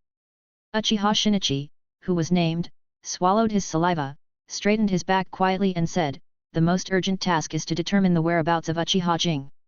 I suggest sending the family's death squad to the Rain Country to search for him. It is the rule of the family to find the person alive or the body dead. I'm asking how to calm the anger of the village, not about the life or death of that loser." The long-standing elder put a lot of pressure on Uchiha Shinichi. Under the other party's gaze, he calmed down, thought for a while and said, "I suggest joining forces with the Senju clan." The others who had their heads down shuddered when they heard this, but said nothing. The atmosphere in the room gradually became strange. Uchiha Shishin's fingers tapped on the table repeatedly, as if tapping on everyone's heart. After a cup of tea, he finally spoke, "You will take the lead in this matter and hand it over to the etiquette office.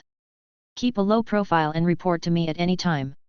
In addition, from today on, you are the patriarch of the Uchiha clan." After casually appointing the new clan leader, Uchiha Shizan stood up and walked out slowly. The kneeling people hurriedly bowed down and respectfully sent off the highly respected elder. After Uchiha Shishin left, the people in the room stood up and congratulated Uchiha Shinichi with smiles on their faces. These people knew that Uchiha Shinichi, who had the support of the great elder, was sure to become the clan leader. Uchiha Shinichi responded to everyone's congratulations with reserve, but he was not very happy about his upcoming appointment as clan leader. He was just a puppet clan leader, and there was really nothing to be happy about. Any dictatorial organization cannot go far, this is an iron rule. The secret of the ancient Uchiha clan, which has been passed down for thousands of years and has always been glorious, is to get rid of dictatorial rule. The establishment of the Elders' Council is to weaken the influence of the clan leader within the clan. But by the time of Uchiha Shinichi's generation, the clan was damaged by the willful behavior of the former clan leader Uchiha Madara, and the position of clan leader has been vacant for decades. If it weren't for the strong rise of Uchiha Kagami, those so-called elders would not have considered the matter of nominating the clan leader. After dealing with a few people, Uchiha Shinichi returned home. As he had a high status in the clan, his living conditions were naturally not bad. After changing into slippers at the entrance and coming to the living room, he saw his son Uchiha Fugaku lying on the ground with lifeless eyes, wondering what he was thinking. Uchiha Shinichi himself does not have outstanding qualifications and has always been suppressed by Uchiha Kagami in the clan. He has never cared much about this because he has a good son. Fugaku, why didn't you go to the guard team? Uchiha Shinichi poured a cup of tea, but before he could drink it, he was shocked by his son's words. Father, do you really want to join forces with the Senju clan? Looking at his son lying on the ground in surprise, Uchiha Shinichi smiled and deliberately asked, "Oh? Who said that? The Senju clan is our sworn enemy, how could we join forces with them?" Uchiha Fugaku sat up and said seriously, "Because the Senju clan is afraid that he will be the next unlucky one." What nonsense! The third Hokage is from the Senju clan. Fugaku had a sneer on his young face. He snorted and said, "People who are close to you are the most ruthless. Just wait. It won't be long before the second Hokage will regret choosing Sarutobi Hiruzen as the Hokage." "Why do you say that?" "Father, you don't know yet, right? Sarutobi Hiruzen has already ordered Senju Yukihira to be the leader of the Jonin squad. This is a lucrative position. The Jounin squad is a system created by the second Hokage, Senju Tobirama, to manage the increasing number of Jounin in the village. It is a sinecure in peacetime, but a real job in wartime." Old tricks again. Uchiha Shinichi was puzzled. After seeing the Uchiha clan suffer a loss, would the Senju clan be so stupid to take the bait? Shaking his head, Fugaku said, "It's an open conspiracy. The village will definitely not sit idly by and watch the Rain Country. It won't be long before the Senju clan will be the main force to conquer the Rain Country. They can't refuse. During the war, everything must give way to the war, otherwise they will be criticized by the whole village. Tisk tisk, they really shot themselves in the foot. I wonder if the Senju clan regrets it." Uchiha Shinichi said gloatingly. The Senju clan had a lot of calculations. When the village was first built, the first Hokage promised that everyone would take turns to sit in the position of Hokage. He was the first generation, Uchiha was the second generation, and as for the third generation and beyond, everyone would vote. But after the death of the first generation Hokage, the Senju clan did not fulfill their promise and let Uchiha take the position. The various ninja clans did not say anything, after all, the Uchiha family had a willful clan leader. But when the second generation Hokage died, everyone began to clamor for voting, and the system of the senior ninja class founded by Senju Tobirama played a trick on them. The Senju clan let Sarutobi Hiruzen sit on the throne of Hokage as they wished. Who would have thought that Sarutobi Hiruzen, who was thought to be a good boy, would strengthen the centralization of power with his friends within a few years after taking office, and turned Konoha into their one-man show. The Senju clan, who could only swallow their anger, became a joke to everyone. When they met, they were treated with sarcasm by everyone. They had no way to express their grievances, and had to pretend to be good to each other, which made everyone laugh. Glancing at his father who was secretly happy, Fugaku reminded him, "Isn't this a good opportunity for our family to join forces with the Senju clan?" Uchiha Shinichi narrowed his eyes and fell into deep thought. Just as Uchiha Fugaku expected, a few days later, the Hokage's office unilaterally issued a document on the establishment of the route, which caused a huge uproar in the village. The elders of the Senju clan, who had been considering whether to join forces with the Uchiha clan, met with the Great Elder overnight. For a time, undercurrents surged, and many small ninjas who smelled an opportunity went to the third Hokage to express their loyalty, hoping to get a share of the power reshuffle. While the various great gods in the village were stirring up trouble, Yeshan, who knew nothing about it, was training peacefully in the border camp. Strength determines status, and the butt determines the head. Now Yeshan is still a small chunin and is not qualified to sit at the gambling table and place his own bets. What troubled Yeshan was that without the bloodline limit, his strength improved very slowly, almost to the point of a turtle's pace. Daily training, apart from improving his physical skills, did not provide any help. Perhaps, the limit of this body was the special Jonin level, Yeshan thought bitterly. Thinking of the genius ninjas he had met, Yeshan certainly knew where the problem was. The strength of a ninja was determined by the techniques he mastered, and a civilian ninja like Yeshan would have difficulty in getting in touch with powerful ninjutsu unless he had a good master. He had a lot of chakra, but it was useless. Yeshan's desire for the technique surged again, and he hoped that he could get a powerful ninjutsu at the next secret gathering. But what he didn't know was that Tokugawa Okada died in the Land of Rain, and the civilian organization was already dead in name only. The days passed as Yeshan trained diligently, and this group of ninjas who had been defeated on the battlefield seemed to be forgotten and just stayed in the border camp. The 38 years of Konoha became history in peace. Yeshan finally received the transfer order. He will spend his new year in the Konoha Border Defense Force. Yeshan had no idea what the Konoha high-level officials were thinking about. The war was going on, and the ninjas who were determined to take revenge on the Rain country were detained for patrol. When would the elite combat troops be used for border patrol? However, the transfer order clearly stated the reason. The Konoha ninjas who did not want to be traitors could only vent their anger on the mission. For a while, the unlucky smugglers disappeared at the border of the Fire country, indirectly weakening the war reserve of the Wind country. Yeshan was happy to be free. His daily life was patrol training patrol. He didn't feel bored at all, it was very fulfilling. As for Yamashiro Tatsu and Yamanaka Yura, although their life was a bit boring, it was better than being cannon fodder on the battlefield. The relationship of the team became more harmonious in the ordinary life, the gap between family ninja and civilian ninja was dissipating, and everything was developing in a good direction. However, Yeshan's distress was increasing day by day. The fantasy of wanting to obtain ninjutsu made him crazy and he couldn't even enjoy his meal.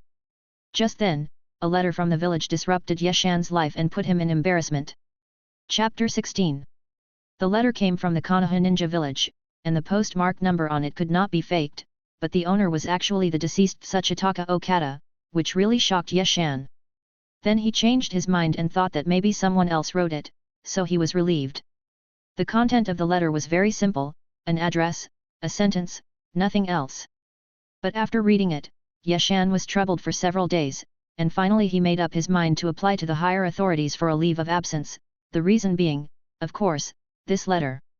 In the application report, Yeshan said that Tsuchitaka Okada was half his master and had done him a great favor, and now, he wanted to repay the other party's kindness. The application to go out was quickly approved. The director of the mission department, who attached great importance to the master-apprentice relationship, even called Yeshan to his office and kindly reminded him to be careful, which made Yeshan flattered. The Frost country is a small country sandwiched between the Fire country and the Lightning country, named after the frost fog in the country. The only role of a small country for a big country is to provide a battlefield during wartime, and the Frost country is no exception. In the first stage of World War II, Konoha and Kumigakure fought fiercely here, which made the civilians of the Frost country suffer, but there was no way to avoid it. This is how war is, and the fittest will survive. Yeshan traveled across the vast plains. This was the third day since he left the border camp. Thinking of the contents of the letter, he still didn't know whether to laugh or cry. According to Yeshan's speculation, about 10 years ago, Tsuchiya Okada was still a spirited young man. While fighting in the Frost country, he conquered Kumigakure and also conquered the heart of a girl. Tsuchiya Okada, who wanted to be a scumbag, received news of the other party's pregnancy not long after returning to Konoha. Looking at his newly married wife, Tsuchiya Okada, who wanted to live a few more years, decisively chose to conceal it. Of course, Tsuchiya Okada didn't really ignore it. He was taking care of her in secret. Now that he is dead, his body is the private property of the Konoha ninja village. Naturally, they are not afraid of settling accounts later. This is why Yeshan traveled thousands of miles to pick up his mistress. Sure enough, behind every successful man stands a virtuous woman, and behind every successful ninja stands several women. You look handsome with thick eyebrows and big eyes, but I didn't expect you to be such a person. A feeling of jealousy surged in Yeshan's heart, and he felt sour all over. In the evening, Yeshan came to a small town. After stopping passers-by and asking a few questions, he found a place to stay. If the content of the letter was true, the mother and daughter lived in this town. Yeshan was not in a hurry and planned to wait and see for 2 days. 2 nights later, Yeshan was awakened by a burst of undisguised footsteps. He quietly took out a kunao, but did not go out rashly. After a while, the footsteps became farther and farther away until they disappeared. Yeshan's face darkened slightly. Thinking about the news he had heard in the past 2 days, a new idea popped up. The next day, after Yeshan finished washing and eating breakfast, he came to the mayor's house and showed a few ninjutsu. As the other party thanked him ecstatically, Yeshan accepted the task of suppressing the bandits. As for Xiao-san and the child, Yeshan had arranged for them to go first. With his speed, he could catch up with them quickly. As for why they suddenly decided to take on the task of suppressing bandits, it was simply because the bandits' behavior was too strange. Other bandits were eager to dig deep into the ground to plunder, but they did not kill or rob, and even distributed food to the poor. Of course, the mayor was not a good person either. He wanted to kill the bandits just because they gave food to the poor and obstructed his land annexation plan. He was even more evil than the bandits. All these disputes over interests have nothing to do with Yeshan. He just wants to extort some money from the unscrupulous mayor and see the noble bandits at the same time. Then he will never see these people again. Isn't that wonderful? However, Yeshan's package plan encountered a stumbling block at the beginning. When the bandits on the opposite side saw the forehead protector on his head, they shouted and yelled to kill chickens and sheep and treat him well, which confused Yeshan. 0.0. Of course, even though Yeshan was puzzled by the bandits' behavior, he was not afraid. In the ninja world, ninjas were synonymous with strength, and in his eyes, bandits were just ordinary people who were a little stronger and did not pose any threat. Thinking of this, Yeshan smiled and walked in slowly. His purpose of coming here was not to destroy the other party, so why make the atmosphere so stiff? Wouldn't it be nice for everyone to eat, chat, and brag together? Besides, these bandits made him more and more curious, so he would take a deeper look to see if there was anything fishy. Yeshan looked around calmly as he walked along, and unexpectedly found that there were quite a few fruit farmers in the village, busy picking pomegranates blooming on the branches. Arriving at a hall, the bandit leading the way said wait a moment and walked out. Suddenly, Yeshan felt a chill on his back, and without thinking, he rolled on the ground and threw out several shurikens. Jingle jingle! Before Yeshan could stand firm, the sound of breaking air behind him made his face darken completely. He turned his head suddenly, and the chakra accumulated in his chest gushed out along his throat. Fire style, great fireball technique. The man who launched a sneak attack obviously didn't expect this. Just as the fireball was about to swallow him, a wall of water suddenly appeared and saved his life. A large amount of water vapor blocked his vision. Yeshan held the kunao in both hands, his body slightly lowered, and a fierce murderous aura spread out, ready to give the enemy a fatal blow at any time. Little guy, don't be nervous. My granddaughter didn't mean any harm just now. She just wanted to see your strength. An old voice came from not far away from Yeshan, and the gradually dissipating steam allowed him to vaguely see 2 figures. After a cup of tea, the hall returned to its original state, and Yeshan also saw the other person's appearance. The girl standing on the left with a childish face and no more than 15 years old is the one who just launched the sneak attack. Yeshan's fireball burned a tuft of her hair and bent it. Now she is staring at him with a pout. The man on the right had white hair and his hand was shaking slightly as he leaned on a cane. He looked like a dying man. If he hadn't just witnessed a water escape technique that was timed perfectly, Yeshan would have believed it. Bah, the old man was really bad. The cautious Yeshan still maintained his offensive and defensive posture, but his murderous aura was a little less. He asked, "Who are you?" The remnants of the Warring States period. The old man shook his head, found a chair and sat down, then said, "I am just a person who hates war and wants to escape. I am not worth mentioning. But you, at such a young age, have such fierce means. You must have killed many people, right?" Yeshan narrowed his eyes, regretting that he could not control his curiosity, but he was not too panicked. The old man opposite was stronger than him, but if he wanted to leave, he was still very sure. Thinking of this, Yeshan no longer hesitated, and with a flip of his wrist, a smoke bomb was about to fall to the ground. "Are you hungry for ninjutsu?" Yeshan's hand, raised high, froze in the air and couldn't be brought down. Finally, his inner greed overcame his stability and he began to become unstable. You'd better tell me something useful, otherwise this won't be solved with just a simple apology. Hearing Yeshan's threatening words, the old man was not angry. He smiled and said, "May I know your name?"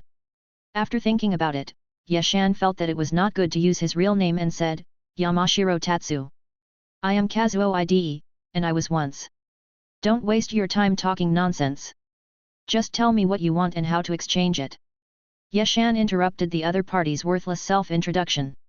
He didn't check for a moment and he became unsteady. At this moment, Yeshan just wanted to get the ninjutsu as soon as possible so that they would never meet again. Haha, then I'll just say it straight. B level is 7 million taels, A level is 10 million taels, and S level is 50 million taels. After hearing this, Yeshan turned around and left. He was just a small chunin, and his monthly subsidy was 13,000 ryo. If he really wanted to buy an A-level ninjutsu, he would have to save for decades even if he didn't eat or drink. Don't think that 13,000 ryo is too little. According to the current purchasing power, 50 ryo can buy a bowl of tonkatsu ramen at Ichiraku Ramen. It's no exaggeration to say that Yeshan is considered a high-income earner. Good fellow, you asked for 10 million right away. You really think you are the eldest son of the Senju clan? Come on, Asuma Saratobi, do you know that this kid is worth 35 million taels in the future? As long as you nod, I will steal him out tonight while he is still breastfeeding and give him to you. You don't need much, just 3 A-level ninjutsu, and the rest will be considered as milk powder money. We don't need it." Seeing Yeshan's resolute departure, the girl who had been silent could no longer hold back and shouted anxiously, "Other conditions are fine, money is not necessary." Yeshan turned his back and showed a smile of success on his face. The bargaining experience in his previous life told him that whoever gets anxious first will lose. This time it's a sure win. At noon that day, Yeshan and his partner caught up with Xiao San's carriage. The reason why they said two people was because the girl with curly hair caught up with them. Seeing that the other party looked like a country bumpkin who had discovered a new world wherever he went, Yeshan felt deeply regretful. Why not go back and return the goods before he got too far away? But when he thought of the ninjutsu scroll lying in the ninja tool bag, Yeshan felt that it didn't matter whether he had ninjutsu or not. It was his unshirkable responsibility to take an ignorant girl to see the new world. It smells so good. The other party's condition was very simple, that is, Yeshan had to help the bandits get the Fire Country residence permit and help the girl get the Konoha residence permit. Yeshan agreed on the spot. This kind of thing was a piece of cake for him now. At that time, he could insist that the mistress was a widow and had a daughter before she got together with Tsuchitaka Okada. It was not a big deal. As for the bandits' residence permit, it was even easier to get. There was no such thing as a residence permit these days. He could just give some money to the officials of the Fire Country and stamp it. It was not difficult at all. Looking at the mistress and the confused girl in the carriage, Yeshan felt extremely good. As expected, getting something for free was the real happiness. Chapter 17. During the war, the security in the Land of Fire was much better than in peacetime. After all, the bandits had long been wiped out by the newly graduated genin, and they left in uneasiness. A few days later, they arrived at the Konoha ninja village. The girl with the scorched hair was Ide Chinitsu. She looked at the tall and majestic gate and covered her mouth with her hands and exclaimed. She had never been out of the Frost Country since she was a child. She had only heard of the Konoha village from the merchants who traveled all over the country. Although she had infinitely exaggerated the scale of the Konoha ninja village in her mind, her experience limited her imagination. The size of the Konoha ninja village was really very large. In a broad sense, the scope of Konoha village includes a rectangular forest with a circumference of about 150 kilometers. According to the old people in the village, it was the divine power of the first Hokage that created this forest. Yeshan just listened and he didn't quite believe it. In a narrow sense, the scale of Konoha village is not small. The circular city wall planned in the early days failed to restrict the development of the village. Outside the city gate, many towns have been formed. Yeshan estimated that the population of Konoha village at this time is no less than 50. You know, strictly speaking, Konoha is a militarized village. Its peak strength has attracted a large number of people to come here. Everyone knows that it is good to be under a big tree. The dense population has spawned a variety of industries, and the degree of commercialization has increased year by year. From the outside, you can't tell that this is the strongest bandit nest in the ninja world. It is just like an ordinary big city.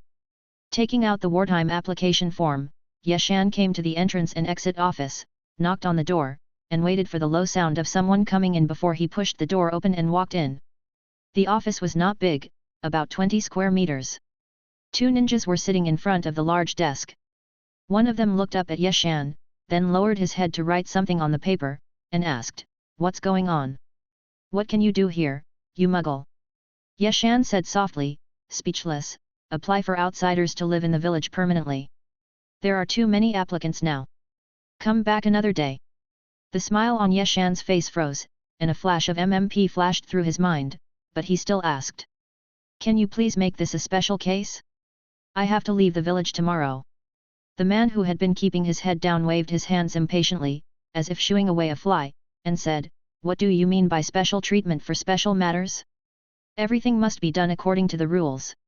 If everyone wants to cut in line, won't it be a mess?" WDNMT. Yeshan could no longer control his anger. He slammed the application form on the table, snatched the pen from the other party, signed his name in the guarantor column, and turned away.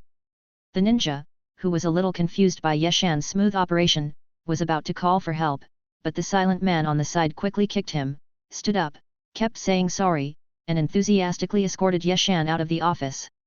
After Yeshan and his companions walked away, the ninja who was kicked rubbed his leg and complained, "It's just a chunin, why did you kick me, Naoto Nanyun? It hurts."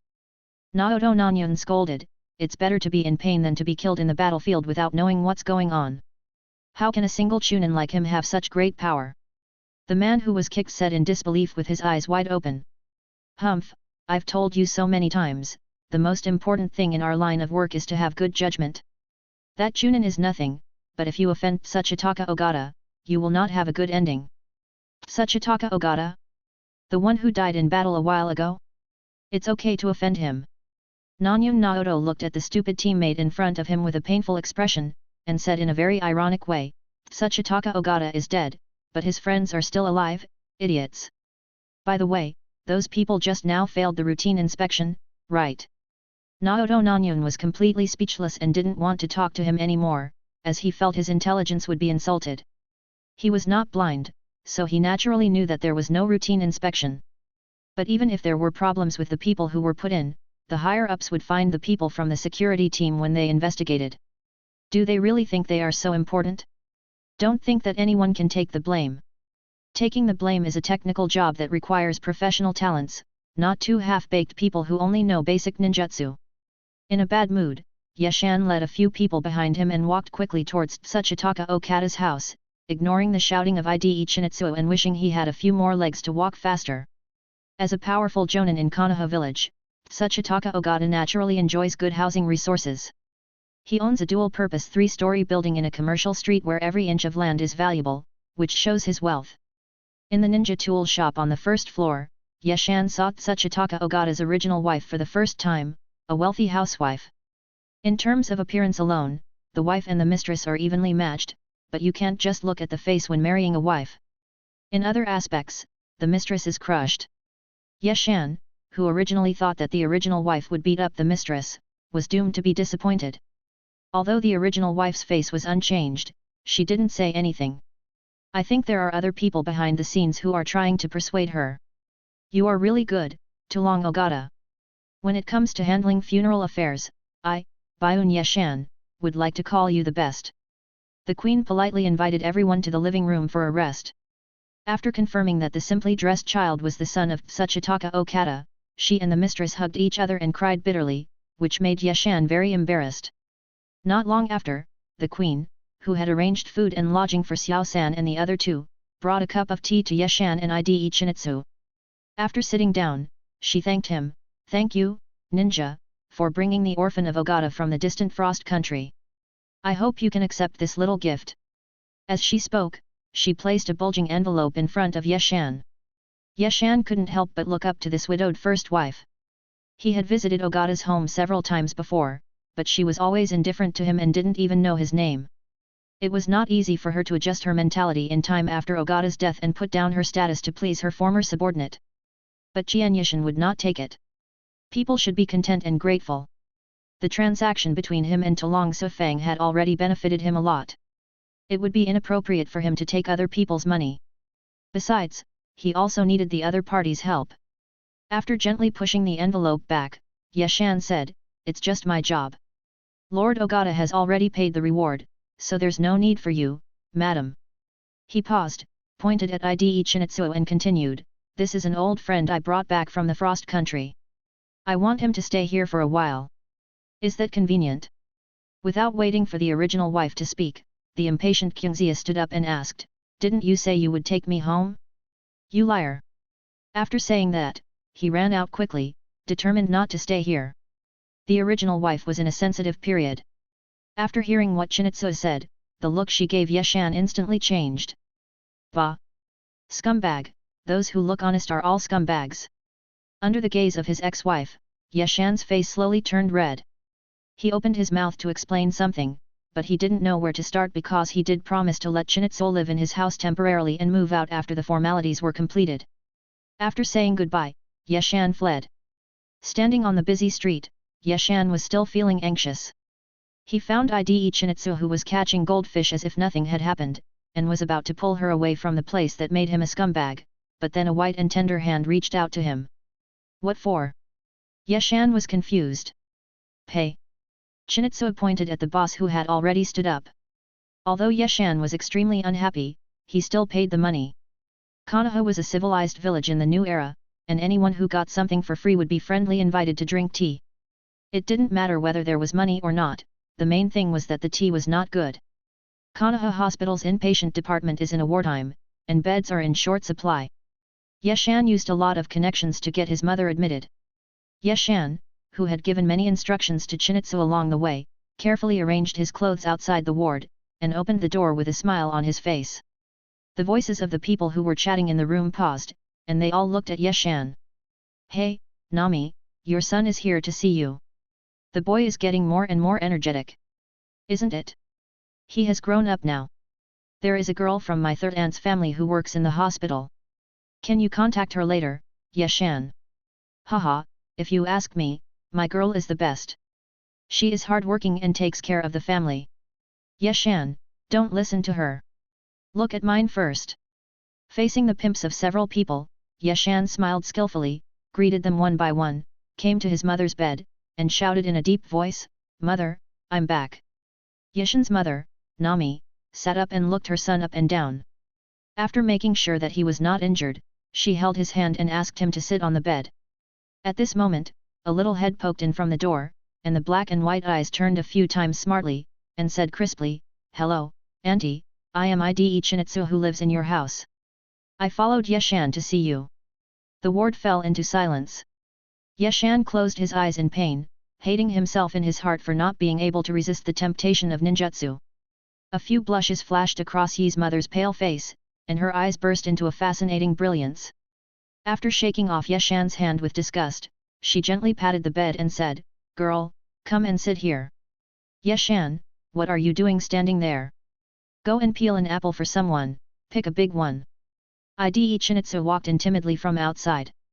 When they saw the full view of the ward, their eyes lit up and they secretly said, "What a pretty girl." Yi's mother was about to get out of bed, and Kyungzia hurried to the bed, holding Yi's mother's arm, and said, "Auntie, please lie down. There's no need to do this. Yeshan and I are very familiar with each other." Mother Ye took advantage of the situation and held Kyungzia's hand, carefully examining it, nodding in her heart. She was extremely satisfied. She glanced at Yeshan who was standing there like a log, and said unhappily, "Yeshan, where is the apple I asked you to peel? Even I can't make you do anything, hey." Yeshan shuddered, took out an apple helplessly and was about to peel it. No, Auntie, I don't eat apples." "Don't bother Yeshan. It's okay. I'm free anyway. Let's have an apple. I like to eat oranges." "Yeshan, peel another orange." "No, peel 5. I'll treat everyone to oranges." "Yeshan." "Mom, did you misunderstand something?" "Mom, please listen to my explanation." Chapter 18. Yeshan, who had no way to express his grievances, peeled an apple and 5 oranges at his mother's command. Everyone ate the fruit and chatted, and the ward was filled with a cheerful atmosphere. Seeing the vitality on his mother's face, Yeshan felt better. He hadn't seen his mother so happy for a long time since his father passed away. As for Chinitsu's words that could easily cause misunderstanding, he didn't take them to heart and planned to ask someone to complete the formalities as soon as possible to complete the transaction. But his mother's next words made his heart sink to the bottom of the valley. Is Chinitsu living in my house now? Yes, Auntie. Kyungzia, with honey on her lips, called Yi's mother Auntie all the time, making her eyes almost disappear with laughter. Yeshan lives outside. You live at home, too. It's not like there's no room for you. After hearing what Kyungzia said, Yi's mother glared at Yeshan fiercely and continued, isn't this bad? Kyungzia carefully pulled the white silk off the orange, and after cleaning it, she handed it to Yi's mother. Yi's mother hurriedly leaned over and ate it, thinking that this was the sweetest orange she had ever eaten in her life. It's okay. Yeshan promised to let me stay there temporarily. Temporarily. Mother Ye chewed the orange slowly, and her face suddenly turned bad. Yes, after Yeshan helps me with the formalities, I will go out and rent a house to live in. What procedures do I need to go through? Nothing, just a permanent residence permit. I'm from the Frost Kingdom. Are you alone? Kyungzia's eyes turned red.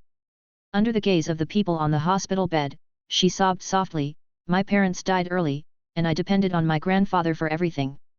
Due to other reasons, my grandfather did not meet the requirements for permanent residence in the village, so I have to live here alone. A pair of gem-like eyes were filled with mist, which flashed a few times in the eye sockets and flowed down the face. Kyungzia's helpless look, like a helpless little deer, made Yi's mother feel distressed. She didn't know where she got the strength from, but she hugged Kyungzia tightly in her arms, gently stroked her hair, and coaxed her in a low voice.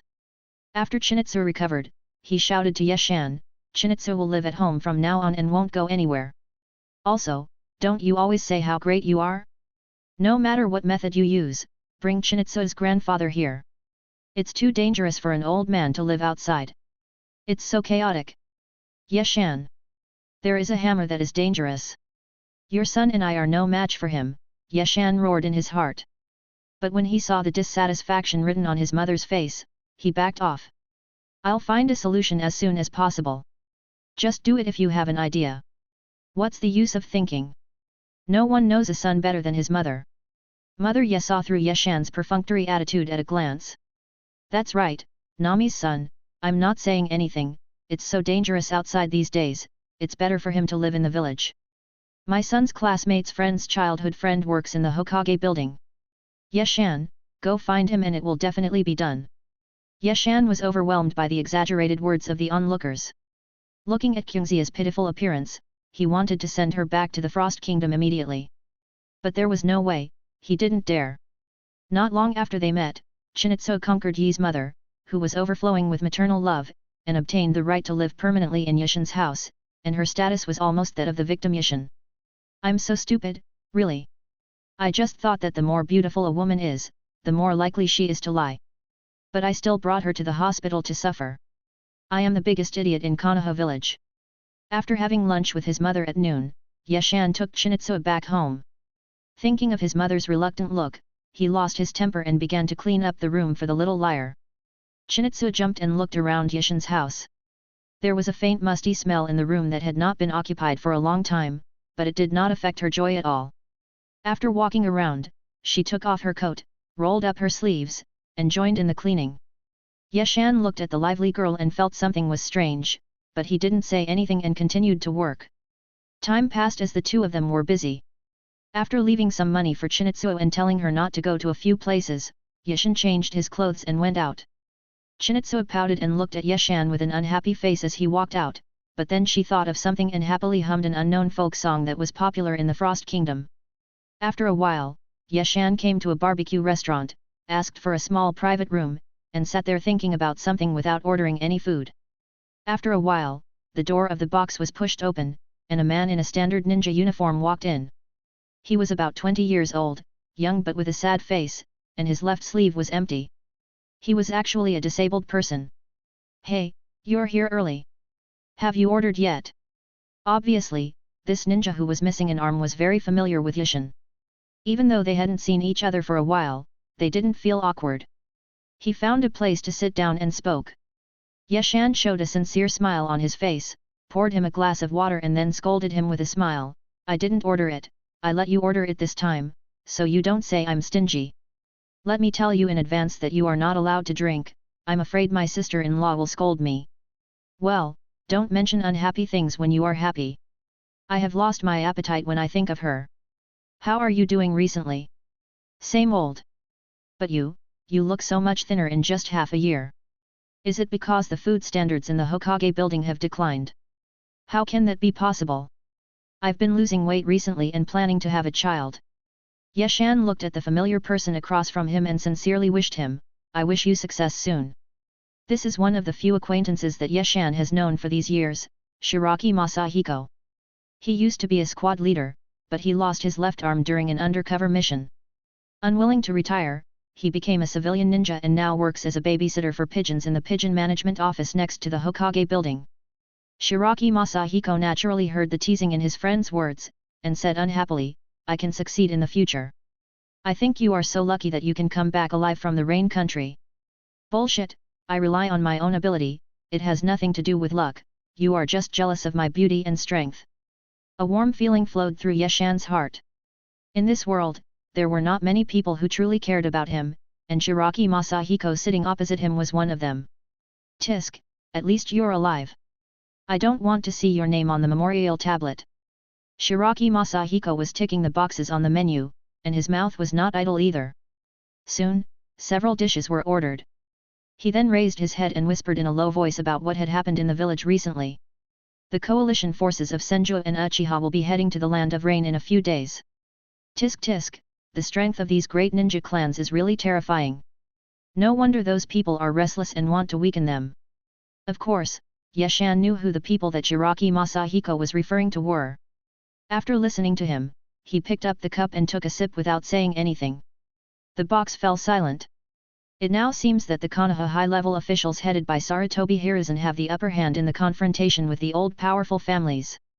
Their approach of using carrot in one hand and stick in the other has successfully won over many small families. In the power reshuffle, both sides have already played all their cards. There is no doubt that both sides are gambling, especially the Senju clan and the Uchiha clan. This is their last chance. If they win, it's fine, just taking back the political legacy of their ancestors, but if they lose, I'm afraid they won't even be able to keep their current status. Sarutobi Hiruzen's ruthless means easily forced the 2,000-year-old clans to the forefront. If you say it wasn't premeditated, even a 3-year-old child in Konoha wouldn't believe it. Just as he was thinking, the barbecue came. Yeshan picked up a large piece of beef and placed it on the hot grill. Immediately, a sizzling sound was heard, and a worldly atmosphere rose between the two of them, covering Yeshan's expressionless face. Masahiko, is Uchiha Kagami dead? Uchiha Kagami's defeat in the Land of Rain led to the embarrassing situation of the two ninja clans today. Regardless of the purpose, his whereabouts is the most important thing at the moment. He died. He died not long after returning to the tribe. It is said that half of his body was blown off. It was extremely tragic. Uchiha Kagami, the top fighter of Konoha, died just like that. Now that I think about it, the battle in the Land of Rain that made Konoha lose face must have the shadow of the top leaders behind it.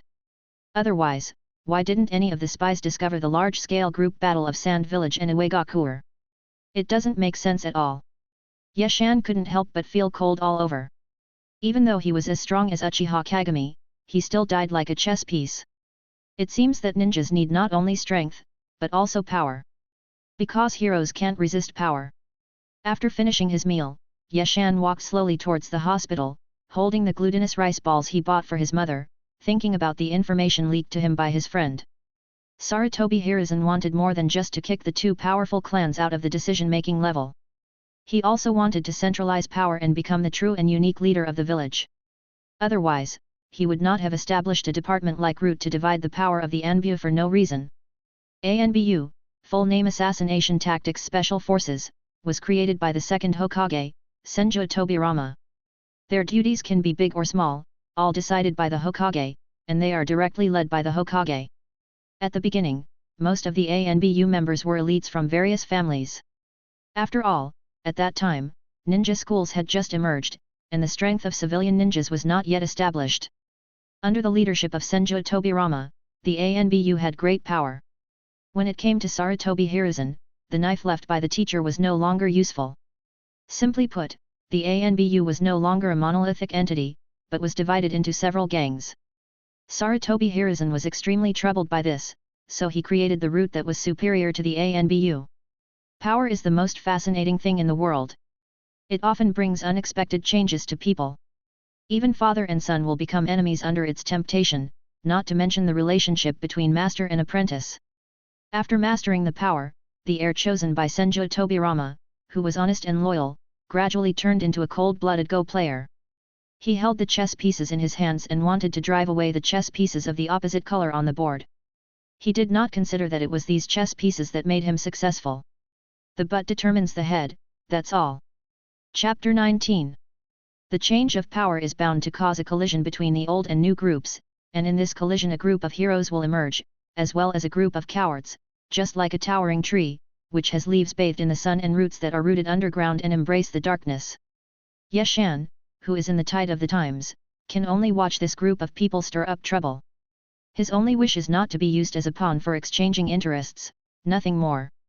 Yeshan, who was thinking about something along the way, came to the inpatient department of Konoha Hospital. Before he pushed the door open, a burst of cheerful laughter came out. Haha, let me tell you, Yeshan was very strange when he was little. He never cried or made a fuss, and he even rarely wet the bed. He was very sensible. Listening to his mother's undisguised praise, Yeshan smiled. His happiness was so simple, as long as his mother was happy he was happy, but the following words made him blush. One time I took him to take a bath. He was only 2 years old at that time. He refused to get out of the bath and insisted on going to the sauna. He stayed there for several hours and almost got steamed to death before he came out. Since then, he has been asking me to take him to take a bath every few days. He is so cute and clean. Yeshan, I didn't, don't talk nonsense, or I will sue you for defamation. Yeshan, who was afraid that his own mother would reveal something else, pushed the door open and walked in. He raised the glutinous rice balls in his hand and said with a smile, Mom, I brought your favorite meatballs, and the ants also. Yeshan's voice became smaller and smaller. The scene in the room made him put his hands behind his back unconsciously, and he could no longer say what he wanted to say. I saw 5 people sitting on the ground, with a steaming hot pot in the middle of them, surrounded by all kinds of dishes and even 2 bottles of sake. Meanwhile, her own mother no longer felt any pain in her waist or legs, and was putting meat into Chixia's bowl. Yi's mother looked up at Yeshan, then lowered her head to pick up food for Qianxia, ignoring him. Qianxia cutely stuck out her tongue at Yeshan, but ignored her and just told others to eat. Yeshan, WDNMD, 0.0. It was the aunt who always boasted about how awesome her relatives were who waved to him and asked him to sit down and eat with her, thus easing Yeshan's embarrassment. Yi's mother snorted coldly and asked, Where did you go to fool around tonight? I had a meal with a friend, and then I came to accompany you after the meal. Yeshan explained weakly. No drinking. Not a drop of wine. Then drink this bottle before eating. Okay, hey. Yeshan looked at his biological mother in confusion, suspecting that she had drunk fake wine. He was not yet an adult, so how could he drink alcohol? Mom, I'm only 15 years old and can't drink. Yeshan looked at his mother aggrievedly. What the hell, 15 years old? You're already 16. Seeing that Yeshan was in trouble, Chinitsu hurried over to help him out, so he didn't have to drink. After cleaning up the leftovers, Yeshan fed his mother her daily medicine. After she fell asleep, he quietly left the room and prepared to go home to sleep. After returning home, Yeshan grabbed Chinitsu who was about to go upstairs and handed her a stack of money, all of which were large denomination bills of 10,000 taels. What are you going to do? Chinitsu looked at Yeshan warily, with one hand quietly protecting her chest. Yeshan glanced at the fried egg and his cheeks twitched a few times. Who are you talking to, brother? I'm not that kind of person. This is your living expenses. What are you thinking about? Oh, I didn't expect you to be so generous. Taking the money happily, Chinitsu suddenly felt that Yeshan was actually a little handsome. After using his money ability, Yeshan thought for a while before speaking, when you are free, go to the hospital to accompany my mother. She seems to like you very much. Hehe, got it. Don't worry, Yishin. After saying that, Chinitsu trotted back to the room. Yishin knew without thinking that she was in a hurry to go back and count the money. Shaking his head, Yeshan returned to his room and went to bed early. Early the next morning, Yeshan, neatly dressed, came to the gate, handed in his documents for leaving the village, and ran towards the border defense camp. This trip to the Frost Country benefited Yeshan a lot, temporarily solving his lack of ninjutsu. From the ignorant old man, he obtained 2 ninjutsu, one is Earth style, Ant Hell, and the other is Fire style, Fire Dragon Flame Bomb, both of which are extremely lethal attribute ninjutsu. The range of Fire Dragon Flame Bomb exceeds that of Ant Hell, but in terms of precision killing ability, it is not comparable. With these 2 ninjutsu, Yeshan's strength can be improved a lot, and his combat system can also be supplemented. It is just around the corner for him to become a ninja with both offensive and defensive capabilities. Thinking of this, Yeshan quickened his pace. He was a steady man who couldn't wait to start a new training. As for the war that was about to take place in the Rain Country, as long as he was not involved, he didn't care much about the outcome. Time flies, and in a blink of an eye, another half a year has passed. Now it is July of the 39th year of the Konoha calendar. In the past 6 months, the 3 members of Yeshan's team have traveled to every corner of the 400-kilometer border without any fighting. On this day, after taking a break, Yeshan received a B-level patrol mission as usual and walked out of the mission office. Outside the mission office, Yamashiro Tatsu and Yamanaka Yura were chatting. When they saw Yeshan coming out, they stopped chatting and the 3 of them walked towards the exit of the camp in silence. After arriving at a secluded place outside the camp, Yeshan spoke up, "Same old, it's still a patrol mission, this time we're heading to Area E." Shan Changchen did not show any surprise. The mission of the Border Defense Force was just like that. It was simple but it could hone one's character. He looked at his captain. He had grown a lot taller in the past 6 months. He was almost as tall as him. His ordinary face was full of determination. It was totally unrecognizable that he was a 15-year-old. Seeing that the 2 team members had nothing to say, Yeshan thought for a moment and reminded them, "There has been a lot of movement on the front line of the Rain Country recently. I estimate that the decisive battle will take place in the next few days. No matter what the result is, we must prepare for the worst." Yamanaka Yura frowned and said, "Beware of the infiltration of small groups of enemies." Yeshan looked at her with praise. After half a year of patrolling, he clearly noticed the changes in her. She no longer complained about her family or the team arranged by the village. She began to practice actively and fulfilled her duties as a team member, which made him extremely satisfied. "Yes, I think if Konoha is defeated again, the Sand Village will most likely occupy the Rain Country and use it as a springboard to attack the Fire Country." The 2 who knew more or less the inside story nodded slowly and agreed with Yeshan's statement. In wartime, it is never too cautious. After all, you only have one life, and if you lose it, you will really lose everything. With a brief and powerful departure, the 3 of them once again set out on the familiar road and began a 1-month patrol mission. While the Ishin team was on a mission, in a village in the central part of the Rain Country, the battle had just ended, and the blood splattered all around and the destroyed houses silently told of the tragedy. Uchiha Fugaku didn't care about the mud on the ground, he lay down in a mess, gasping for breath, letting the rain pour on his face. Thinking back to the decisive battle that took place a few days ago, he still couldn't figure out how the elite sand ninjas had quietly gone around to the rear of the army and established the advantage in one fell swoop. Uchiha Fugaku closed his eyes in pain. Although he was unwilling to admit it, the bloody facts told him that it was probably the work of the 3rd Hokage and his gang. They lost, all of them. The Senju and Uchiha not only lost on the battlefield, but also lost to their political enemies who believed in them. They underestimated the madness of that group of people and the hysteria brought about by power. Fuck the will of fire, fuck the trust in companions, and fuck everything done for the village. In the face of the temptation of power, these are all stinking shit that only disgusts people. Uchiha Fugaku took a breath, endured the discomfort, called a few Konoha ninjas he met on the road, and continued to move towards the land of fire. He didn't know if he could go back alive, but the instinct for survival urged him to keep struggling to escape from the land of rain. Silence returned to the village. The blood quickly dissipated under the washing of rain. Only a few corpses lay there exposed, enduring the wind and rain like weeds. At night, a team of sand ninjas came here like sharks smelling blood. They looked quietly at several corpses that died in terrible ways, without a trace of emotion on their faces. After a while, the leader waved his hand, and several people disappeared on the spot. The direction they were chasing was the direction Uchiha Fugaku escaped. Yeshan, who was unaware of what was happening in the Rain Country, was on patrol. Border patrol missions were different from regular wartime patrols. The vast area required patrol ninjas to run back and forth non-stop to complete the task.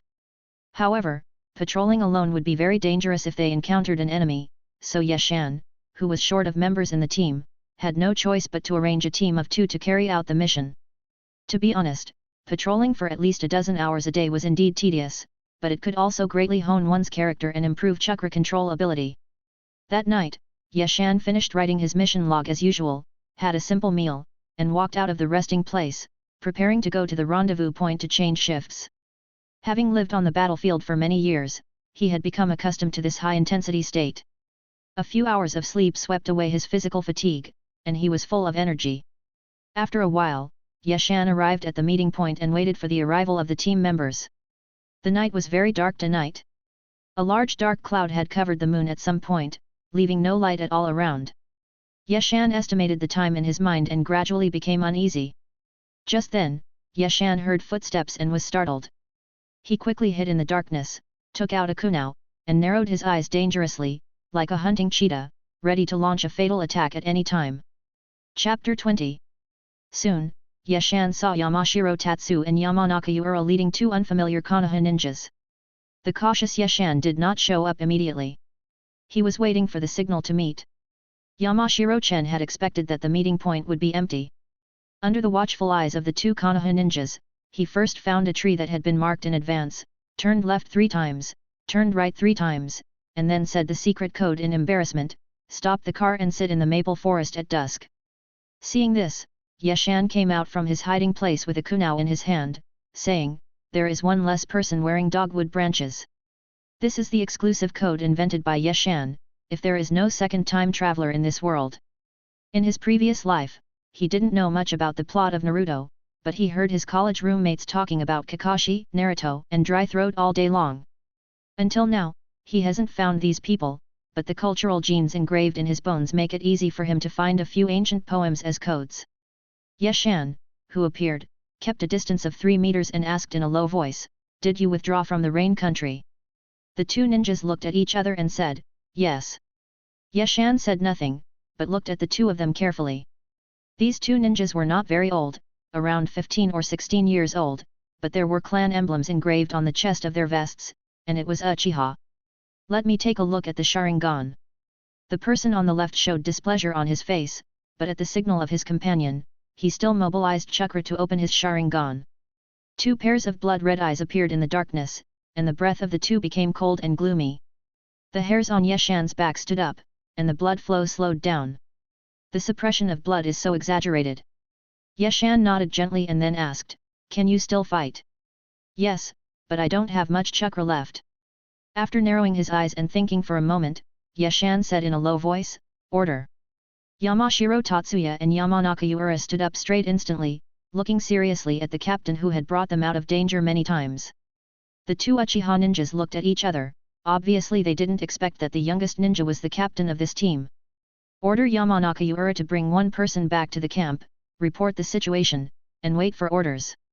After receiving the order, Yamanaka Yura responded, "Yes." "Order the remaining people to form a 3-person team with me and stay in Area E." "Yes." Yamashiro-chen's voice sounded, but the Uchiha ninja did not speak. The bloodline passed down for thousands of years has made them accustomed to looking down on civilians. Even if this civilian has now become a ninja. The atmosphere in the field became tense. Yamashiro-chen frowned and quietly put his hands behind his back, while Yamanaka Yura took out a kunao even more exaggeratedly. Compared with Uchiha's proud bloodline limit, they still chose Byunyashin at the critical moment.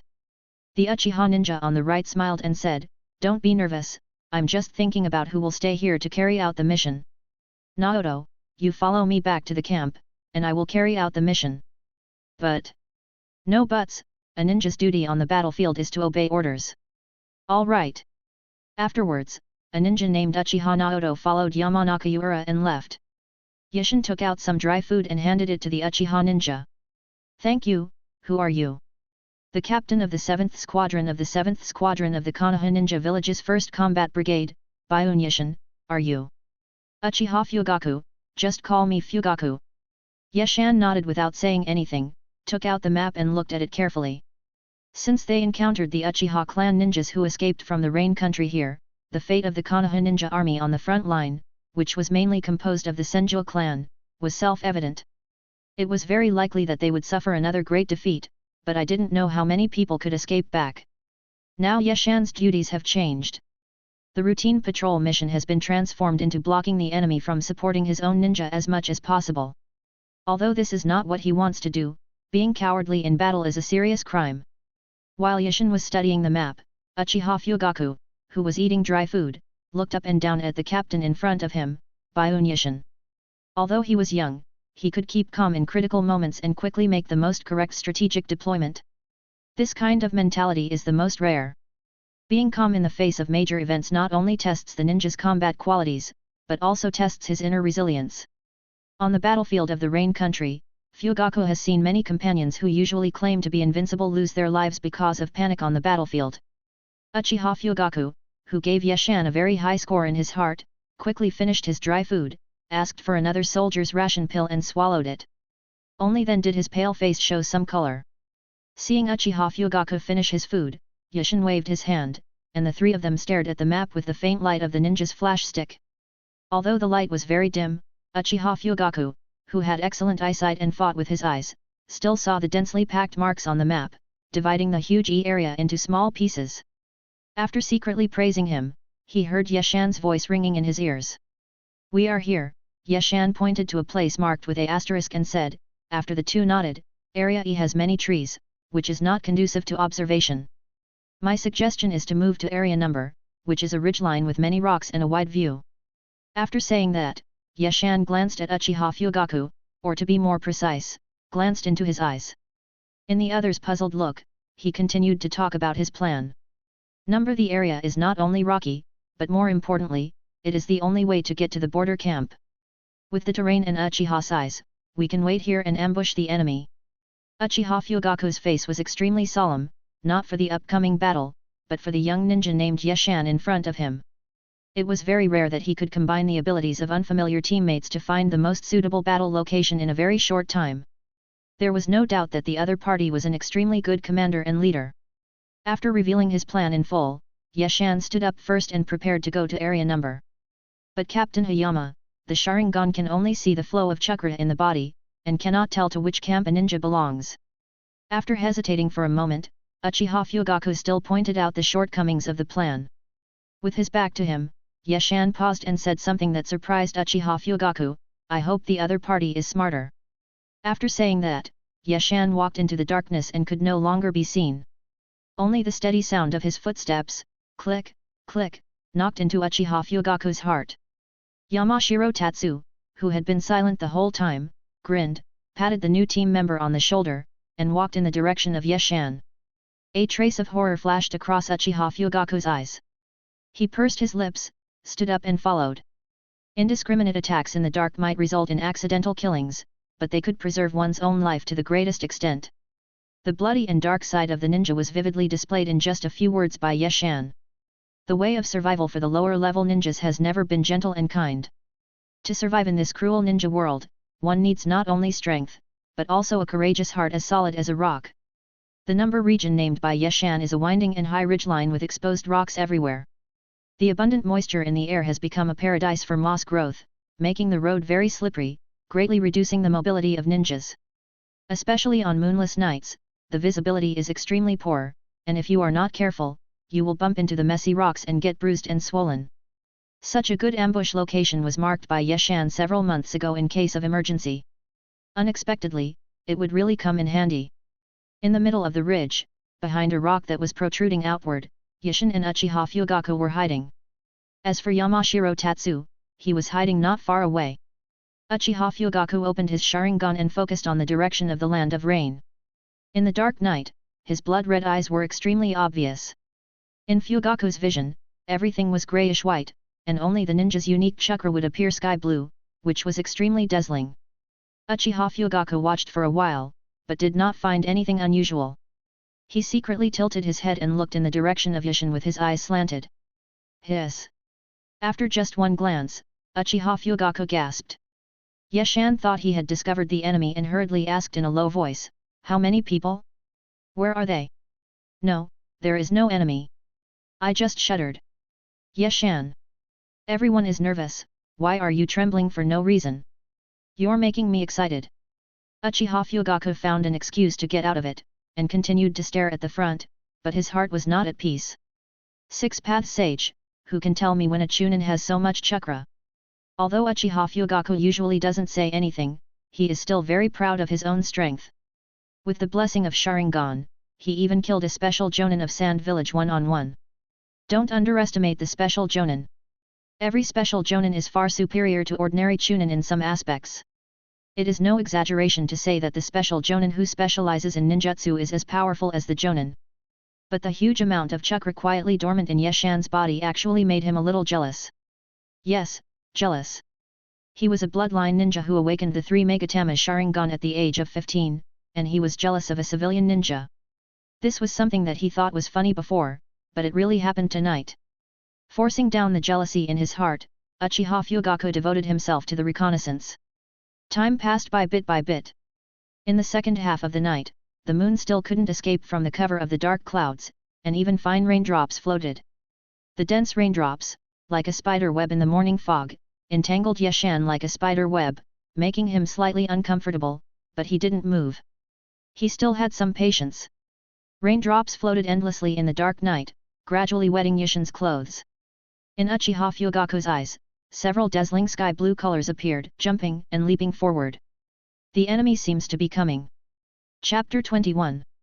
Uchiha Fugaku hid behind a rock, trying hard to open his eyes wide, not caring about the soreness of the raindrops drifting into his eyes, and looked at the several human-shaped chakra bodies that appeared in his field of vision. 1, 2, 7 enemies. 3 against 7, it's very difficult. If we can't cause casualties in the first place, we might even be wiped out. Uchiha Fugaku narrowed his eyes, thinking about the camp the other side belonged to. Judging from the chakra reaction, these people have abundant chakra in their bodies, unlike the Konoha ninjas who fled here. Judging from the formation, these people are in good order, and they are moving in A shape. Thinking of what Yashan said, he finally made up his mind and made the Konoha combat gesture. Yashan's eyes narrowed, and he moved his stiff hands and feet slightly, revealing a hint of murderous intent. He nodded to indicate that he understood, then went to Yamashiro-chen and conveyed the general situation that Uchiha Fugaku saw. He then returned to a distance, holding his breath and preparing for the battle that was about to take place. Ikemito Eiichi is a Jonin from the Sand Village.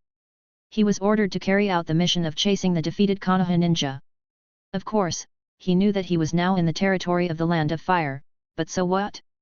The 2 consecutive defeats of the Konoha ninja army, known as the strongest in the ninja world, gave him a lot of confidence. The area he once dared not to set foot in became the target he wanted to conquer. But as a Jonin, he is not a brainless reckless man. He knows that it is better to be careful, so he chose this ridgeline as a breakthrough. As long as he successfully takes this high ground and holds on until the reinforcements arrive, he will be the first to win. In the face of greed, taking a little risk is nothing. Every Jonin has grown up from countless fights, and no one will be afraid of danger. Ikemito Eiichi quietly moved upwards, completely unaware that his whereabouts had already been exposed. Under the gaze of the Sharingan, several people were like clowns, their true colors revealed. When the 2 sides were less than 10 meters apart and Yashan could hear the breathing of the ninja on the opposite side, he launched an attack like a long dormant poisonous snake, and also kicked off this night battle. He appeared like a ghost behind a ninja at the end of the team, and before the other party could give a warning, the kunao in Yashan's hand scratched his neck in front of the other party's horrified and desperate gaze. Enemy attack! Ikemito Eiichi shouted loudly and pounced on the Konoha ninja who had just killed his team member. While stabbing with the kunao in his right hand, he hid his left hand behind his back, ready to deliver a fatal blow at any time. Yashan frowned and thought to himself how fast it was. After completing the kill, he did not want to fight any longer. He threw out a few kunao, jumped back, and began to make seals with his hands. Fire release, fire dragon flame bullet. The roaring flames illuminated the night and also engulfed several ninjas who had just formed a defensive formation. Boom! The sand ninjas who didn't have time to form hand seals had no choice but to scatter to avoid the high-temperature flames, and their formation was in chaos. According to the battle plan deployed by Isshin, Uchiha Fugaku, and Yamashiro Tatsu, who were hiding in the dark and waiting for an opportunity, took advantage of the chaos, and after using various means to break through, they ruthlessly harvested the lives of the two sand ninjas. Only 5 or 6 seconds had passed since Yeshan launched the attack, and 3 corpses appeared on the ridge. The pungent smell of blood spread in the dark night, deeply stimulating all the ninjas present. Adrenaline began to be secreted crazily in their bodies, and the murderous intent even dispersed the fine raindrops. Aikimito Eiichi suppressed the anger in his heart, and calmness returned to his mind.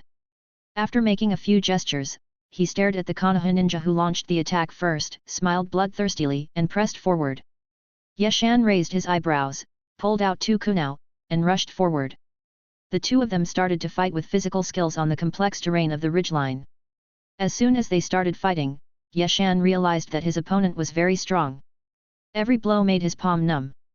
While he was secretly shocked, he fought more steadily, not seeking credit for himself, but only trying to protect himself. Uchiha Fugaku and Yamashiro Tatsu looked at each other, nodded slightly, and without saying anything, they flashed and joined the fight. For a moment, the sound of sparks flying and iron colliding could be heard continuously on the ridge. Yeshan, who was only defending, was quickly suppressed in the physical competition. This was the first time he was in a passive position in a one-on-one physical competition. He couldn't help but want to keep some distance and release ninjutsu. But the sand ninja on the opposite side seemed to see through his intention, and held on tightly, and the kunai in his hand poured down like a storm, pressing Yeshan to the point that he couldn't breathe. Just as Yeshan dodged the opponent's kunai by turning sideways, Aikimito Eiichi's eyes lit up, and he deflected the kunai in his right hand 90 degrees, exerted force with his arm, and stabbed it towards Yeshan's neck. At the critical moment, Yeshan used the iron ring at the end of the kunai to block the attack at a tricky angle, but at the same time, his whole body was exposed. Aikimito Eiichi's eyes narrowed dangerously.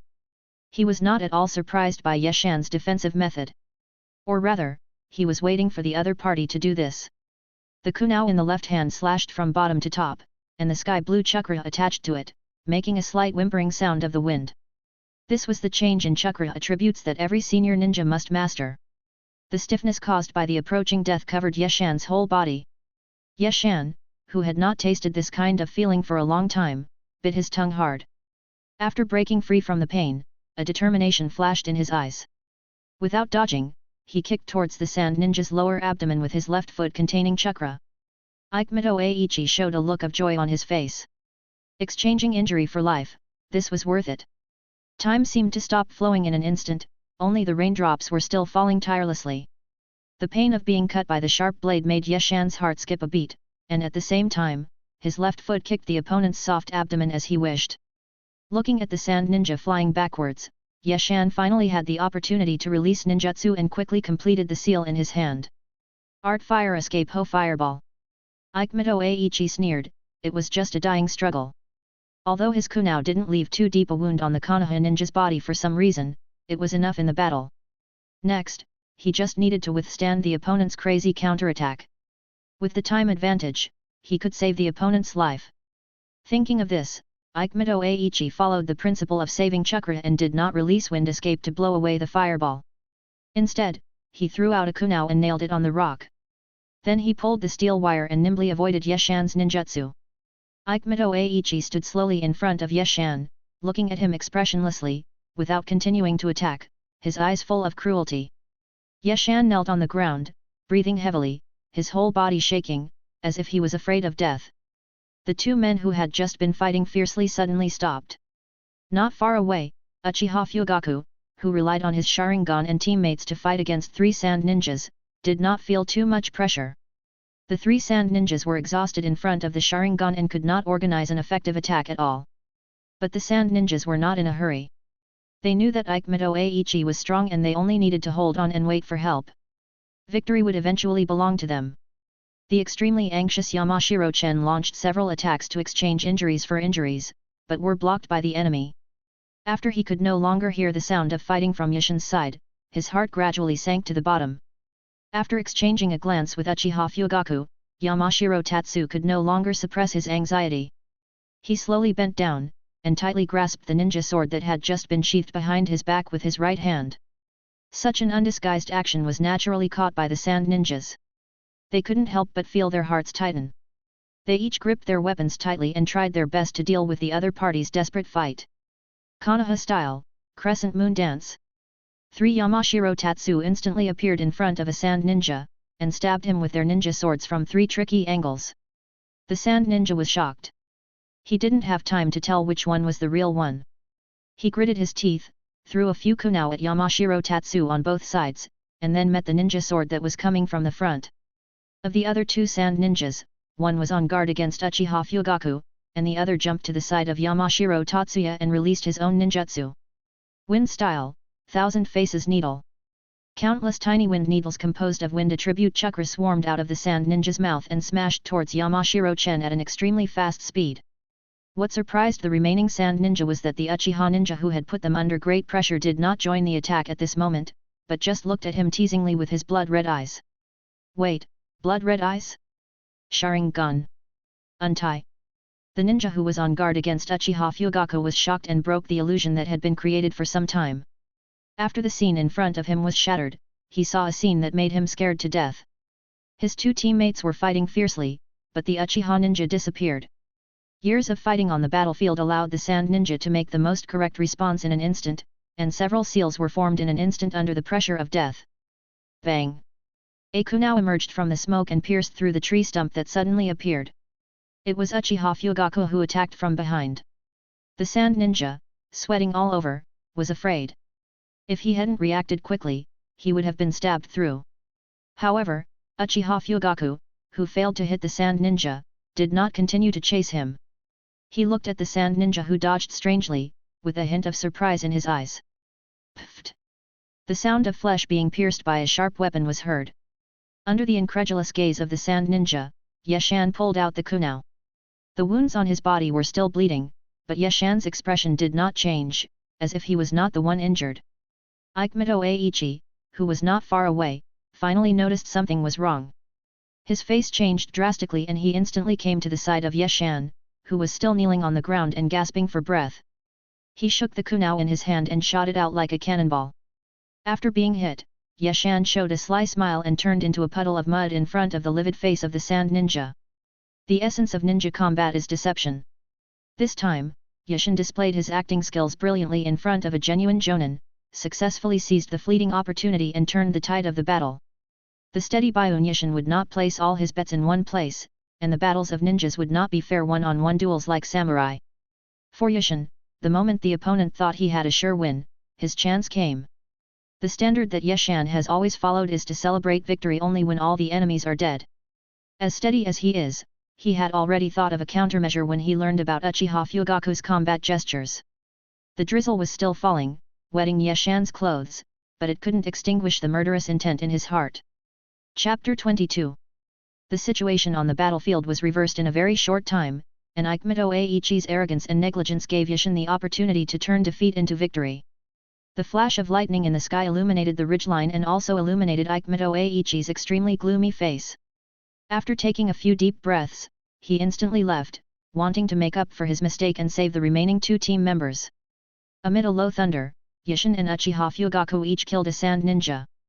Before they could breathe a sigh of relief, an overwhelming fire escape swept in with Ikemito Aichi's rage. Fire release big flame bullet. The change in the nature of the fire attributed chakra gave the flame an extremely high temperature. Although there was some distance between them, Yeshan's lips were a little cracked due to the scorching heat and lack of water. He couldn't help but feel a little shocked. He bent his legs and jumped out of his original position with force to avoid the powerful fire-style ninjutsu. Yeshan, who had just landed, keenly noticed that the soil where he landed was a little soft. He looked down and a familiar ninjutsu popped out from between his teeth. This was ant hell. Under Yeshan's horrified gaze, the soil under his feet began to spin at high speed like quicksand, sucking his feet tightly, and then suddenly sank, forming a funnel-shaped quicksand vortex that was about to swallow him completely. Knowing well how terrifying this technique was, Yeshan didn't care whether the sand ninja would show up to attack. He quickly formed hand seals, and a large amount of chakra gushed out from his trapped feet as he drilled downwards. Tu dun tu liubi. An uneven earth wall supported Yeshan's body and rushed out of the ant hell. Before he could rejoice in his escape, the Sand Village Jonin launched the next ninjutsu. Wind Release Vacuum Jade. The wind attribute chakra accumulated in Aikmito Aichi's mouth and was shot out like a bullet when he exhaled. The high-speed flying chakra squeezed the air and made a whimpering sound. Yeshan's pitifully limited reserve of ninjutsu left him with a large amount of chakra but nowhere to release it. Faced with the Sand Ninja's perfectly timed ninjutsu, he could only grit his teeth and jump off the earth wall, hoping that the blocked vision could delay some time. Aikmito Aichi sneered. He knew that Yeshan was stalling for time to wait for his teammates' help, but you have to be able to hold on until then. After taking a deep breath, Aikmito Aichi's chakra gathered frantically in his chest, causing his combat vest to deform greatly. Fire Release, Fire Dragon Flame Bullet. The blazing flames devoured everything in their path, even the rocks were turned into scorched earth in the roar of the flames. Yamashiro Tatsuya and Uchiha Fugaku had no time to support Hayama and could only watch as the Sand Ninja displayed their power. One ninjutsu after another overwhelmed Hayama so much that he couldn't breathe. Finally, the devastating fire-style ninjutsu stopped raging, leaving a deep mark on the dozens of meters long rocky road. The ground was smoking silently, telling of the pain it had endured. Aikmito Aichi stared at an inconspicuous hole in the burn mark, a trace of regret flashed across his eyes, and then he held his breath, concentrating on being alert to his surroundings. Not far from Uchiha Fugaku's side, a black hand suddenly broke out of the ground, scaring him so much that he shook the kunao in his hand and was about to shoot. Yamashiro Tatsuya quickly stopped him because he knew that this was the hardening technique of his captain Yeshan. Yeshan crawled out in a panic, lying on the ground and breathing in fresh air, but suddenly he coughed a few times and spit out blood. Thinking back to the thrilling scene just now, he was terrified. If he hadn't been smart enough, he would probably be dead now. It turned out that when Yeshan jumped off the wall to avoid the wind escape, he kicked the wall in the air. With the help of this force, he cautiously distanced himself and wanted to use ninjutsu to counterattack. It was this action that saved his life. As soon as he landed, Yeshan felt a heat on his back. He had no time to look back and could only burrow underground to avoid it. But the flames followed and rushed over through the hole. The fiercely burning flames instantly consumed all the oxygen around. Yeshan, who was caught off guard, just took a breath, and the high temperature almost roasted his lungs. In a hurry, Yeshan in the cave created 3 earth walls in one breath to block the fierce flames, and he sneaked underground without even looking, and finally crawled out of the ground before he was suffocated to death. Whoosh whoosh. Every time Yeshan took a breath, he felt a burning pain in his throat, but the active cells in his body would not allow him to stop. He could only endure the pain and breathe heavily. Uchiha Fugaku looked at Hayama, who was lying on the ground in an extremely embarrassed state with a complicated expression. He did not have any intention of mocking him, but only deep admiration. Ask yourself, if it was him who was targeted by the Sand Ninja, even if he had the Sharingan, he would not be able to dodge without any unnecessary movements, and could only die on the spot. Yeshan took out the kettle and took a few gulps of water. Feeling that his throat was better, he said, use taijutsu to suppress the opponent. Don't give the opponent a chance to use ninjutsu. His voice was extremely hoarse, which made people feel uncomfortable and itchy, and they wanted to cover his mouth and stop him from saying a word. Yamashiro Tatsu pulled out the ninja sword from his back and silently rushed towards the Sand Ninja, while Uchiha Fugaku hid behind him tacitly, waiting for his opportunity to move. Jingle jingle. After a few rounds of fighting, Yamashiro Tatsu, who specialized in swordsmanship, was defeated and kicked away. Uchiha Fugaku, who had a rough idea of the opponent's physical strength, pressed forward with a pair of slightly rotating Megatama Sharingan. Under the dynamic visual observation of the Sharingan, every move of the Sand Ninja was captured by Uchiha Fugaku. Gradually, he got used to the opponent's offensive rhythm and could occasionally launch a few attacks in the gaps between defenses. This is the rogue nature of bloodline limits, which can often make up for the shortcomings of an individual in strength and accomplish the goal of defeating the stronger with the weaker. This is especially true of the Sharingan, which is known as the strongest bloodline limit and is even more difficult to defend against in a one-on-one battle. After repelling the Uchiha ninja in front of him with a side kick, Aikmito Ying began to form hand seals, hoping to win with ninjutsu, but Yeshan, who had just suffered, would not give him this opportunity. A black hand suddenly broke out of the mud beside the Sand Ninja's feet, accurately grasped the sand ninja's ankle, and exerted force, trying to pull him into the mud. Aikimito Aichi snorted coldly. He was tired of this kind of trick when he was still a chunin. The chakra gathered under his feet exploded suddenly. The huge impact force blew a big hole in the ground. Under the reaction of the force, Aikimito Aichi took off like a rocket, with the unbelievable Yashin hanging on his feet. Uchiha Fugaku's eyes narrowed, and he had no time to provide support, so he could only throw out a few kunao, hoping to disrupt the sand ninja and help Yashin escape safely. Yashan's face turned pale. He didn't dare to let the sand ninja continue to climb up. He let go of his hand helplessly, and his body fell to the ground under the pull of gravity. Aikimito Aichi has a bloodthirsty smile, just waiting for you to let go. Wind style, wind cutting technique. The huge wind blade that suddenly appeared blew away the kunao thrown by Uchiha Fugaku, and flew towards Yashin, who was in the air with nowhere to gain support, as fast as lightning.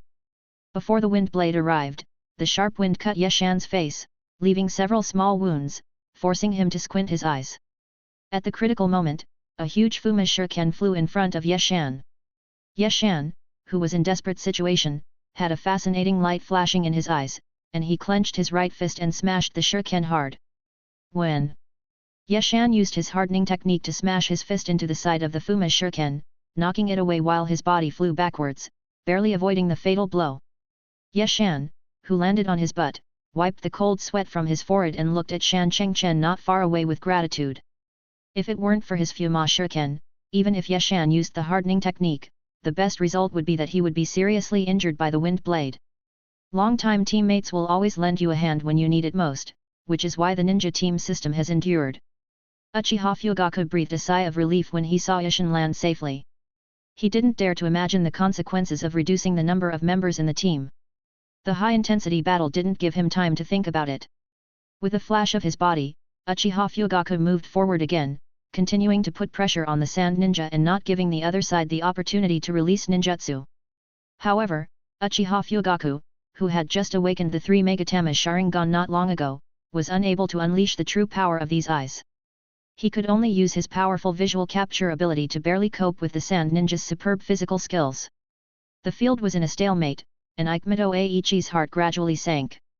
You know, he is now in the territory of the Land of Fire, without any support behind him, and the Konoha side will not be around for too long, and there will definitely be support. The original plan to take over the place and wait for help fell through after all the team members were killed. What he has to do now is to quickly kill this team of Konoha ninjas and then retreat to the Land of Rain.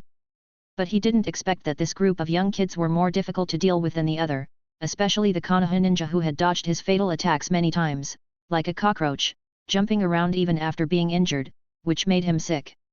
Little did he know that Yashan was also complaining in his heart. He had seen Jonin before, but this was the first time he had fought such a strong Jonin. The opponent's domineering physical skills made him dare not get close easily. He wanted to use ninjutsu to create a killing opportunity, but the opponent's attainments in ninjutsu were even more overwhelming. It was like a ninjutsu machine gun. Once he seized the opportunity, he would bombard and shoot him, making him extremely depressed. Aikimito Eiji became anxious. After being besieged by 3 people for a long time, he lost his initial strength. The little chakra left made him dare not release powerful ninjutsu easily.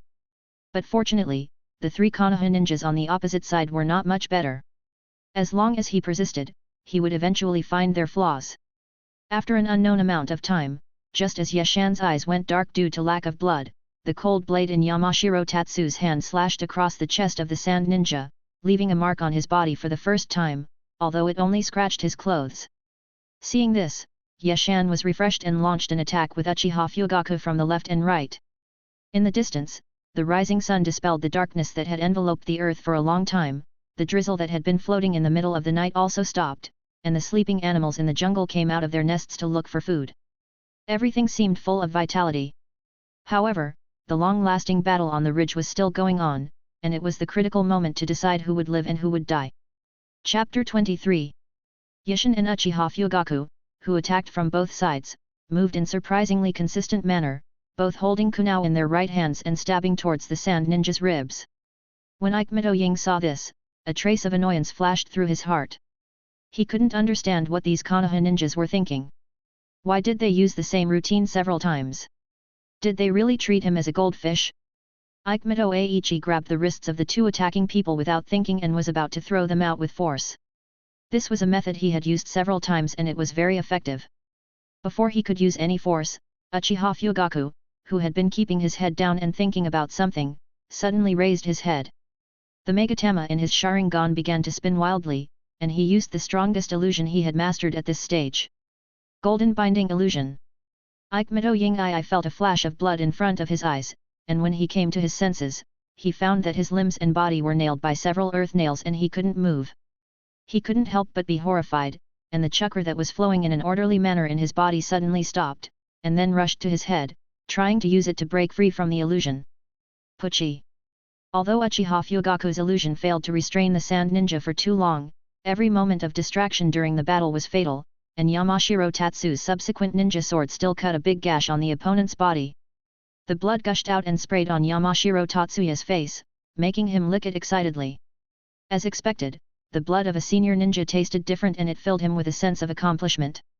Aikimito Aichi covered the wound on his chest, still unable to believe that he, who had always had the upper hand, was cut open by a few little ghosts on the opposite side. It was also because he was careless and was confused by the Uchiha ninja who had not used illusions, which led to his injury. Feeling the pain in his chest, Aikimito Aichi was filled with remorse. He hated himself for being greedy, hated himself for choosing the wrong target at the beginning, and hated the cunning Konoha ninjas on the opposite side. A feeling of despair grew from his remorse, intensified, and finally destroyed his sanity. After knowing that it would be difficult for him to escape back to the land of rain today, Aikimito Aichi stared at Yeshan and others fiercely and began to slowly form seals. Secret technique, blood boiling technique. Yeshan looked at the sand ninjas who were preparing for a desperate fight with a serious face. Knowing that the upcoming battle would be extremely brutal, he licked his lips involuntarily and crouched down. After performing the secret technique, Aikimito Aichi felt that the blood in his blood vessels was boiling, supplying a large amount of oxygen to his tired cells, allowing his sluggish breath to recover to its peak in a very short time. Even the wound on his chest stopped bleeding, and in front of the three people's horrified gazes, countless granulation tissue grew and fused together. It goes without saying that the sand ninja has performed some secret technique to stimulate his own body functions. Although no one knows how he did it, the rising aura on his body tells Yeshan and others that the upcoming battle has reached a fever pitch. Drink! Aikimito Ying shouted angrily, and the fine ninja vest on his body was torn into pieces by the chakra that burst out of his body, revealing his strong upper body. Wind escape vacuum jade. Countless chakra balls visible to the naked eye shot out, completely blocking the space for Yeshan and others to dodge. Uchiha Fugaku's eyes narrowed, and he quickly formed a few seals. He slapped his palms on the ground, and chakra surged wildly throughout his body. He used his own ninjutsu before the wind-style ninjutsu arrived. Psychic art. A heavy red iron door with a cat head printed on it emerged from the ground, protecting the three people. Bang bang bang! The chakra ball hit the solid iron door, leaving pits and dents on its surface, but it still failed to destroy it. Suddenly, Shan Changchen felt a breeze blowing from his left side, and a fist appeared in his field of vision, smashing towards his head. The sudden attack made Shan Changchen confused, and he only had time to raise his sword horizontally, and his fist hit the sword. Konoha's standard ninja sword was smashed into pieces by a fist, and the flying fragments scratched Uchiha Fugaku's cheek, leaving a deep cut. The power of a single punch was so terrifying. Yamashiro Tatsuya, who took the punch head-on, was in an even more miserable state. The protection of the ninja sword and the short-distance displacement created by Yeshan's earth escape allowed him to escape, but his left shoulder was still smashed by the punch, and his shoulder blade was even exposed, and his arm hung down weakly. Fast, too fast. After using the secret technique, the sand ninja was like a ghost. He instantly crossed a space of 10 meters and launched a violent attack. Yeshan and Uchiha Fugaku formed hand seals at the same time, trying to use ninjutsu to force back the sand ninja. Chen, jump away. Fire release, fire dragon flame bullet. Fire release, dragon flame singing technique. With Yeshan and the other two not sparing their chakra, a huge flame engulfed the area where the sand ninja was, completely dispelling the remaining darkness on the ridge. However, the sand ninja disappeared. Yeshan didn't bother to look for the traces of the sand ninja and ran towards Uchiha Fugaku. In this situation, the only way to survive was to join up with his teammates. When Yeshan was halfway through the run, a look of fear appeared in his eyes. A figure appeared behind Uchiha Fugaku, and a kunai with wind attribute chakra silently stabbed into his heart. The sand ninja's movements were captured by the sharp-eyed Uchiha Fugaku. His brain issued an order to dodge, but his body was completely unable to react.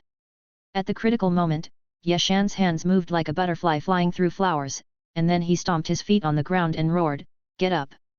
Earth escaped to long spear. Several earth spears sprang up from behind Uchiha Fugaku and stabbed towards the sand ninja. Aikimito Eiichi paused, then swung his left hand in a semicircle, breaking Yeshan's ninjutsu, and still stabbed forward with his right hand. Just that momentary pause gave Uchiha Fugaku a chance to escape. He exerted force from his waist, and with the sound of bones cracking, Uchiha Fugaku's body twisted like a snake, deviating from its original position, and the sand ninja's fatal blow passed through his side. Uchiha Fugaku's eyes were filled with madness. He hugged the sand ninja's arms tightly with both hands, turned around suddenly, and an illusion shot into the sand ninja's mind. After releasing the ninjutsu, Hayama took out a kunai and shot it at him, leaving the opponent wide open. This was a style of fighting to the death. Yamashiro Tatsu also gritted his teeth, stared with bloodshot eyes, and attacked the sand ninja who was temporarily controlled by Uchiha Fugaku.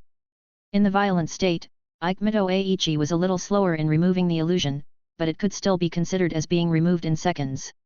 Looking at himself being attacked again, he sneered, and the boiling chakra in his body began to move. In this state, he felt invincible, and he had nothing to fear even if an elite jonin came. The sand ninja grabbed Yamashiro Tatsu's arm with his left hand and squeezed it hard. With the sound of bones breaking, he swung it up in the air and smashed it at Yeshan like a weapon. At the same time, he raised his foot and kicked Uchiha Fugaku's calf. Yeshan looked at Yamashiro Tatsu who was flying towards him with a helpless look. In the painful eyes of his teammates, he did not catch him. Instead, he turned his body and dodged, then continued to rush towards the sand ninja without slowing down. The situation on the field was already very clear. With his hands disabled, Yamashiro Tatsuno had no ability to fight. Even if he gave up this attack opportunity and took over his body, it would only waste the opportunity that Uchiha Fugaku had risked greatly to create. Rather than letting Yamashiro Tatsuno suffer a minor injury, it would be better to seize the opportunity and give his side the greatest hope of victory. Faced with the sand ninja's simple kick, the fighting gene hidden in Uchiha Fugaku's body awakened. The blood from the ancient family also boiled at this moment, and the megatama in his eyes showed signs of merging together. Without dodging, Uchiha Fugaku exerted force on his feet and violently pulled the arm of the sand ninja that he was holding. The sand ninja, who was standing on one foot, suddenly lost his balance and fell towards Uchiha Fugaku. Then, Uchiha Fugaku straightened his waist and hit his head on the nose of the tall sand ninja. Boom! When the collision sounded, Aikimito Yingzi felt as if he was hit on the back of the head with a club. His eyes went dark and a lot of golden stars appeared. At the same time, all the bitterness and sweetness surged into his heart. He couldn't help but cry and flowed down, blinding his eyes. He suddenly became furious and secretly vowed to blow the Uchiha in front of him into pieces. But before the sand ninja could find a way to break free, Yeshan appeared on his right side and stabbed his neck with a kunai flashing with cold light. The tearful sand ninja stretched out his left hand and accurately grabbed his hand. Yeshan, who had expected this, stretched out his other hand, and used the hardening technique on his hand to turn his palm into a pitch-black color, and smashed the sand ninja's immobile arm hard. Click! The sound of breaking bones was heard again, but this time it was the sand ninja's bones that were broken. Aikimito Eiichi, whose body was extremely sensitive, screamed in pain and couldn't help but look at his right arm, which was bent 90 degrees in the opposite direction. At the same time as he was angry, a trace of fear crept into his heart. These young Konoha ninjas were too cruel, not only to their enemies, but also to themselves. Uchiha Fugaku, with blood all over his head and face, had madness in his eyes. He loosened the disabled arm of the sand ninja, twisted his right foot on the ground, and swept his left leg over like a whirlwind. Aikimito Eiichi endured the pain in his arm, shook his other wrist, and a kunai appeared in his hand, stabbing towards Uchiha Fugaku's thigh. How could Yeshan let him get his wish? He stretched out his evil hand and slapped his side, breaking several of the sand ninja's ribs again and kicking him at the same time. Aikimito Eiichi, who had just stood firm and had no time to defend himself, could only watch helplessly as his feet were tucked into the sides of his body. A huge force surged into his body, making him hear the sound of his lumbar spine breaking. Then his legs went limp and he fell to the ground. He lost control of the body below the waist and became a paraplegic. With bloodshot eyes, Hayama took out a kunai and cut off the sand ninja's neck, while Uchiha Fugaku jumped up and kicked the sand ninja's temple with his leg with a kunai. The head that lost its connection point flew out like a football. Blood gushed out along the smooth and neatly broken artery of the sand ninja, splashing all over the two of them. The sand ninja's broken body shook a few times and fell to the ground, deader than dead. Yeshan sat down on the ground, gasping for breath. When the adrenaline stopped being secreted in large quantities, severe pain swept over him. Yeshan scratched the ground with his hands in pain to vent his pain. After a long while, Yeshan, who was used to the pain, grinned and smiled at Uchiha Fugaku. Uchiha Fugaku, who had a blank expression, was infected by Yeshan's smile and started laughing too. For a moment, the only sound on the ridgeline that had just returned to silence was the hissing laughter of the two of them. The sun rose high in the east, and the sky became completely bright. Chapter 24. After laughing for a while, Yeshan stood up staggeringly and walked towards the direction where Shan Chengchen flew out, wanting to bandage him. After searching for a long time, he finally found Shan Chengchen, who was sweating profusely in pain, in the gap between two rocks. He looked at the nearly 5-meter-high straight cliff behind the rock and couldn't help but sigh at his teammates' good luck. After pulling Shan Chengchen out of the gap between the two rocks, Yeshan took out a Bing Liang pill and gave him one to eat, then took out a hemostatic medicine and sprinkled it on the other's horrible left shoulder, and finally wrapped it up with a bandage. The unskilled bandaging made Shan Chengchen scream in pain, and his eyes stared at the simple and rough captain with resentment, which made Yeshan a little embarrassed. Yeshan chose to ignore the wound on his chest. The scratch, which had been sprinkled with hemostatic medicine a long time ago, had formed a thin scab. Although a small amount of blood was still oozing out, it was not a big problem because Yeshan planned to retreat. At this time, Uchiha Fugaku, with a bandage on his leg, limped over. Among the three, he was the least injured. Apart from excessive chakra consumption in his body, he was only stabbed in the leg.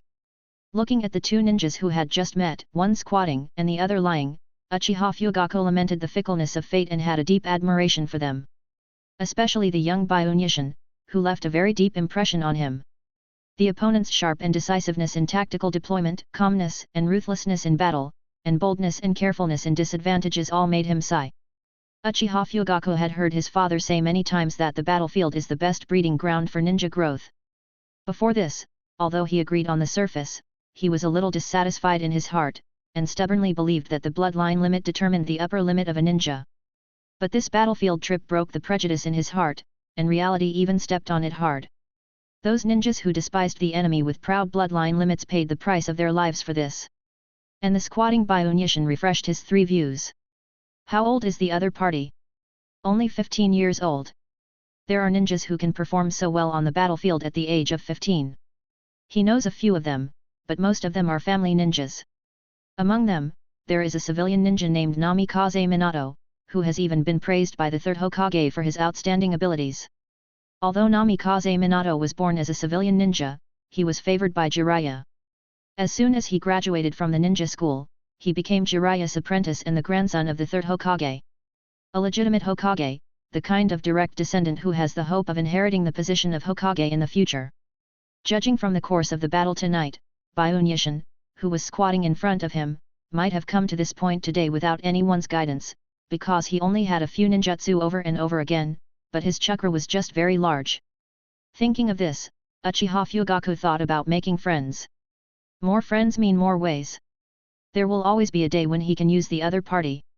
Besides, the way to make friends is very simple, that is ninjutsu, powerful ninjutsu, which can greatly increase the opponent's strength. In this regard, Uchiha Fugaku can pat his chest and guarantee that the Uchiha clan does not have much else, but a lot of ninjutsu. Nonsense, with the abnormal ability of the Sharingan, it is also possible to copy a basket of ninjutsu, not to mention that the Uchiha clan is a real powerful clan. The so-called powerful clan can be simply understood as a family that is rich and arrogant. Just when Yeshan was about to stand up, he heard Uchiha Fugaku's voice in his ears. Although the other party spoke very calmly, the arrogance in his calmness almost made him sprain his waist. Yayama, when we get back to the village, let's meet somewhere. I have a few small ninjutsu here that I think you can use. Tatsuya can come too. Yeshan has been fighting in the ninja world for 15 years. In 15 years, this is the first time he has heard someone call ninjutsu small ninjutsu. At this moment, Yeshan truly felt what it means to be a wealthy family. Ninjutsu that might cause a bloody storm outside is given away for free like cabbage in the mouth of the other party. The tone is as calm as saying, Yeshan, find a place, I will treat you to a meal and give you some cabbage by the way. Yeshan, who lives in Bungbu, wanted to ask back, is this true, but then he changed his mind and thought that might make the rich man unhappy. He also wanted to say okay, thank you dad, but that seemed too unreserved, and as a steady person he would not allow such a thing to happen. He could only reply with one word in a depressed tone. After saying that, he carried Yamashiro Tatsuya on his back and left, leaving only a handsome back view to Uchiha Fugaku. A few hours later, Yeshan returned to the chaotic border camp and immediately sent Yamashiro Tatsu to the temporary hospital for emergency treatment, and then found a doctor to treat his wounds. After finishing everything he needed to do, Yeshan returned to the tent, lying on the bed supported by wooden boards, carefully weighing the deep meaning of Uchiha Fugaku's words. Obviously, Uchiha Fugaku's words were a promise, and Yeshan would never think that the Uchiha clan ninja would stand him up. Although Yeshan did not know Uchiha Fugaku before, he could infer from the ninja from the same clan who obeyed him last night that Uchiha Fugaku still had a certain status in the clan. Ninjas with status may not always keep their words, but with the surname Uchiha, they will definitely keep their words. A person's reputation is like a tree's shadow. As one of the largest clans in the ninja world, the Uchiha clan has always had a good reputation and would not break its promise. So, whether Yeshan should accept Uchiha Fugaku's goodwill or not becomes the most important thing he should consider. If he didn't answer, he would definitely offend Uchiha Fugaku, and then the entire Uchiha clan. This kind of consequence was not something that Yeshan, who was still a chunin, could bear. Just kidding, it would be difficult for the Uchiha clan to kill a high-ranking Konoha official, but killing a civilian chunin was not much different from killing an ant. But if he accepts it, his strength will undoubtedly be improved in a short time, and even have a qualitative leap, but over time, it will definitely not be hidden from the eyes of those who are interested, and he may be labeled as an Uchiha. Judging from the recent actions of the village, the Uchiha clan, which has been defeated twice in a row, will definitely be questioned and suppressed by the Konoha high-level leaders headed by Sarutobi Hiruzen for a long time in the future, and it is possible that they will lose the qualifications to compete for the top position. But a lean camel is bigger than a horse, and the impoverished Uchiha is still one of the most powerful families in Konoha village. It is good to take shelter under a big tree. Yeshan, who has no foundation, needs a strong backer now, more than ever. Strictly speaking, Yeshan, who was born as a commoner, belongs to the lineage of Hokage. After all, the principal of the ninja school is Sarutobi Hiruzen. But then again, they don't recognize that there is such a student as him. In all honesty, Yeshan feels that his performance on the battlefield is not bad, and he can even be regarded as a little outstanding among his peers, but for some reason, he just didn't attract the attention of his superiors, and he has remained unknown until now. Yeshan was already 15 years old, and he knew very well that if he continued in this situation, he would never be noticed by the higher-ups, and the best outcome would be that he would become disabled and retire from active service, returning to the village to collect a pitiful monthly subsidy and live a hard life. It was more likely that he would die in some corner of the battlefield like Duff the Bear, without even the right to be mourned. Thinking of this, Yeshan couldn't help but feel a little sad. The miserable death of Kuma Duff was deeply engraved in his mind and became his lingering nightmare. From that moment on, Yeshan knew that if he wanted to live decently in the ninja world, he needed to make changes and change his way of life. Now, the Uchiha clan has extended an olive branch to him. No matter from what angle, Yeshan has no reason to refuse.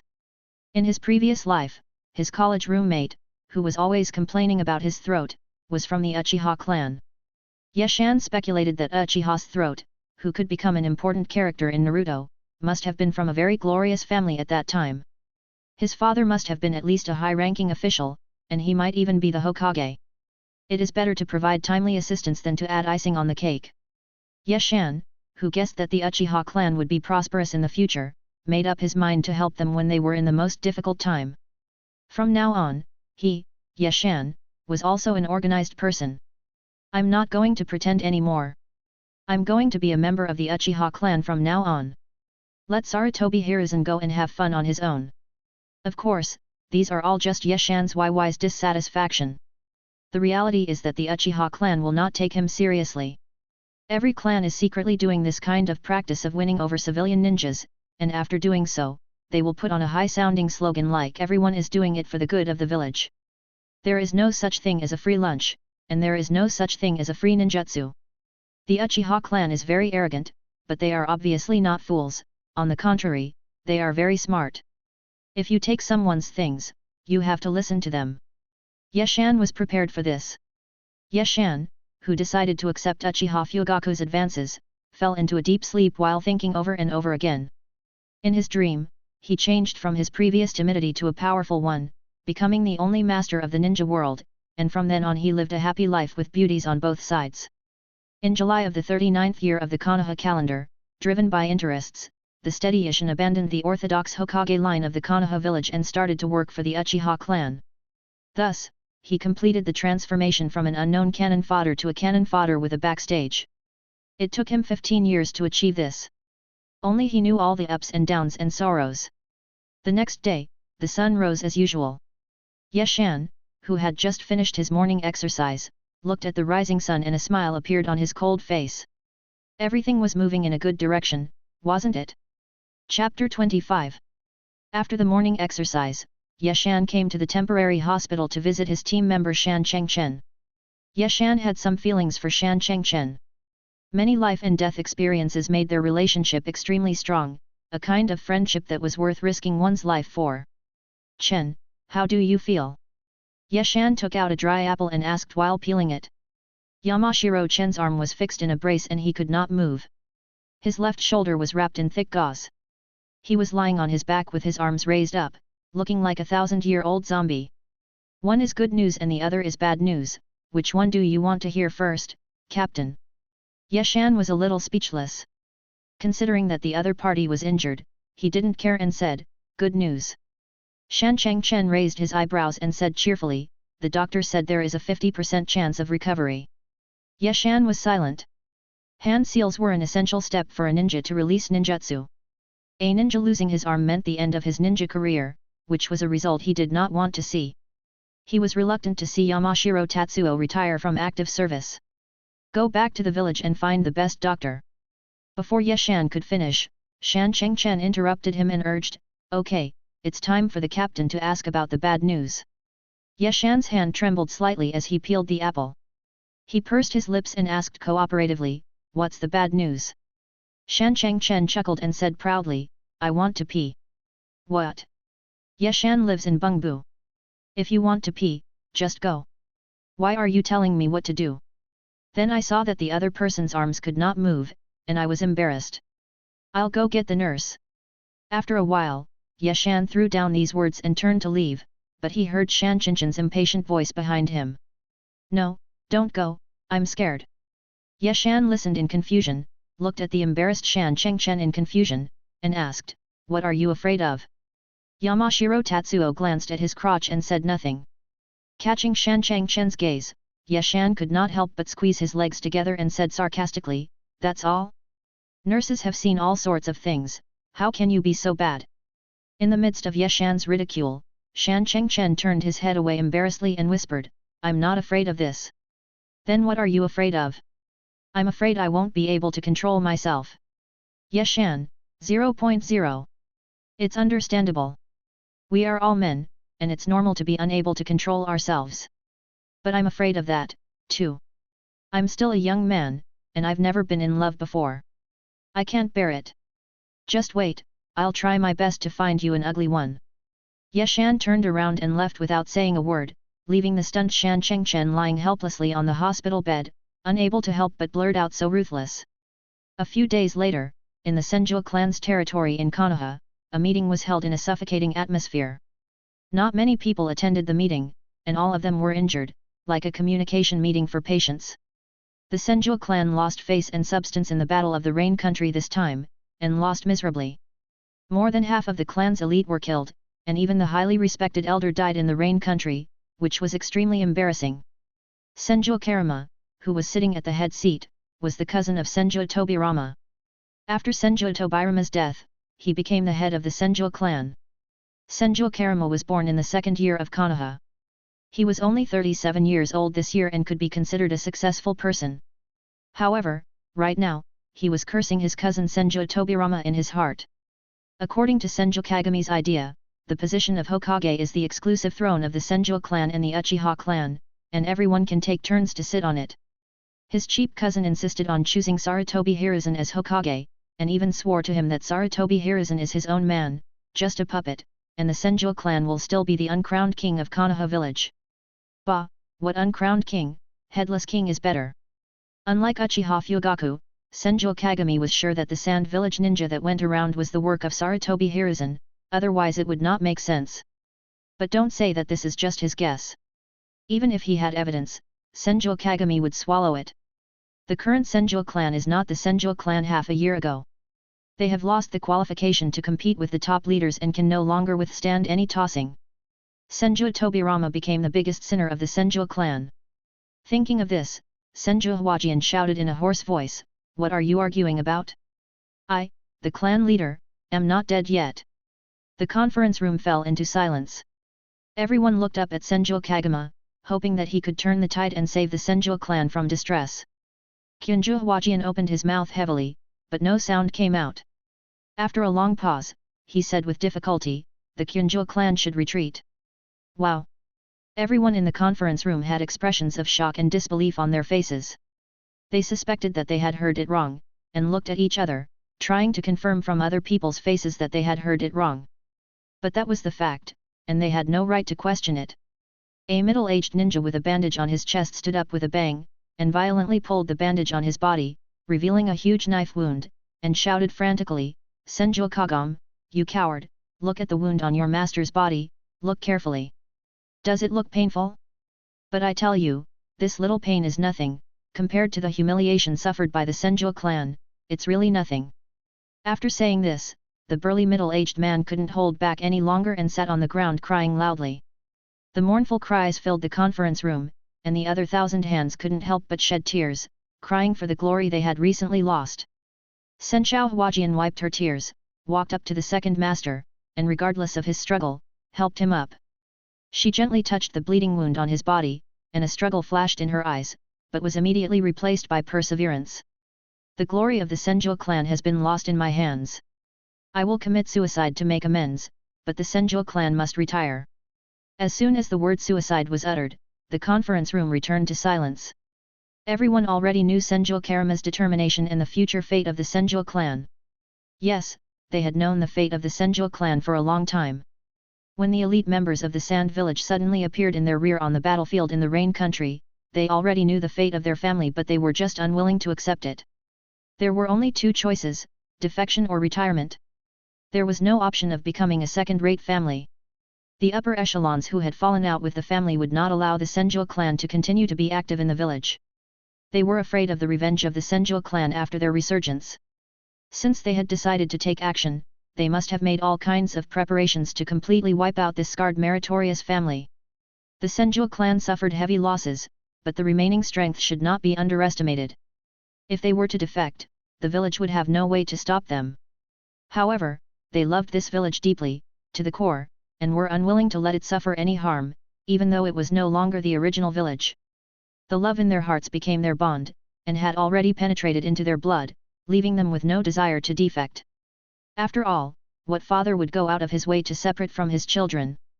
Then, there is only one choice they can make, and that is to announce their retirement, no longer live together as a clan, but live separately in Konoha village or even in the Land of Fire, completely withdraw from the attention of the world, and silently contribute their strength to the development of the village in a hidden corner.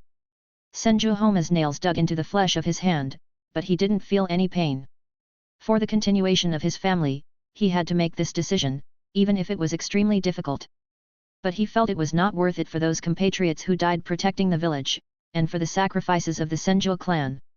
What he didn't understand was why some people could bring the village into the adversity of war again and again just to gain more so-called power in their hands, why some people could raise the butcher knife against their companions without any scruples for the so-called power. He would not understand, and he would never understand, because he was essentially a loving ninja, a person who was full of love for everything, and would never do dirty things.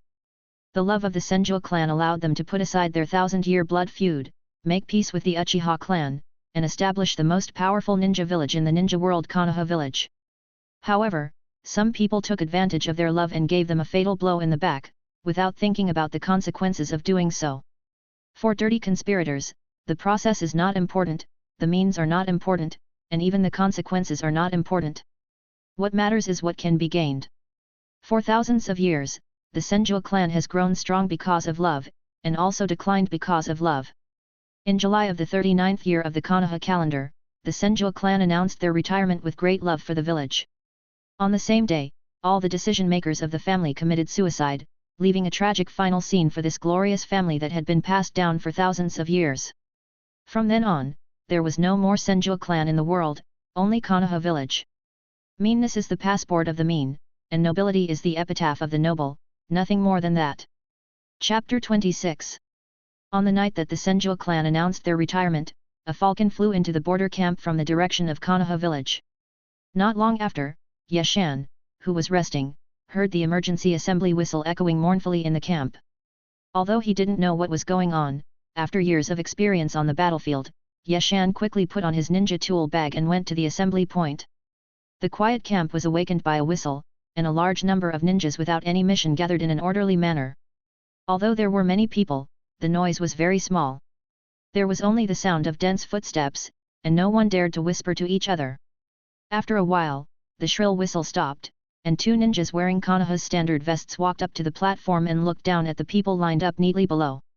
Yeshan, who was standing in the crowd, saw the two people on the platform, and his eyes narrowed slightly. He knew both of them. The thin ninja on the left, with a square face that looked intimidating without anger, turned out to be the former director of the Rain Country Mission Department and Yeshan's enemy Sarutobi Hinakata. The man on the right, with a burly figure and a square face, was one of the initiators of every gathering, and his status in the civilian organization was even higher than that of the deceased Tsuchitaka Okada.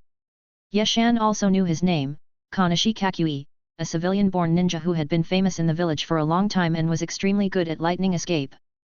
Yeshan lowered his head, afraid that the two people above would recognize him, especially Sarutobi Hinata, whom he could not afford to offend for the time being.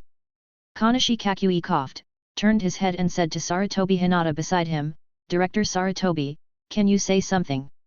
Sarutobi Hakata did not refuse, but took a step forward and started to speak. A trace of displeasure flashed across Kanashi Kakui's eyes, but he did not say anything, and just watched the other party's performance quietly. When a good thing happens, one feels refreshed. Sarutobi Hakata was in a very happy mood. He waved his hand in a pretentious manner and said, "Gather everyone tonight for one thing." After saying this, he paused, his eyes roaming back and forth among the crowd.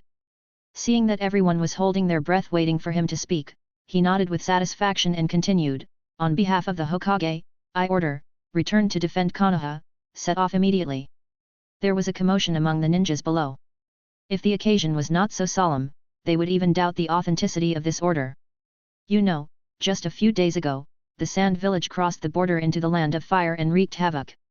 If they are transferred back now, what should we do if the Sand Village invades again? Yeshan quickly thought about the deep meaning behind this order, but he would not believe it even if he was beaten to death. The Senju clan, a powerful clan in the ninja world, was deceived and retired directly. According to Yeshan's previous speculation, the Senju clan would be seriously injured and lie dormant. As for the matter of retirement, he dared not even think about it. Without giving Yeshan too much time to think, the ninjas set out on their journey back to the village with the sound of departure.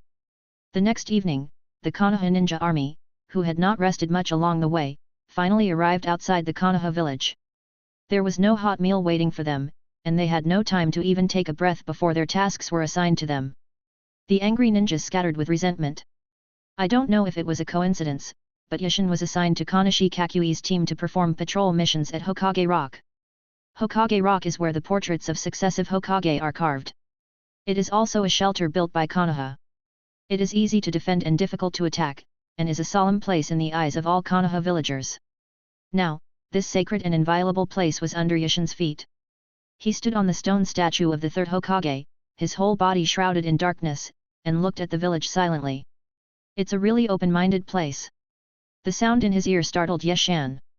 Without thinking, he shook his wrist and stabbed backwards. Snapped.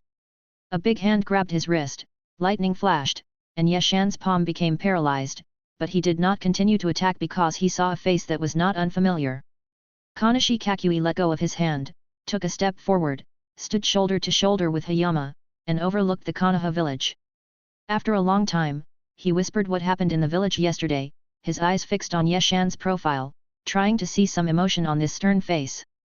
Unfortunately, he failed. Yeshan listened to the other party's words with his arms folded across his chest with an expressionless face. He couldn't help sneering in his heart, but he remained steady and did not express any opinion. He just stared blankly at the Hokage building.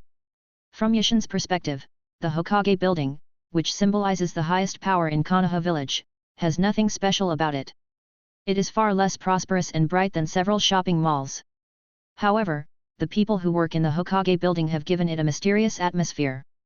Half of it is brightly lit and the other half is dark, which seems to imply the reality of the village. Seeing that Yeshan did not say anything rashly, Kanashi Kakui's eyes flashed with admiration. It was rare to see a young man who could keep his composure. But he deliberately assigned Yeshan to a small team to carry out the task, so that they would not stand together and pretend to be deep. Remembering the instructions of the adult, he told the purpose of his visit. Byun Yeshan, are you willing to join the new team? Yeshan was slightly stunned, guessed something in his heart, pursed his lips, and asked, who is the captain? I. Why did you find me? Yeshan continued to ask. Kakui Kanashi smiled slightly, said nothing, took out a letter from his pocket and handed it to Yeshan. Yeshan frowned and hesitated for a long time before taking the letter and reading it in front of the other person. After reading it quickly, he felt very complicated and felt that he was in some kind of trouble. This letter was actually a letter of recommendation, recommending Hayama to join Kanashi Kakui's team, and the signer was the White Fang of Konoha Hitaki Sakumo. WDNMD. Yeshan was at a loss for words at this moment. He didn't know what to say and was completely embarrassed. There is no love without reason in the world. As the top fighter of Konoha village, Hitaki Sakumo's daily schedule is full and he doesn't even have enough time to sleep. How can he have the energy to pay attention to a little chunin? There must be someone who introduced him, and this person must be Uchiha Fugaku. Well, let's put it another way, the Uchiha family is open and generous. They hit the nail on the head, and there are extra benefits. Aren't you and Yeshan short of ninjutsu? If I just give you a ninjutsu scroll, it would make our Uchiha family look not generous enough. I'll give you a ninjutsu master. What else do you want? Just take off from where you are. Now Yeshan just wants to shout, Uchiha YYDS. After putting the letter into his ninja tool bag, Yeshan turned around, smiled flatteringly at Kanashi Kakui beside him, and said, Teacher, please give me more guidance in the future. Kanashi Kakui nodded modestly, and was extremely satisfied with this disciple recommended by others. It is no exaggeration to say that he had watched Hayama grow up since he was a child. Of the ninjas who participated in the secret gathering that year, only he and Hayama were still alive. No matter how the other party survived, it was a skill and luck and strength were indispensable. After Kanashi Kakui left, silence returned to the Hokage Rock. The steady Hayama couldn't suppress the joy in his heart. He did a backflip on the spot to celebrate, and sighed that it was indeed the right decision to throw himself into the arms of Uchiha. An underground space in the northwest corner of Konoha was the root stronghold established not long ago. At this time, Sarutobi Hiruzen appeared here. He sat on a chair, staring at the burning candle in front of him, wondering what he was thinking. Wow! The wooden door was opened from the outside. Sarutobi Hiruzen raised his eyes slightly and saw Shimura Danzo walking in with an expressionless face. Here you are, Danzo. Although this was the root's territory, Sarutobi Hiruzen took the initiative to greet the host. Shimura Danzo ignored him and pulled out the chair in front of him and sat down. Knowing that he was throwing a tantrum, Sarutobi Hiruzen just chuckled and didn't care. He took out his pipe, took a deep puff, watched the smoke rings gradually dissipate before his eyes, and continued talking. Has the Senju clan's inheritance been counted? When it came to discussing serious matters, the two were no longer close partners, but rather a superior subordinate relationship, which made the competitive Danzo Shimura a little uncomfortable, but he did not show it. There are 136 mineral deposits and 41 hectares of fiefdoms. All have been accounted for. The remaining ninjutsu are in the Book of Sealing, which has been sent to your office. Sarutobi Hiruzen nodded, indicating that he understood. He suddenly sighed and said hypocritically, "We have failed the teacher's expectations. We have messed up the village. It will be hard to explain when we arrive in the Pure Land." Shimura Danzo sneered, wanting to be a whore and also want to be a saint. How could it be possible? He mercilessly exposed the saintly archway that Sarutobi Hiruzen had just set up. Enough, Hiruzen, what's the point of saying this now? It's already been done. The main goal from now on is to bring down the Uchiha. What nonsense! Sarutobi Hiruzen paused smoking, feeling a little annoyed. He had gotten used to saying this these days, and he accidentally said it again, making him feel a little embarrassed. Uchiha should follow the previous plan and go to the border to fight with Kirigakure. As for Tsunagakure, leave it to Hatake Sakumo. He has the ability to handle this mess. Humph, Hatake Sakumo has always been close to the Uchiha, are you so confident? The Hatake family was a vassal family of the Uchiha clan during the Warring States period. The relationship was established many years ago and is not worth being vigilant about. Hatake Sakumo is a smart man and he knows what to do. Sarutobi Hiruzen said calmly. Shimura Danzo narrowed his eyes and looked at Sarutobi Hiruzen whose face was covered by smoke. He couldn't help but feel a little strange. Ever since Sarutobi Hiruzen became Hokage, the cheerful and sunny ninja gradually became fond of darkness and gradually became two-faced, which made him a little uncomfortable. But that's how it is when it comes to power. The winner takes it all. It's a simple truth. You have to adapt even if you are not comfortable with it. That night, there was no chaos in the dark village. It seemed as if the Senju clan had truly retreated and disappeared in the long river of history. Chapter 27. Having cleared away all obstacles, Sarutobi Hiruzen finally got rid of the shadow of the second Hokage, Senju Tobirama, and began to make drastic reforms, wanting to build Konoha village into what he wanted. History is like a little girl who can be dressed up by anyone, stumbling and being pushed to the front stage, showing the world Sarutobi Hiruzen's masterpiece. On the surface, Konoha village was developing in a good direction under the leadership of Sarutobi Hiruzen. The sand village was driven back to its hometown, the Kirigakure was pinned down at the border and could not advance an inch, the dominant position of the fire country was once again defended by the blood and tears of the Konoha ninjas, the praises of the leadership group in the village were growing louder and louder, and everything seemed to be thriving. But behind the prosperity, there are many doubts, questioning the leadership of the ruling group headed by Sarutobi Hiruzen. The war has been going on for 5 or 6 years, and the ninjas are tired of this war that has no known cause. They are eager to end the war and say goodbye to the killing and return to peace. However, the strength of Konoha village has greatly declined after losing the Senju clan. It has no power to decide the direction of the war between the two countries. It can only rely on its strong financial resources to drag down the other side, which has led to increasing dissatisfaction among the ninjas fighting on the front line, and defections are happening every day. In the 41st year of Konoha, Konoha village was forced to recognize Hanzo as the ruler of the Rain Country. The Rain Country war ended and about 2,000 ninjas were transferred to the Wind Country, striving to defeat the Sand Country in one battle. In a desert in the Kingdom of Wind, Yeshan buried his entire body in the sand, leaving only a pair of eyes exposed. From a distance, it was impossible to detect that there was someone hiding there. It has been 2 years since the Senju clan retired. During these 2 years, he has been fighting on the front line. Except for one time when he was seriously injured and went back to the village to recuperate, he has never returned. The long-term mental tension made him extremely tired, and he was almost at the limit of what he could bear. The temperature in the desert was extremely high during the day, and the sun was emitting scorching rays all the time, baking the earth. The sand was extremely dry, and Yeshan had to cover his body with a thin layer of chukra to resist the high temperature. I don't know how much time had passed, but just when Yeshan couldn't bear it anymore and wanted to drink some water, he heard light footsteps, which made him alert. When Yeshan saw the 43-yard Bigfoot appearing nearby, he suddenly jumped out of the sand and chopped at it with the dagger in his hand with a crackling sound. The unsuspecting sand ninja never dreamed that someone would jump out from his feet. In a hurry, he took out his kunai and rushed forward like a conditioned reflex. Under the horrified gaze of the sand ninja, the kunai broke like tofu at the touch, and the dagger struck his chest with undiminished force. The gushing blood dyed the hot sand red. Yeshan, who was hit by the attack, reached out and grabbed the limp body of the sand ninja, and turned it backwards to block several kunai that were shot at him. Then the screams of the sand ninja were heard. A trace of helplessness flashed in Yeshan's eyes.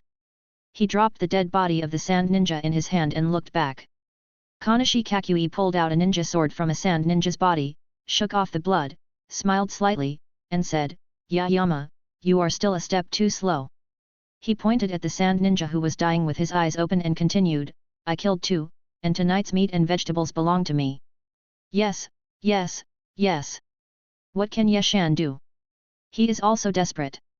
After easily defeating a team of sand ninjas, Hayama and Kanashi Kakui completed their mission for today and began to prepare to return to the camp. Looking at the apprentice in front of him who was almost as tall as himself, Kanashi Kakui couldn't help but laugh. For 2 years, he had kept Hayama by his side, teaching him fighting skills and ninjutsu without reservation, which could be said to be his dedication. And Hayama did not disappoint him. Although his talent was not excellent, he was extremely hardworking and perfectly inherited his legacy. Perhaps it's time to let the eaglet find its own food.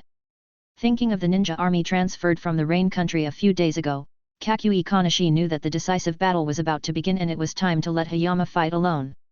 "Yayama!" Kanashi Kakui called out. "Okay. When you return, go find Master Sakumo and you can start your apprenticeship." Yeshan was somewhat reluctant to leave even though he had expected this. The 2 years he spent fighting in the Kingdom of Wind were the happiest 2 years of his life, and also the 2 years in which his strength grew the fastest. Under the careful instruction of Kanashi Kakui, he made up for his shortcomings in ninjutsu, completed the practice of changing the nature of chakra, and grew into a truly independent ninja. He benefited a lot.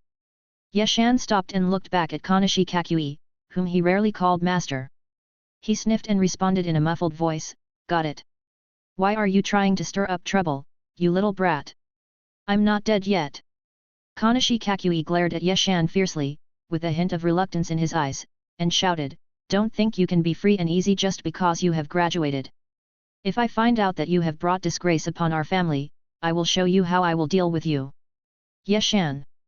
There are only 2 of us in the whole family, why are you pretending to be a rich and powerful family? Bear with me for a while, when I get out, I will spread the news to the world that you grind your teeth when you sleep and like to steal other people's meat." At the Konoha camp headquarters, Hitaki Sakumo was reviewing documents, which was actually just stamping papers. There was no other way.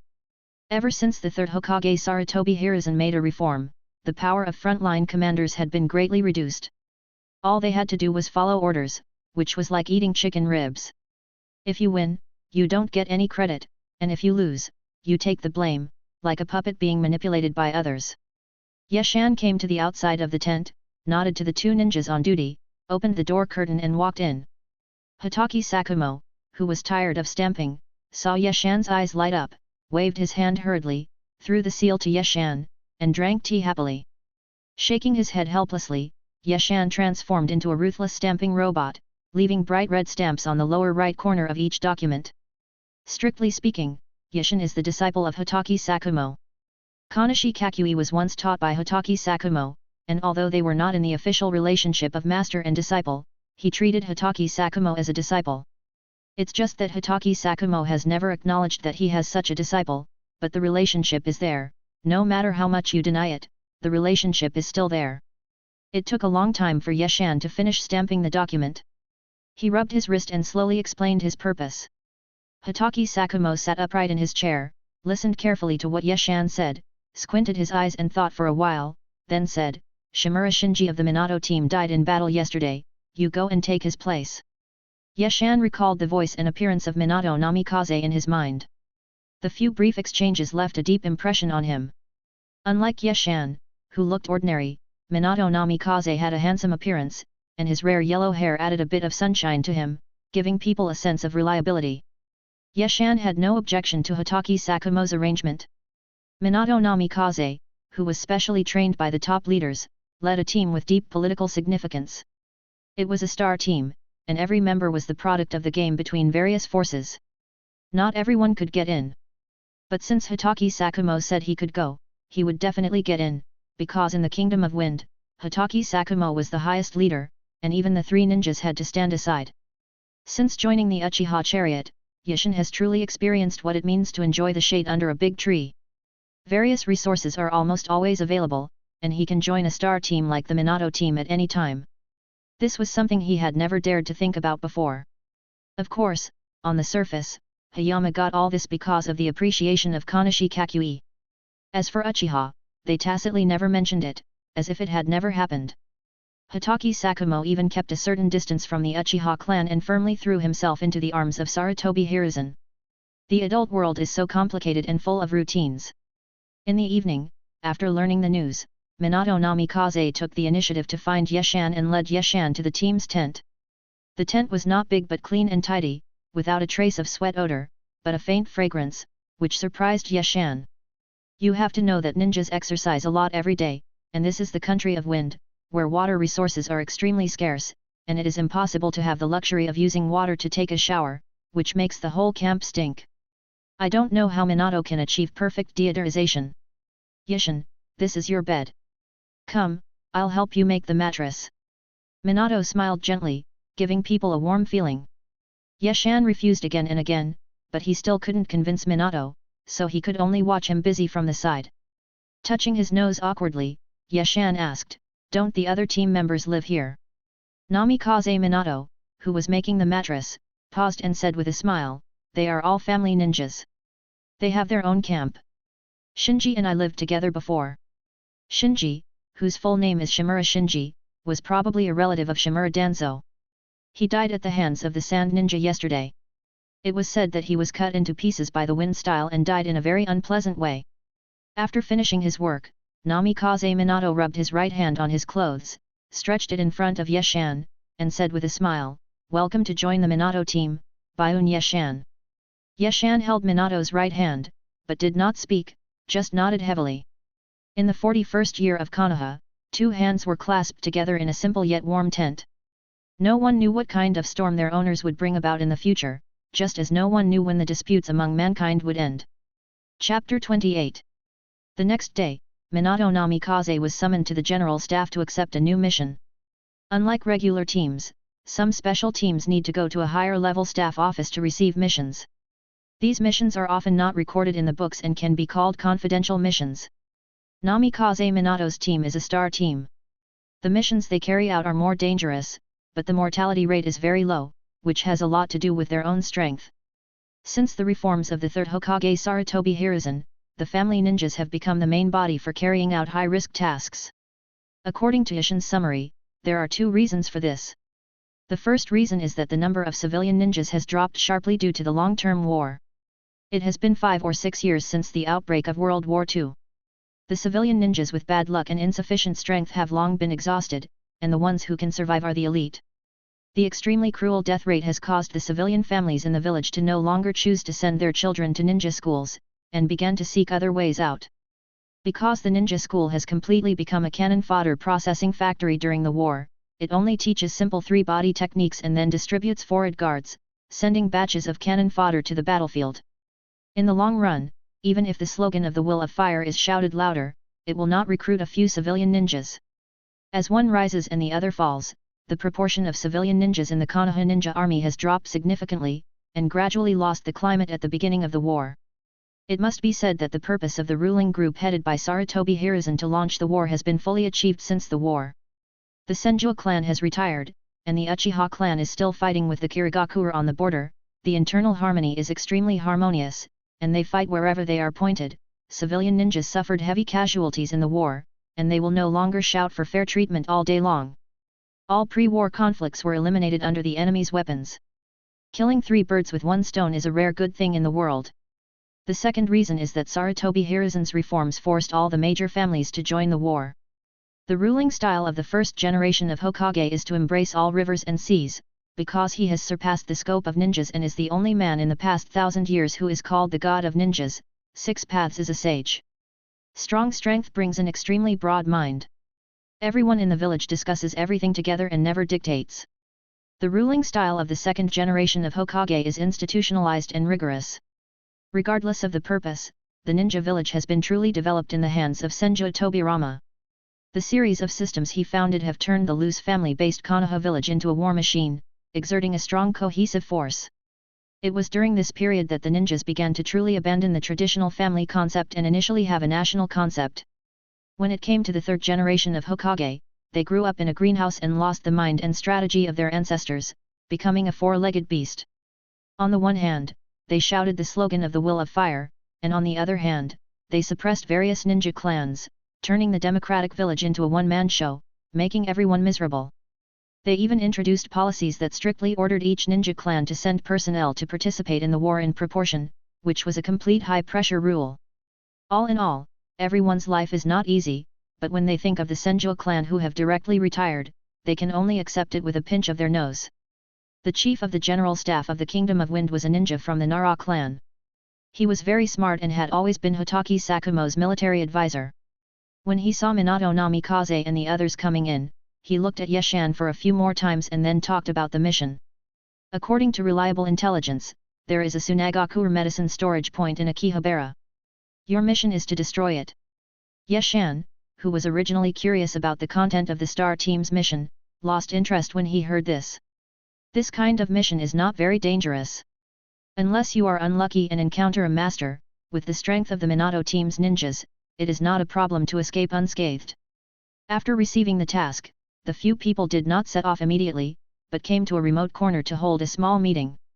The four of them formed a circle, half squatting and looking at the map spread on the ground. After everyone knew the mission location, Namikaze Minato put away the map and said with a smile, Yeshan, please introduce yourself briefly first. Yeshan stood up, looked around, and said softly, Byun Yeshan, 17 years old, good at earth escape, fire escape, and lightning escape. After saying that, Yeshan continued to squat, waiting for the next person to introduce himself. Akira Toji, a jonin, specializes in the family's secret techniques. Inyazuka Eru, a jonin, skilled in the family's secret techniques. Good man, are you two doing crosstalk? Yeshan was slightly unhappy, but he didn't show it. It was an old tradition for the family ninja to look down on the civilian ninja. In the ninja world, strength is respected. When the time comes, using strength to slap someone in the face is the most comfortable way, which is much more refreshing than talking. It's not that Yeshan is unstable or arrogant, it's just that the limitations of these two families are too great. They are certainly the best in some aspects, such as tracking and close combat, but it's hard for them to make achievements in other aspects. There is only one criterion to measure the strength of a ninja, and that is comprehensive strength. It's not impossible to specialize in one thing, but it's hard to become a top strongman. As far as Yeshan knows, there is no one at present. Namikaze Minato narrowed his eyes and the smile disappeared from his face, but with his gentle personality, he had never been a strong person. He smiled apologetically at Yeshan and introduced himself.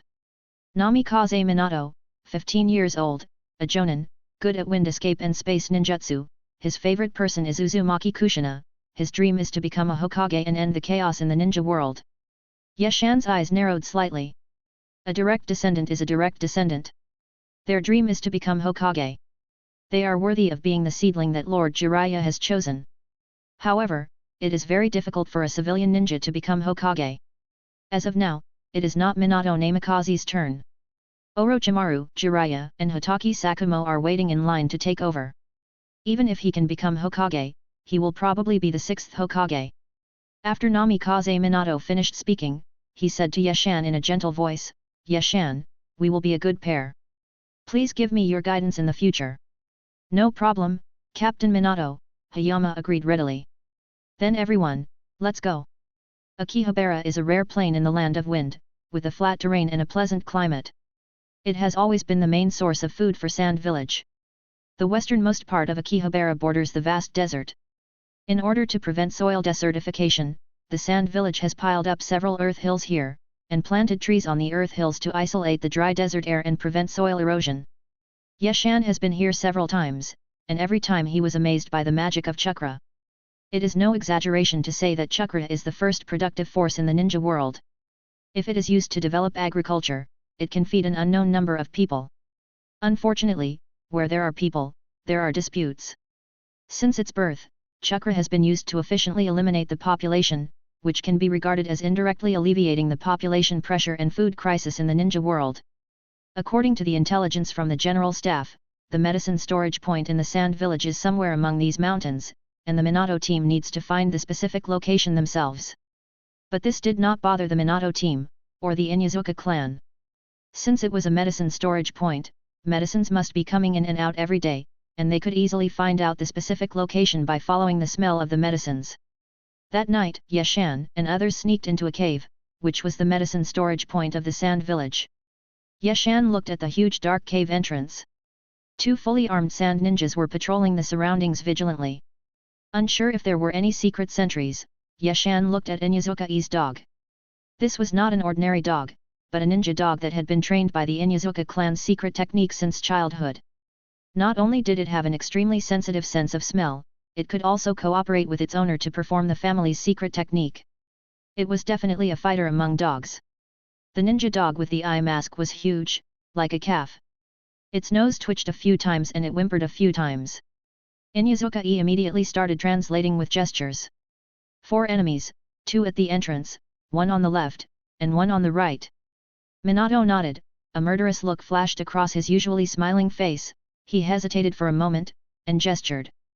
Yeshan narrowed his eyes, and after watching Minato's gesture, his breath became faint, and then he gradually sank into the ground and moved towards the cave entrance. Minato suddenly disappeared from the spot without a trace.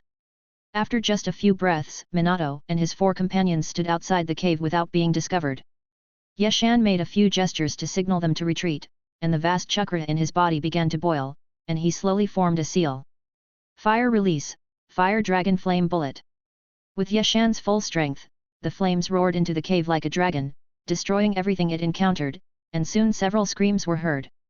Yeshan estimated that the time was about right, so he stopped supplying chakra, and then several people turned around and ran.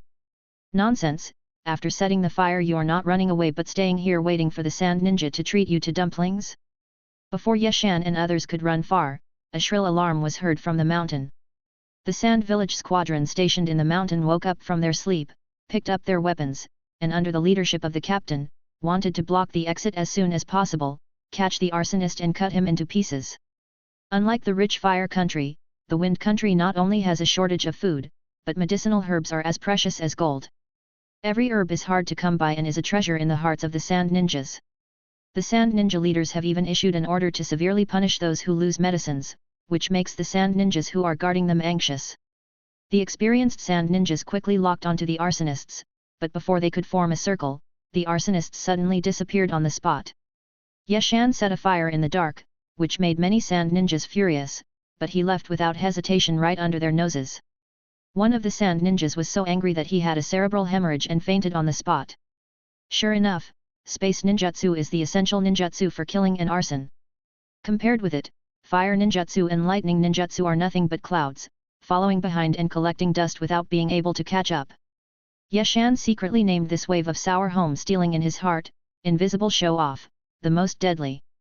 Chapter 29. After setting the fire, Yeshan felt the air around him tighten, and his eyes blurred, and he arrived at the spatial coordinates that Minato had set up before. Estimating the teleportation distance in his mind, Yeshan keenly discovered the limitations of space ninjutsu, or to be more precise, the extent to which Minato was proficient in space ninjutsu at this stage. About 5 kilometers, this was the longest distance that Minato could take his team members to perform space jumps, but it was enough to surprise Yeshan. In his previous life, although Yeshan knew little about the globally popular anime Naruto, he was familiar with various online novels, especially Battle Through the Heavens, which left a deep impression on him. According to the level classification in the novel, those who master the power of space are all terrifyingly strong. From this point of view, Namikaze Minato can be regarded as a terrifyingly strong man in Konoha. Ordinary infiltration, assassination, and other tasks are greatly reduced in difficulty in front of space ninjutsu. To put it in an exaggerated way, it is as easy as eating and drinking water. The most difficult part of infiltration, sabotage, assassination, and other missions is how to retreat safely from the enemy's rear after attacking the target. Space ninjutsu can do this perfectly. After all, the ultra-long distance of 5 kilometers is enough to make most ninjas out of reach. At this moment, Yeshan felt less resentful towards the indifference of the top leaders. It was understandable that since a freak like Minato Namikaze had emerged among the civilian ninjas, it was not given more resources to train other civilian ninjas. After landing, Minato Namikaze quickly found the direction back to the camp, called out to his teammates, and rushed to the camp first. This was still the rear of the sand village, so it was better to escape early. If they were surrounded, there might be more deaths. Yeshan and the others returned to the camp without any danger, and simply completed an A-level mission, just like going on an outing. Yeshan was itching to watch, so he stopped Minato Namikaze, who was about to report the details of the mission, and asked, "Captain Minato, what is the name of the space ninjutsu?" Minato looked at Yeshan warmly, without hiding anything, and said it openly. "Flying Thunder God Technique, the space ninjutsu developed by the second Hokage. Do you want to learn it, Mr. Hayama?" Inyazuka-e and Akimichi Toyu, who were standing aside, looked at Hayama with strange eyes, greeted Minato, and left. Feeling a little confused by the look on his face, Yeshan nodded shyly. After all, it was as hard to talk about coveting someone's ninjutsu as it was to covet someone's body. Minato smiled slightly, and immediately formed a hand seal to summon a frog. He took out a sticky scroll from its mouth and handed it to Yeshan. Yeshan was stunned by Minato's operation. Such an important ninjutsu scroll was given to him just like that? When did the ninjas of Konoha Ninja Village become so rich? However, Yeshan did not pretend to refuse. His thick skin did not allow him to reject the ninjutsu that was handed to him. After thanking him solemnly, he took it. Minato patted Yeshan on the shoulder and went to report the mission, leaving Yeshan, who was still immersed in joy, standing there in a daze. When Minato finished reporting the mission and went to the cafeteria to get food and returned to the tent, it was already 2 hours later. When he opened the curtain of the tent, he saw Yeshan writing and drawing on paper with red eyes. "Yayama, what are you busy with?" Minato glanced at the paper, not understanding the meaning of the strange symbols on it at all, and asked. Yeshan closed his eyes in pain, grabbed his hair with his right hand and pulled it hard, and then, as if all his yang energy had been sucked out, he sat limply on the chair, staring blankly at the top of the tent. "This question is too difficult." After getting the space ninjutsu scroll, Yeshan ran back to the tent without stopping, and couldn't wait to read it, and then he found out what the hell was written on it. Yeshan knew every word, but he couldn't understand the sentences composed of the words at all. What is vector operation principle? What is space coordinate principle? What is chakra space jump transmission formula? Yeshan has no idea what it means. Yeshan, who had received 9 years of compulsory education, finally understood how to construct a coordinate axis. However, many years had passed and he had long since given back the knowledge he had learned to his teacher. He could not even remember how to draw a coordinate axis. At this moment, Yeshan deeply felt that his vision was too narrow, so narrow that he actually questioned Minato's mind. The scroll given by Minato was authentic at a glance. After all, the dense cultivation insights on it could not be faked, but what could he do if he couldn't understand it? There was once a ninjutsu that shocked the world and made the ghosts cry. I cherished it very much, but it didn't cherish me. It was not until I couldn't learn it that I regretted it. Why didn't I study mathematics well and become a math master? As expected, the earnest teachings of my previous teacher were good medicine but bitter, and I was wrong to give them to him. As expected, if you learn math, physics, and chemistry well, you will not be afraid to travel around the world, but I was young and ignorant and did not grasp it. Yeshan slumped in the chair, and it took him a while to come back to his senses. He pointed at the space ninjutsu scroll expressionlessly and asked, was this thing difficult for Minato to learn? Minato was eating rough rice, and he said with a look of nostalgia in his eyes, it was quite difficult. When Yeshan heard this, he perked up, as if a poor student had found a soulmate, and looked at Minato's face with sympathy. It took me half a year to learn it, and it killed a lot of brain cells. Yeshan. WDNMD, young people have no martial ethics. What do you mean it only took half a year to learn? Even if Yeshan was given 10 years, he still couldn't learn it. With this kind of thinking, Minato, you must have been born in the wrong body. If you were born in a world called Earth, you wouldn't be doing rough work like fighting and killing all day long. Wouldn't it be better to be a scientist respected by everyone? People's joys and sorrows are not the same, and their brains are the same. Maybe this wave is called a crushing victory from a top student. Sure enough, every ninja who inherited the will of fire is not an ordinary genius, but a genius of the rocket class. After thinking for a while, Yeshan came to his senses. He was not a genius, so it was normal that he could not learn space ninjutsu. If space ninjutsu was so easy to learn, other countries would not have to fight with Konoha, and would just surrender.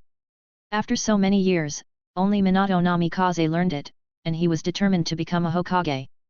The salted fish named Yeshan felt comfortable when he thought of this, and he picked up the rice and started to eat. How to relieve worries? Only by eating. A few days later, in a Gobi desert, an ambush was in full swing. Yeshan used a spinning kick like a dragon's tail to send a sand ninja flying backwards. Before the opponent landed, he used a ninjutsu to attack him. Art Fire Escape Ho Fireball. The sand ninja dodged the bombardment of the fireball with difficulty. When he struggled to summon a puppet, a voice like the whisper of a devil sounded from behind him. Do you know the spatial coordinate principle? The sand ninja covered his leaking throat and fell to the ground with a confused look on his face. Before he died, he seemed to hear a sentence like "Bah, another ignorant student." After quickly taking care of a sand ninja puppeteer, Yeshan set his sights on another sand ninja who was controlling two puppets to suppress Inyazuka Oda. Without saying a word, lightning flashed under his feet, and with the help of lightning release, he instantly rushed behind the sand ninja and asked the same question coldly. Do you know the spatial coordinate principle? The sand ninja, who was concentrating on controlling the puppet, never thought that someone was going to stab him in the back. His body stiffened involuntarily under the cover of the blade, and the middle finger of his right hand suddenly stood up. The third puppet that he had hidden underground broke out of the ground and pounced fiercely behind him. Without thinking, he stomped his foot on the ground and flew out sideways. Unfortunately, the sand ninja's textbook-like dodging movements were completely predicted by the steady Hayama. Hayama predicted the sand ninja's prediction, so the one who survived must be Hayama, not the sand ninja. Like a thorn in the flesh, Hayama followed the sand ninja as he flew out diagonally. Before the other party could answer the question, he pierced his heart with the dagger in his hand. Then he stretched out his foot and kicked the sand ninja on the back. While pulling out the dagger, he perfectly avoided the spurting blood. The whole set of movements was smooth and pleasing to the eye, which made Inyazuka stunned. It's not that the sand ninja are too weak, but that Yeshan's fighting style is too restrained by the puppeteers. Yeshan's master, Kanashi Kakui, is proficient in lightning escape, earth escape, and swordsmanship, just like Konoha White Fang. His elusive earth escape makes it difficult for puppeteers to defend against him. His lightning-fast lightning escape kills puppeteers who are not strong in physical skills in seconds. In short, Yeshan has plenty of ways to make them go to the Pure Land in frustration when facing the sand ninja puppeteers. Puppet Master Killer, nothing more than that. The sand ninja Jonin, who was playing hide-and-seek with Minato not far away, watched the elite puppeteers in the village being killed like chickens, and his heart was bleeding. The Wind Country was barren, and the extremely poor Sand Village spent a lot of effort to develop the profession of puppeteer, in order to spend less resources but still maintain the same combat power. And excellent puppeteers can indeed do this.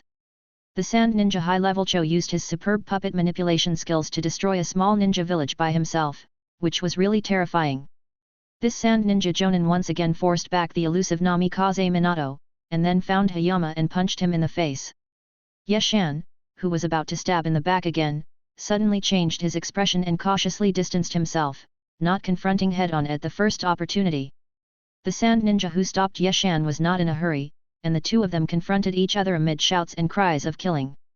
According to the sand ninja's idea, as long as Yeshan didn't kill the puppeteer, his side would have a good chance of winning, and he still had confidence in the strength of his team members. Yeshan quickly glanced around and found that except for Minato Namikaze, who was at ease, Akimichi Toyu and Inyazuka were both being suppressed by the puppeteer. He couldn't help feeling anxious. But there was no point in being anxious. The opponent's numerical advantage determined their victory. Now it all depended on whether he could quickly end the battle and support his teammates. Thinking of this, Yeshan's heart was calm again, and his aura burst out like a sharp blade just out of its sheath. His eyes were filled with murderous intent as he stared at the sand ninja in front of him. The battle is about to break out. Chapter 30. Yeshan put away his sword and stood up. The chakra in his body flowed rapidly in his meridians, and his aura was condensed without dissipating. It was like a sharp knife, emitting a chill that reached the sky. Just as the sand village Jonin on the opposite side blinked, Yeshan moved, and several seals were completed like lightning.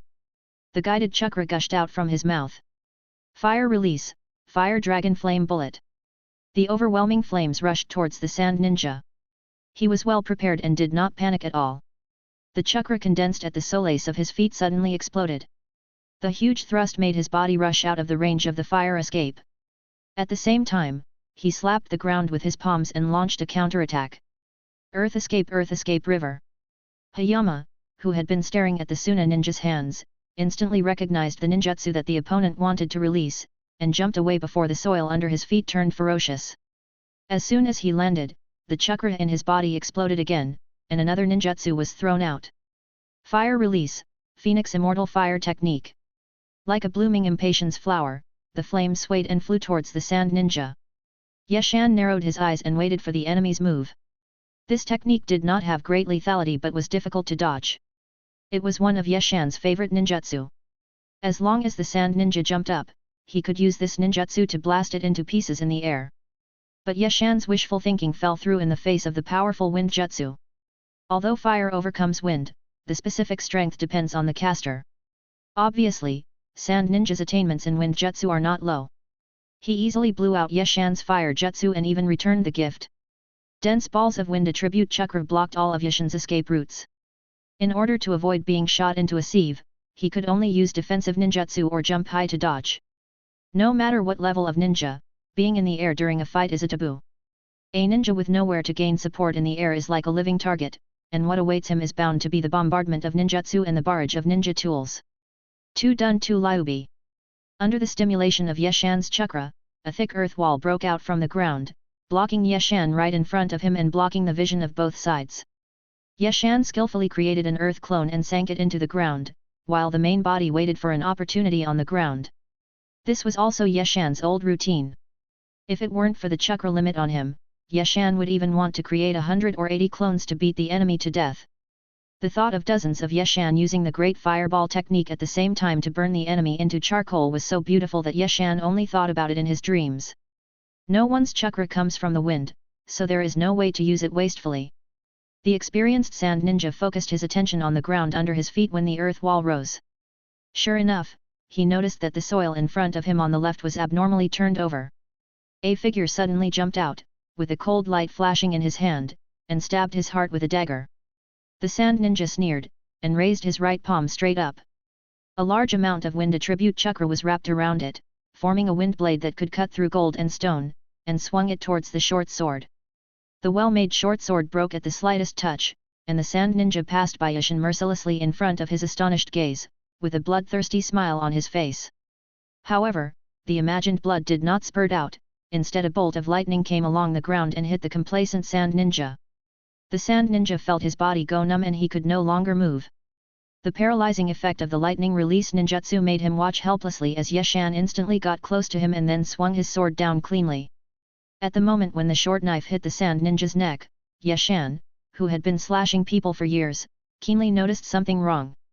The feeling of the blade cutting through flesh and blood was not right. But the inertia of the instantaneous body made Yeshan unable to stop. Then, Yeshan heard the hissing sound of the detonating tag before it was detonated. Boom!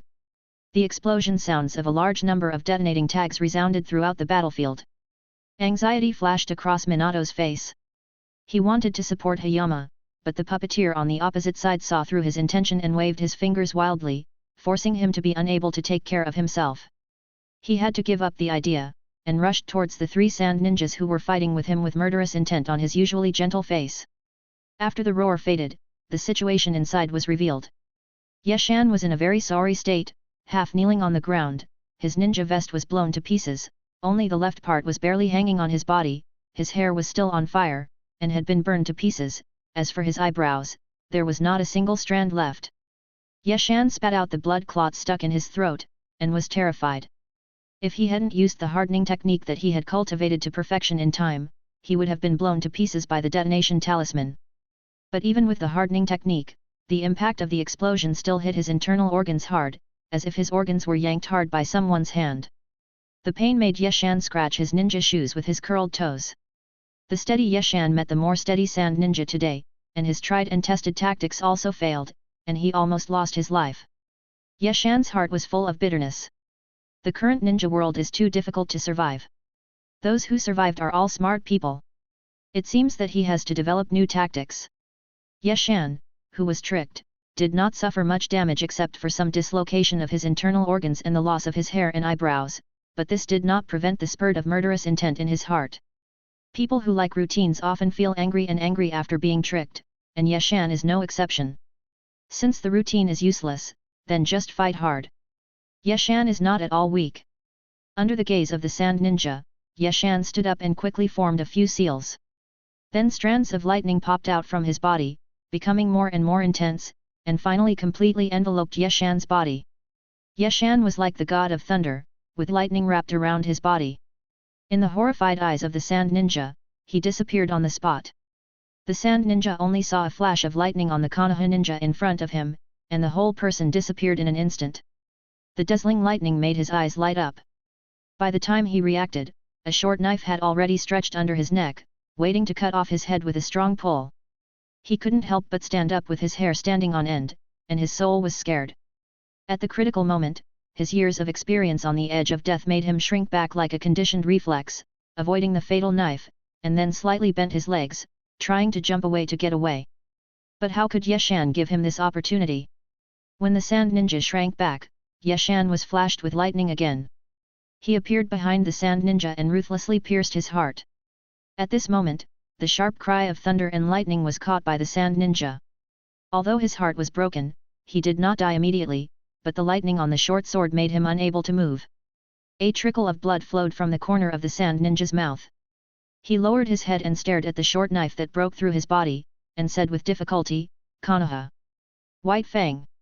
Yeshan cruelly turned the handle of his sword, crushing the sand ninja's heart, but did not answer him. Instead, he drew out his short sword and shook off the blood on it. It's no wonder that the sand ninjas mistook Yeshan for Konoha White Fang. It was because Konoha White Fang had used this trick to kill too many sand ninjas, to the point where every sand ninja would think of Konoha White Fang when they saw lightning release in a short sword. This fear had seeped into their bones and became the nightmare of every sand ninja. However, the other party was not wrong. The lightning technique used by Yeshan was indeed a ninjutsu created by Konoha White Fang, called Shorai-sha. It was also with this secret technique that Hatake Sakumo won the title of Konoha White Fang with his strength. Although it is unknown what price the Uchiha clan paid to let Hatake Sakumo pass on this secret technique to Yeshan, Yeshan speculated that the price was not small. You know, even Kanashi Kakui failed to learn this secret technique, but Yeshan did. Of course, 2 years was not enough for Yeshan to master this secret technique. His talent was not that great, but it was enough for him to get started and gain a certain level of strength. The reason why secret techniques are called secret techniques is that each secret technique will transform the ninja who obtains it and make them qualified to become strong. 2 years ago, when Yeshan faced the Sand Village Jonin, it took the combined strength of 3 people to barely kill him. 2 years later, Yeshan, who practiced the secret technique, could kill the Jonin instantly. This is the charm of the secret technique. The horror of Xianglei lies in its ability to give the caster powerful explosive power and speed. It can use lightning chakra to stimulate the cells in the user's body, improve the caster's insight and reaction, and truly kill the enemy in the fleeting moment of flying lightning, hence the name Xianglei. However, the limitations of ninjutsu determine that the more powerful the ninjutsu is, the greater the damage to the caster, and Xianglei is no exception. After only performing it for a few breaths, Yeshan clearly felt the tingling sensation in the cells of his body, as painful as a needle prick. He didn't know how Hatake Sakumo managed to maintain this state all the time. Minato Namikaze, who was not far away, witnessed the whole process of Yeshan showing his great power to kill the enemy. He was surprised and excited at the same time. With Yeshan's support, the outcome of this ambush was decided. Thinking of this, Namikaze Minato smiled slightly, disappeared from the spot, and appeared behind a sand ninja puppeteer. He silently stretched the kunao in his hand under the opponent's neck, and then slashed it fiercely. The sand ninja, who thought he had mastered the secret of Minato Namikaze's space ninjutsu, was still staring at the special kunao scattered everywhere, ready to launch a fatal blow at any time. He never thought that his body had been marked and he could only die on the spot. Minato Namikaze and Hayama were like ghosts, reaping the lives of the sand ninjas on the battlefield. The sand ninjas, whose psychological defenses had collapsed, soon turned into corpses and fell forever somewhere in the Kingdom of Wind. Not long after, this ambush launched by the Sand Ninja to annihilate all passing Konoha ninjas ended with the prey wiping out the hunters. The price paid by Minato's team was just that Akimichi Toyu lost 2 pounds and Yayama's hair and eyebrows. In the 41st year of Konoha, a young ninja named Byun Yishin received the attention of Konoha's top leaders for the first time. However, they were not concerned about how to protect the new generation of powerful ninjas, but why Konoha White Fang would teach outsiders the secret technique of thunder release. An investigation into Yeshan is being secretly carried out under the leadership of the Root.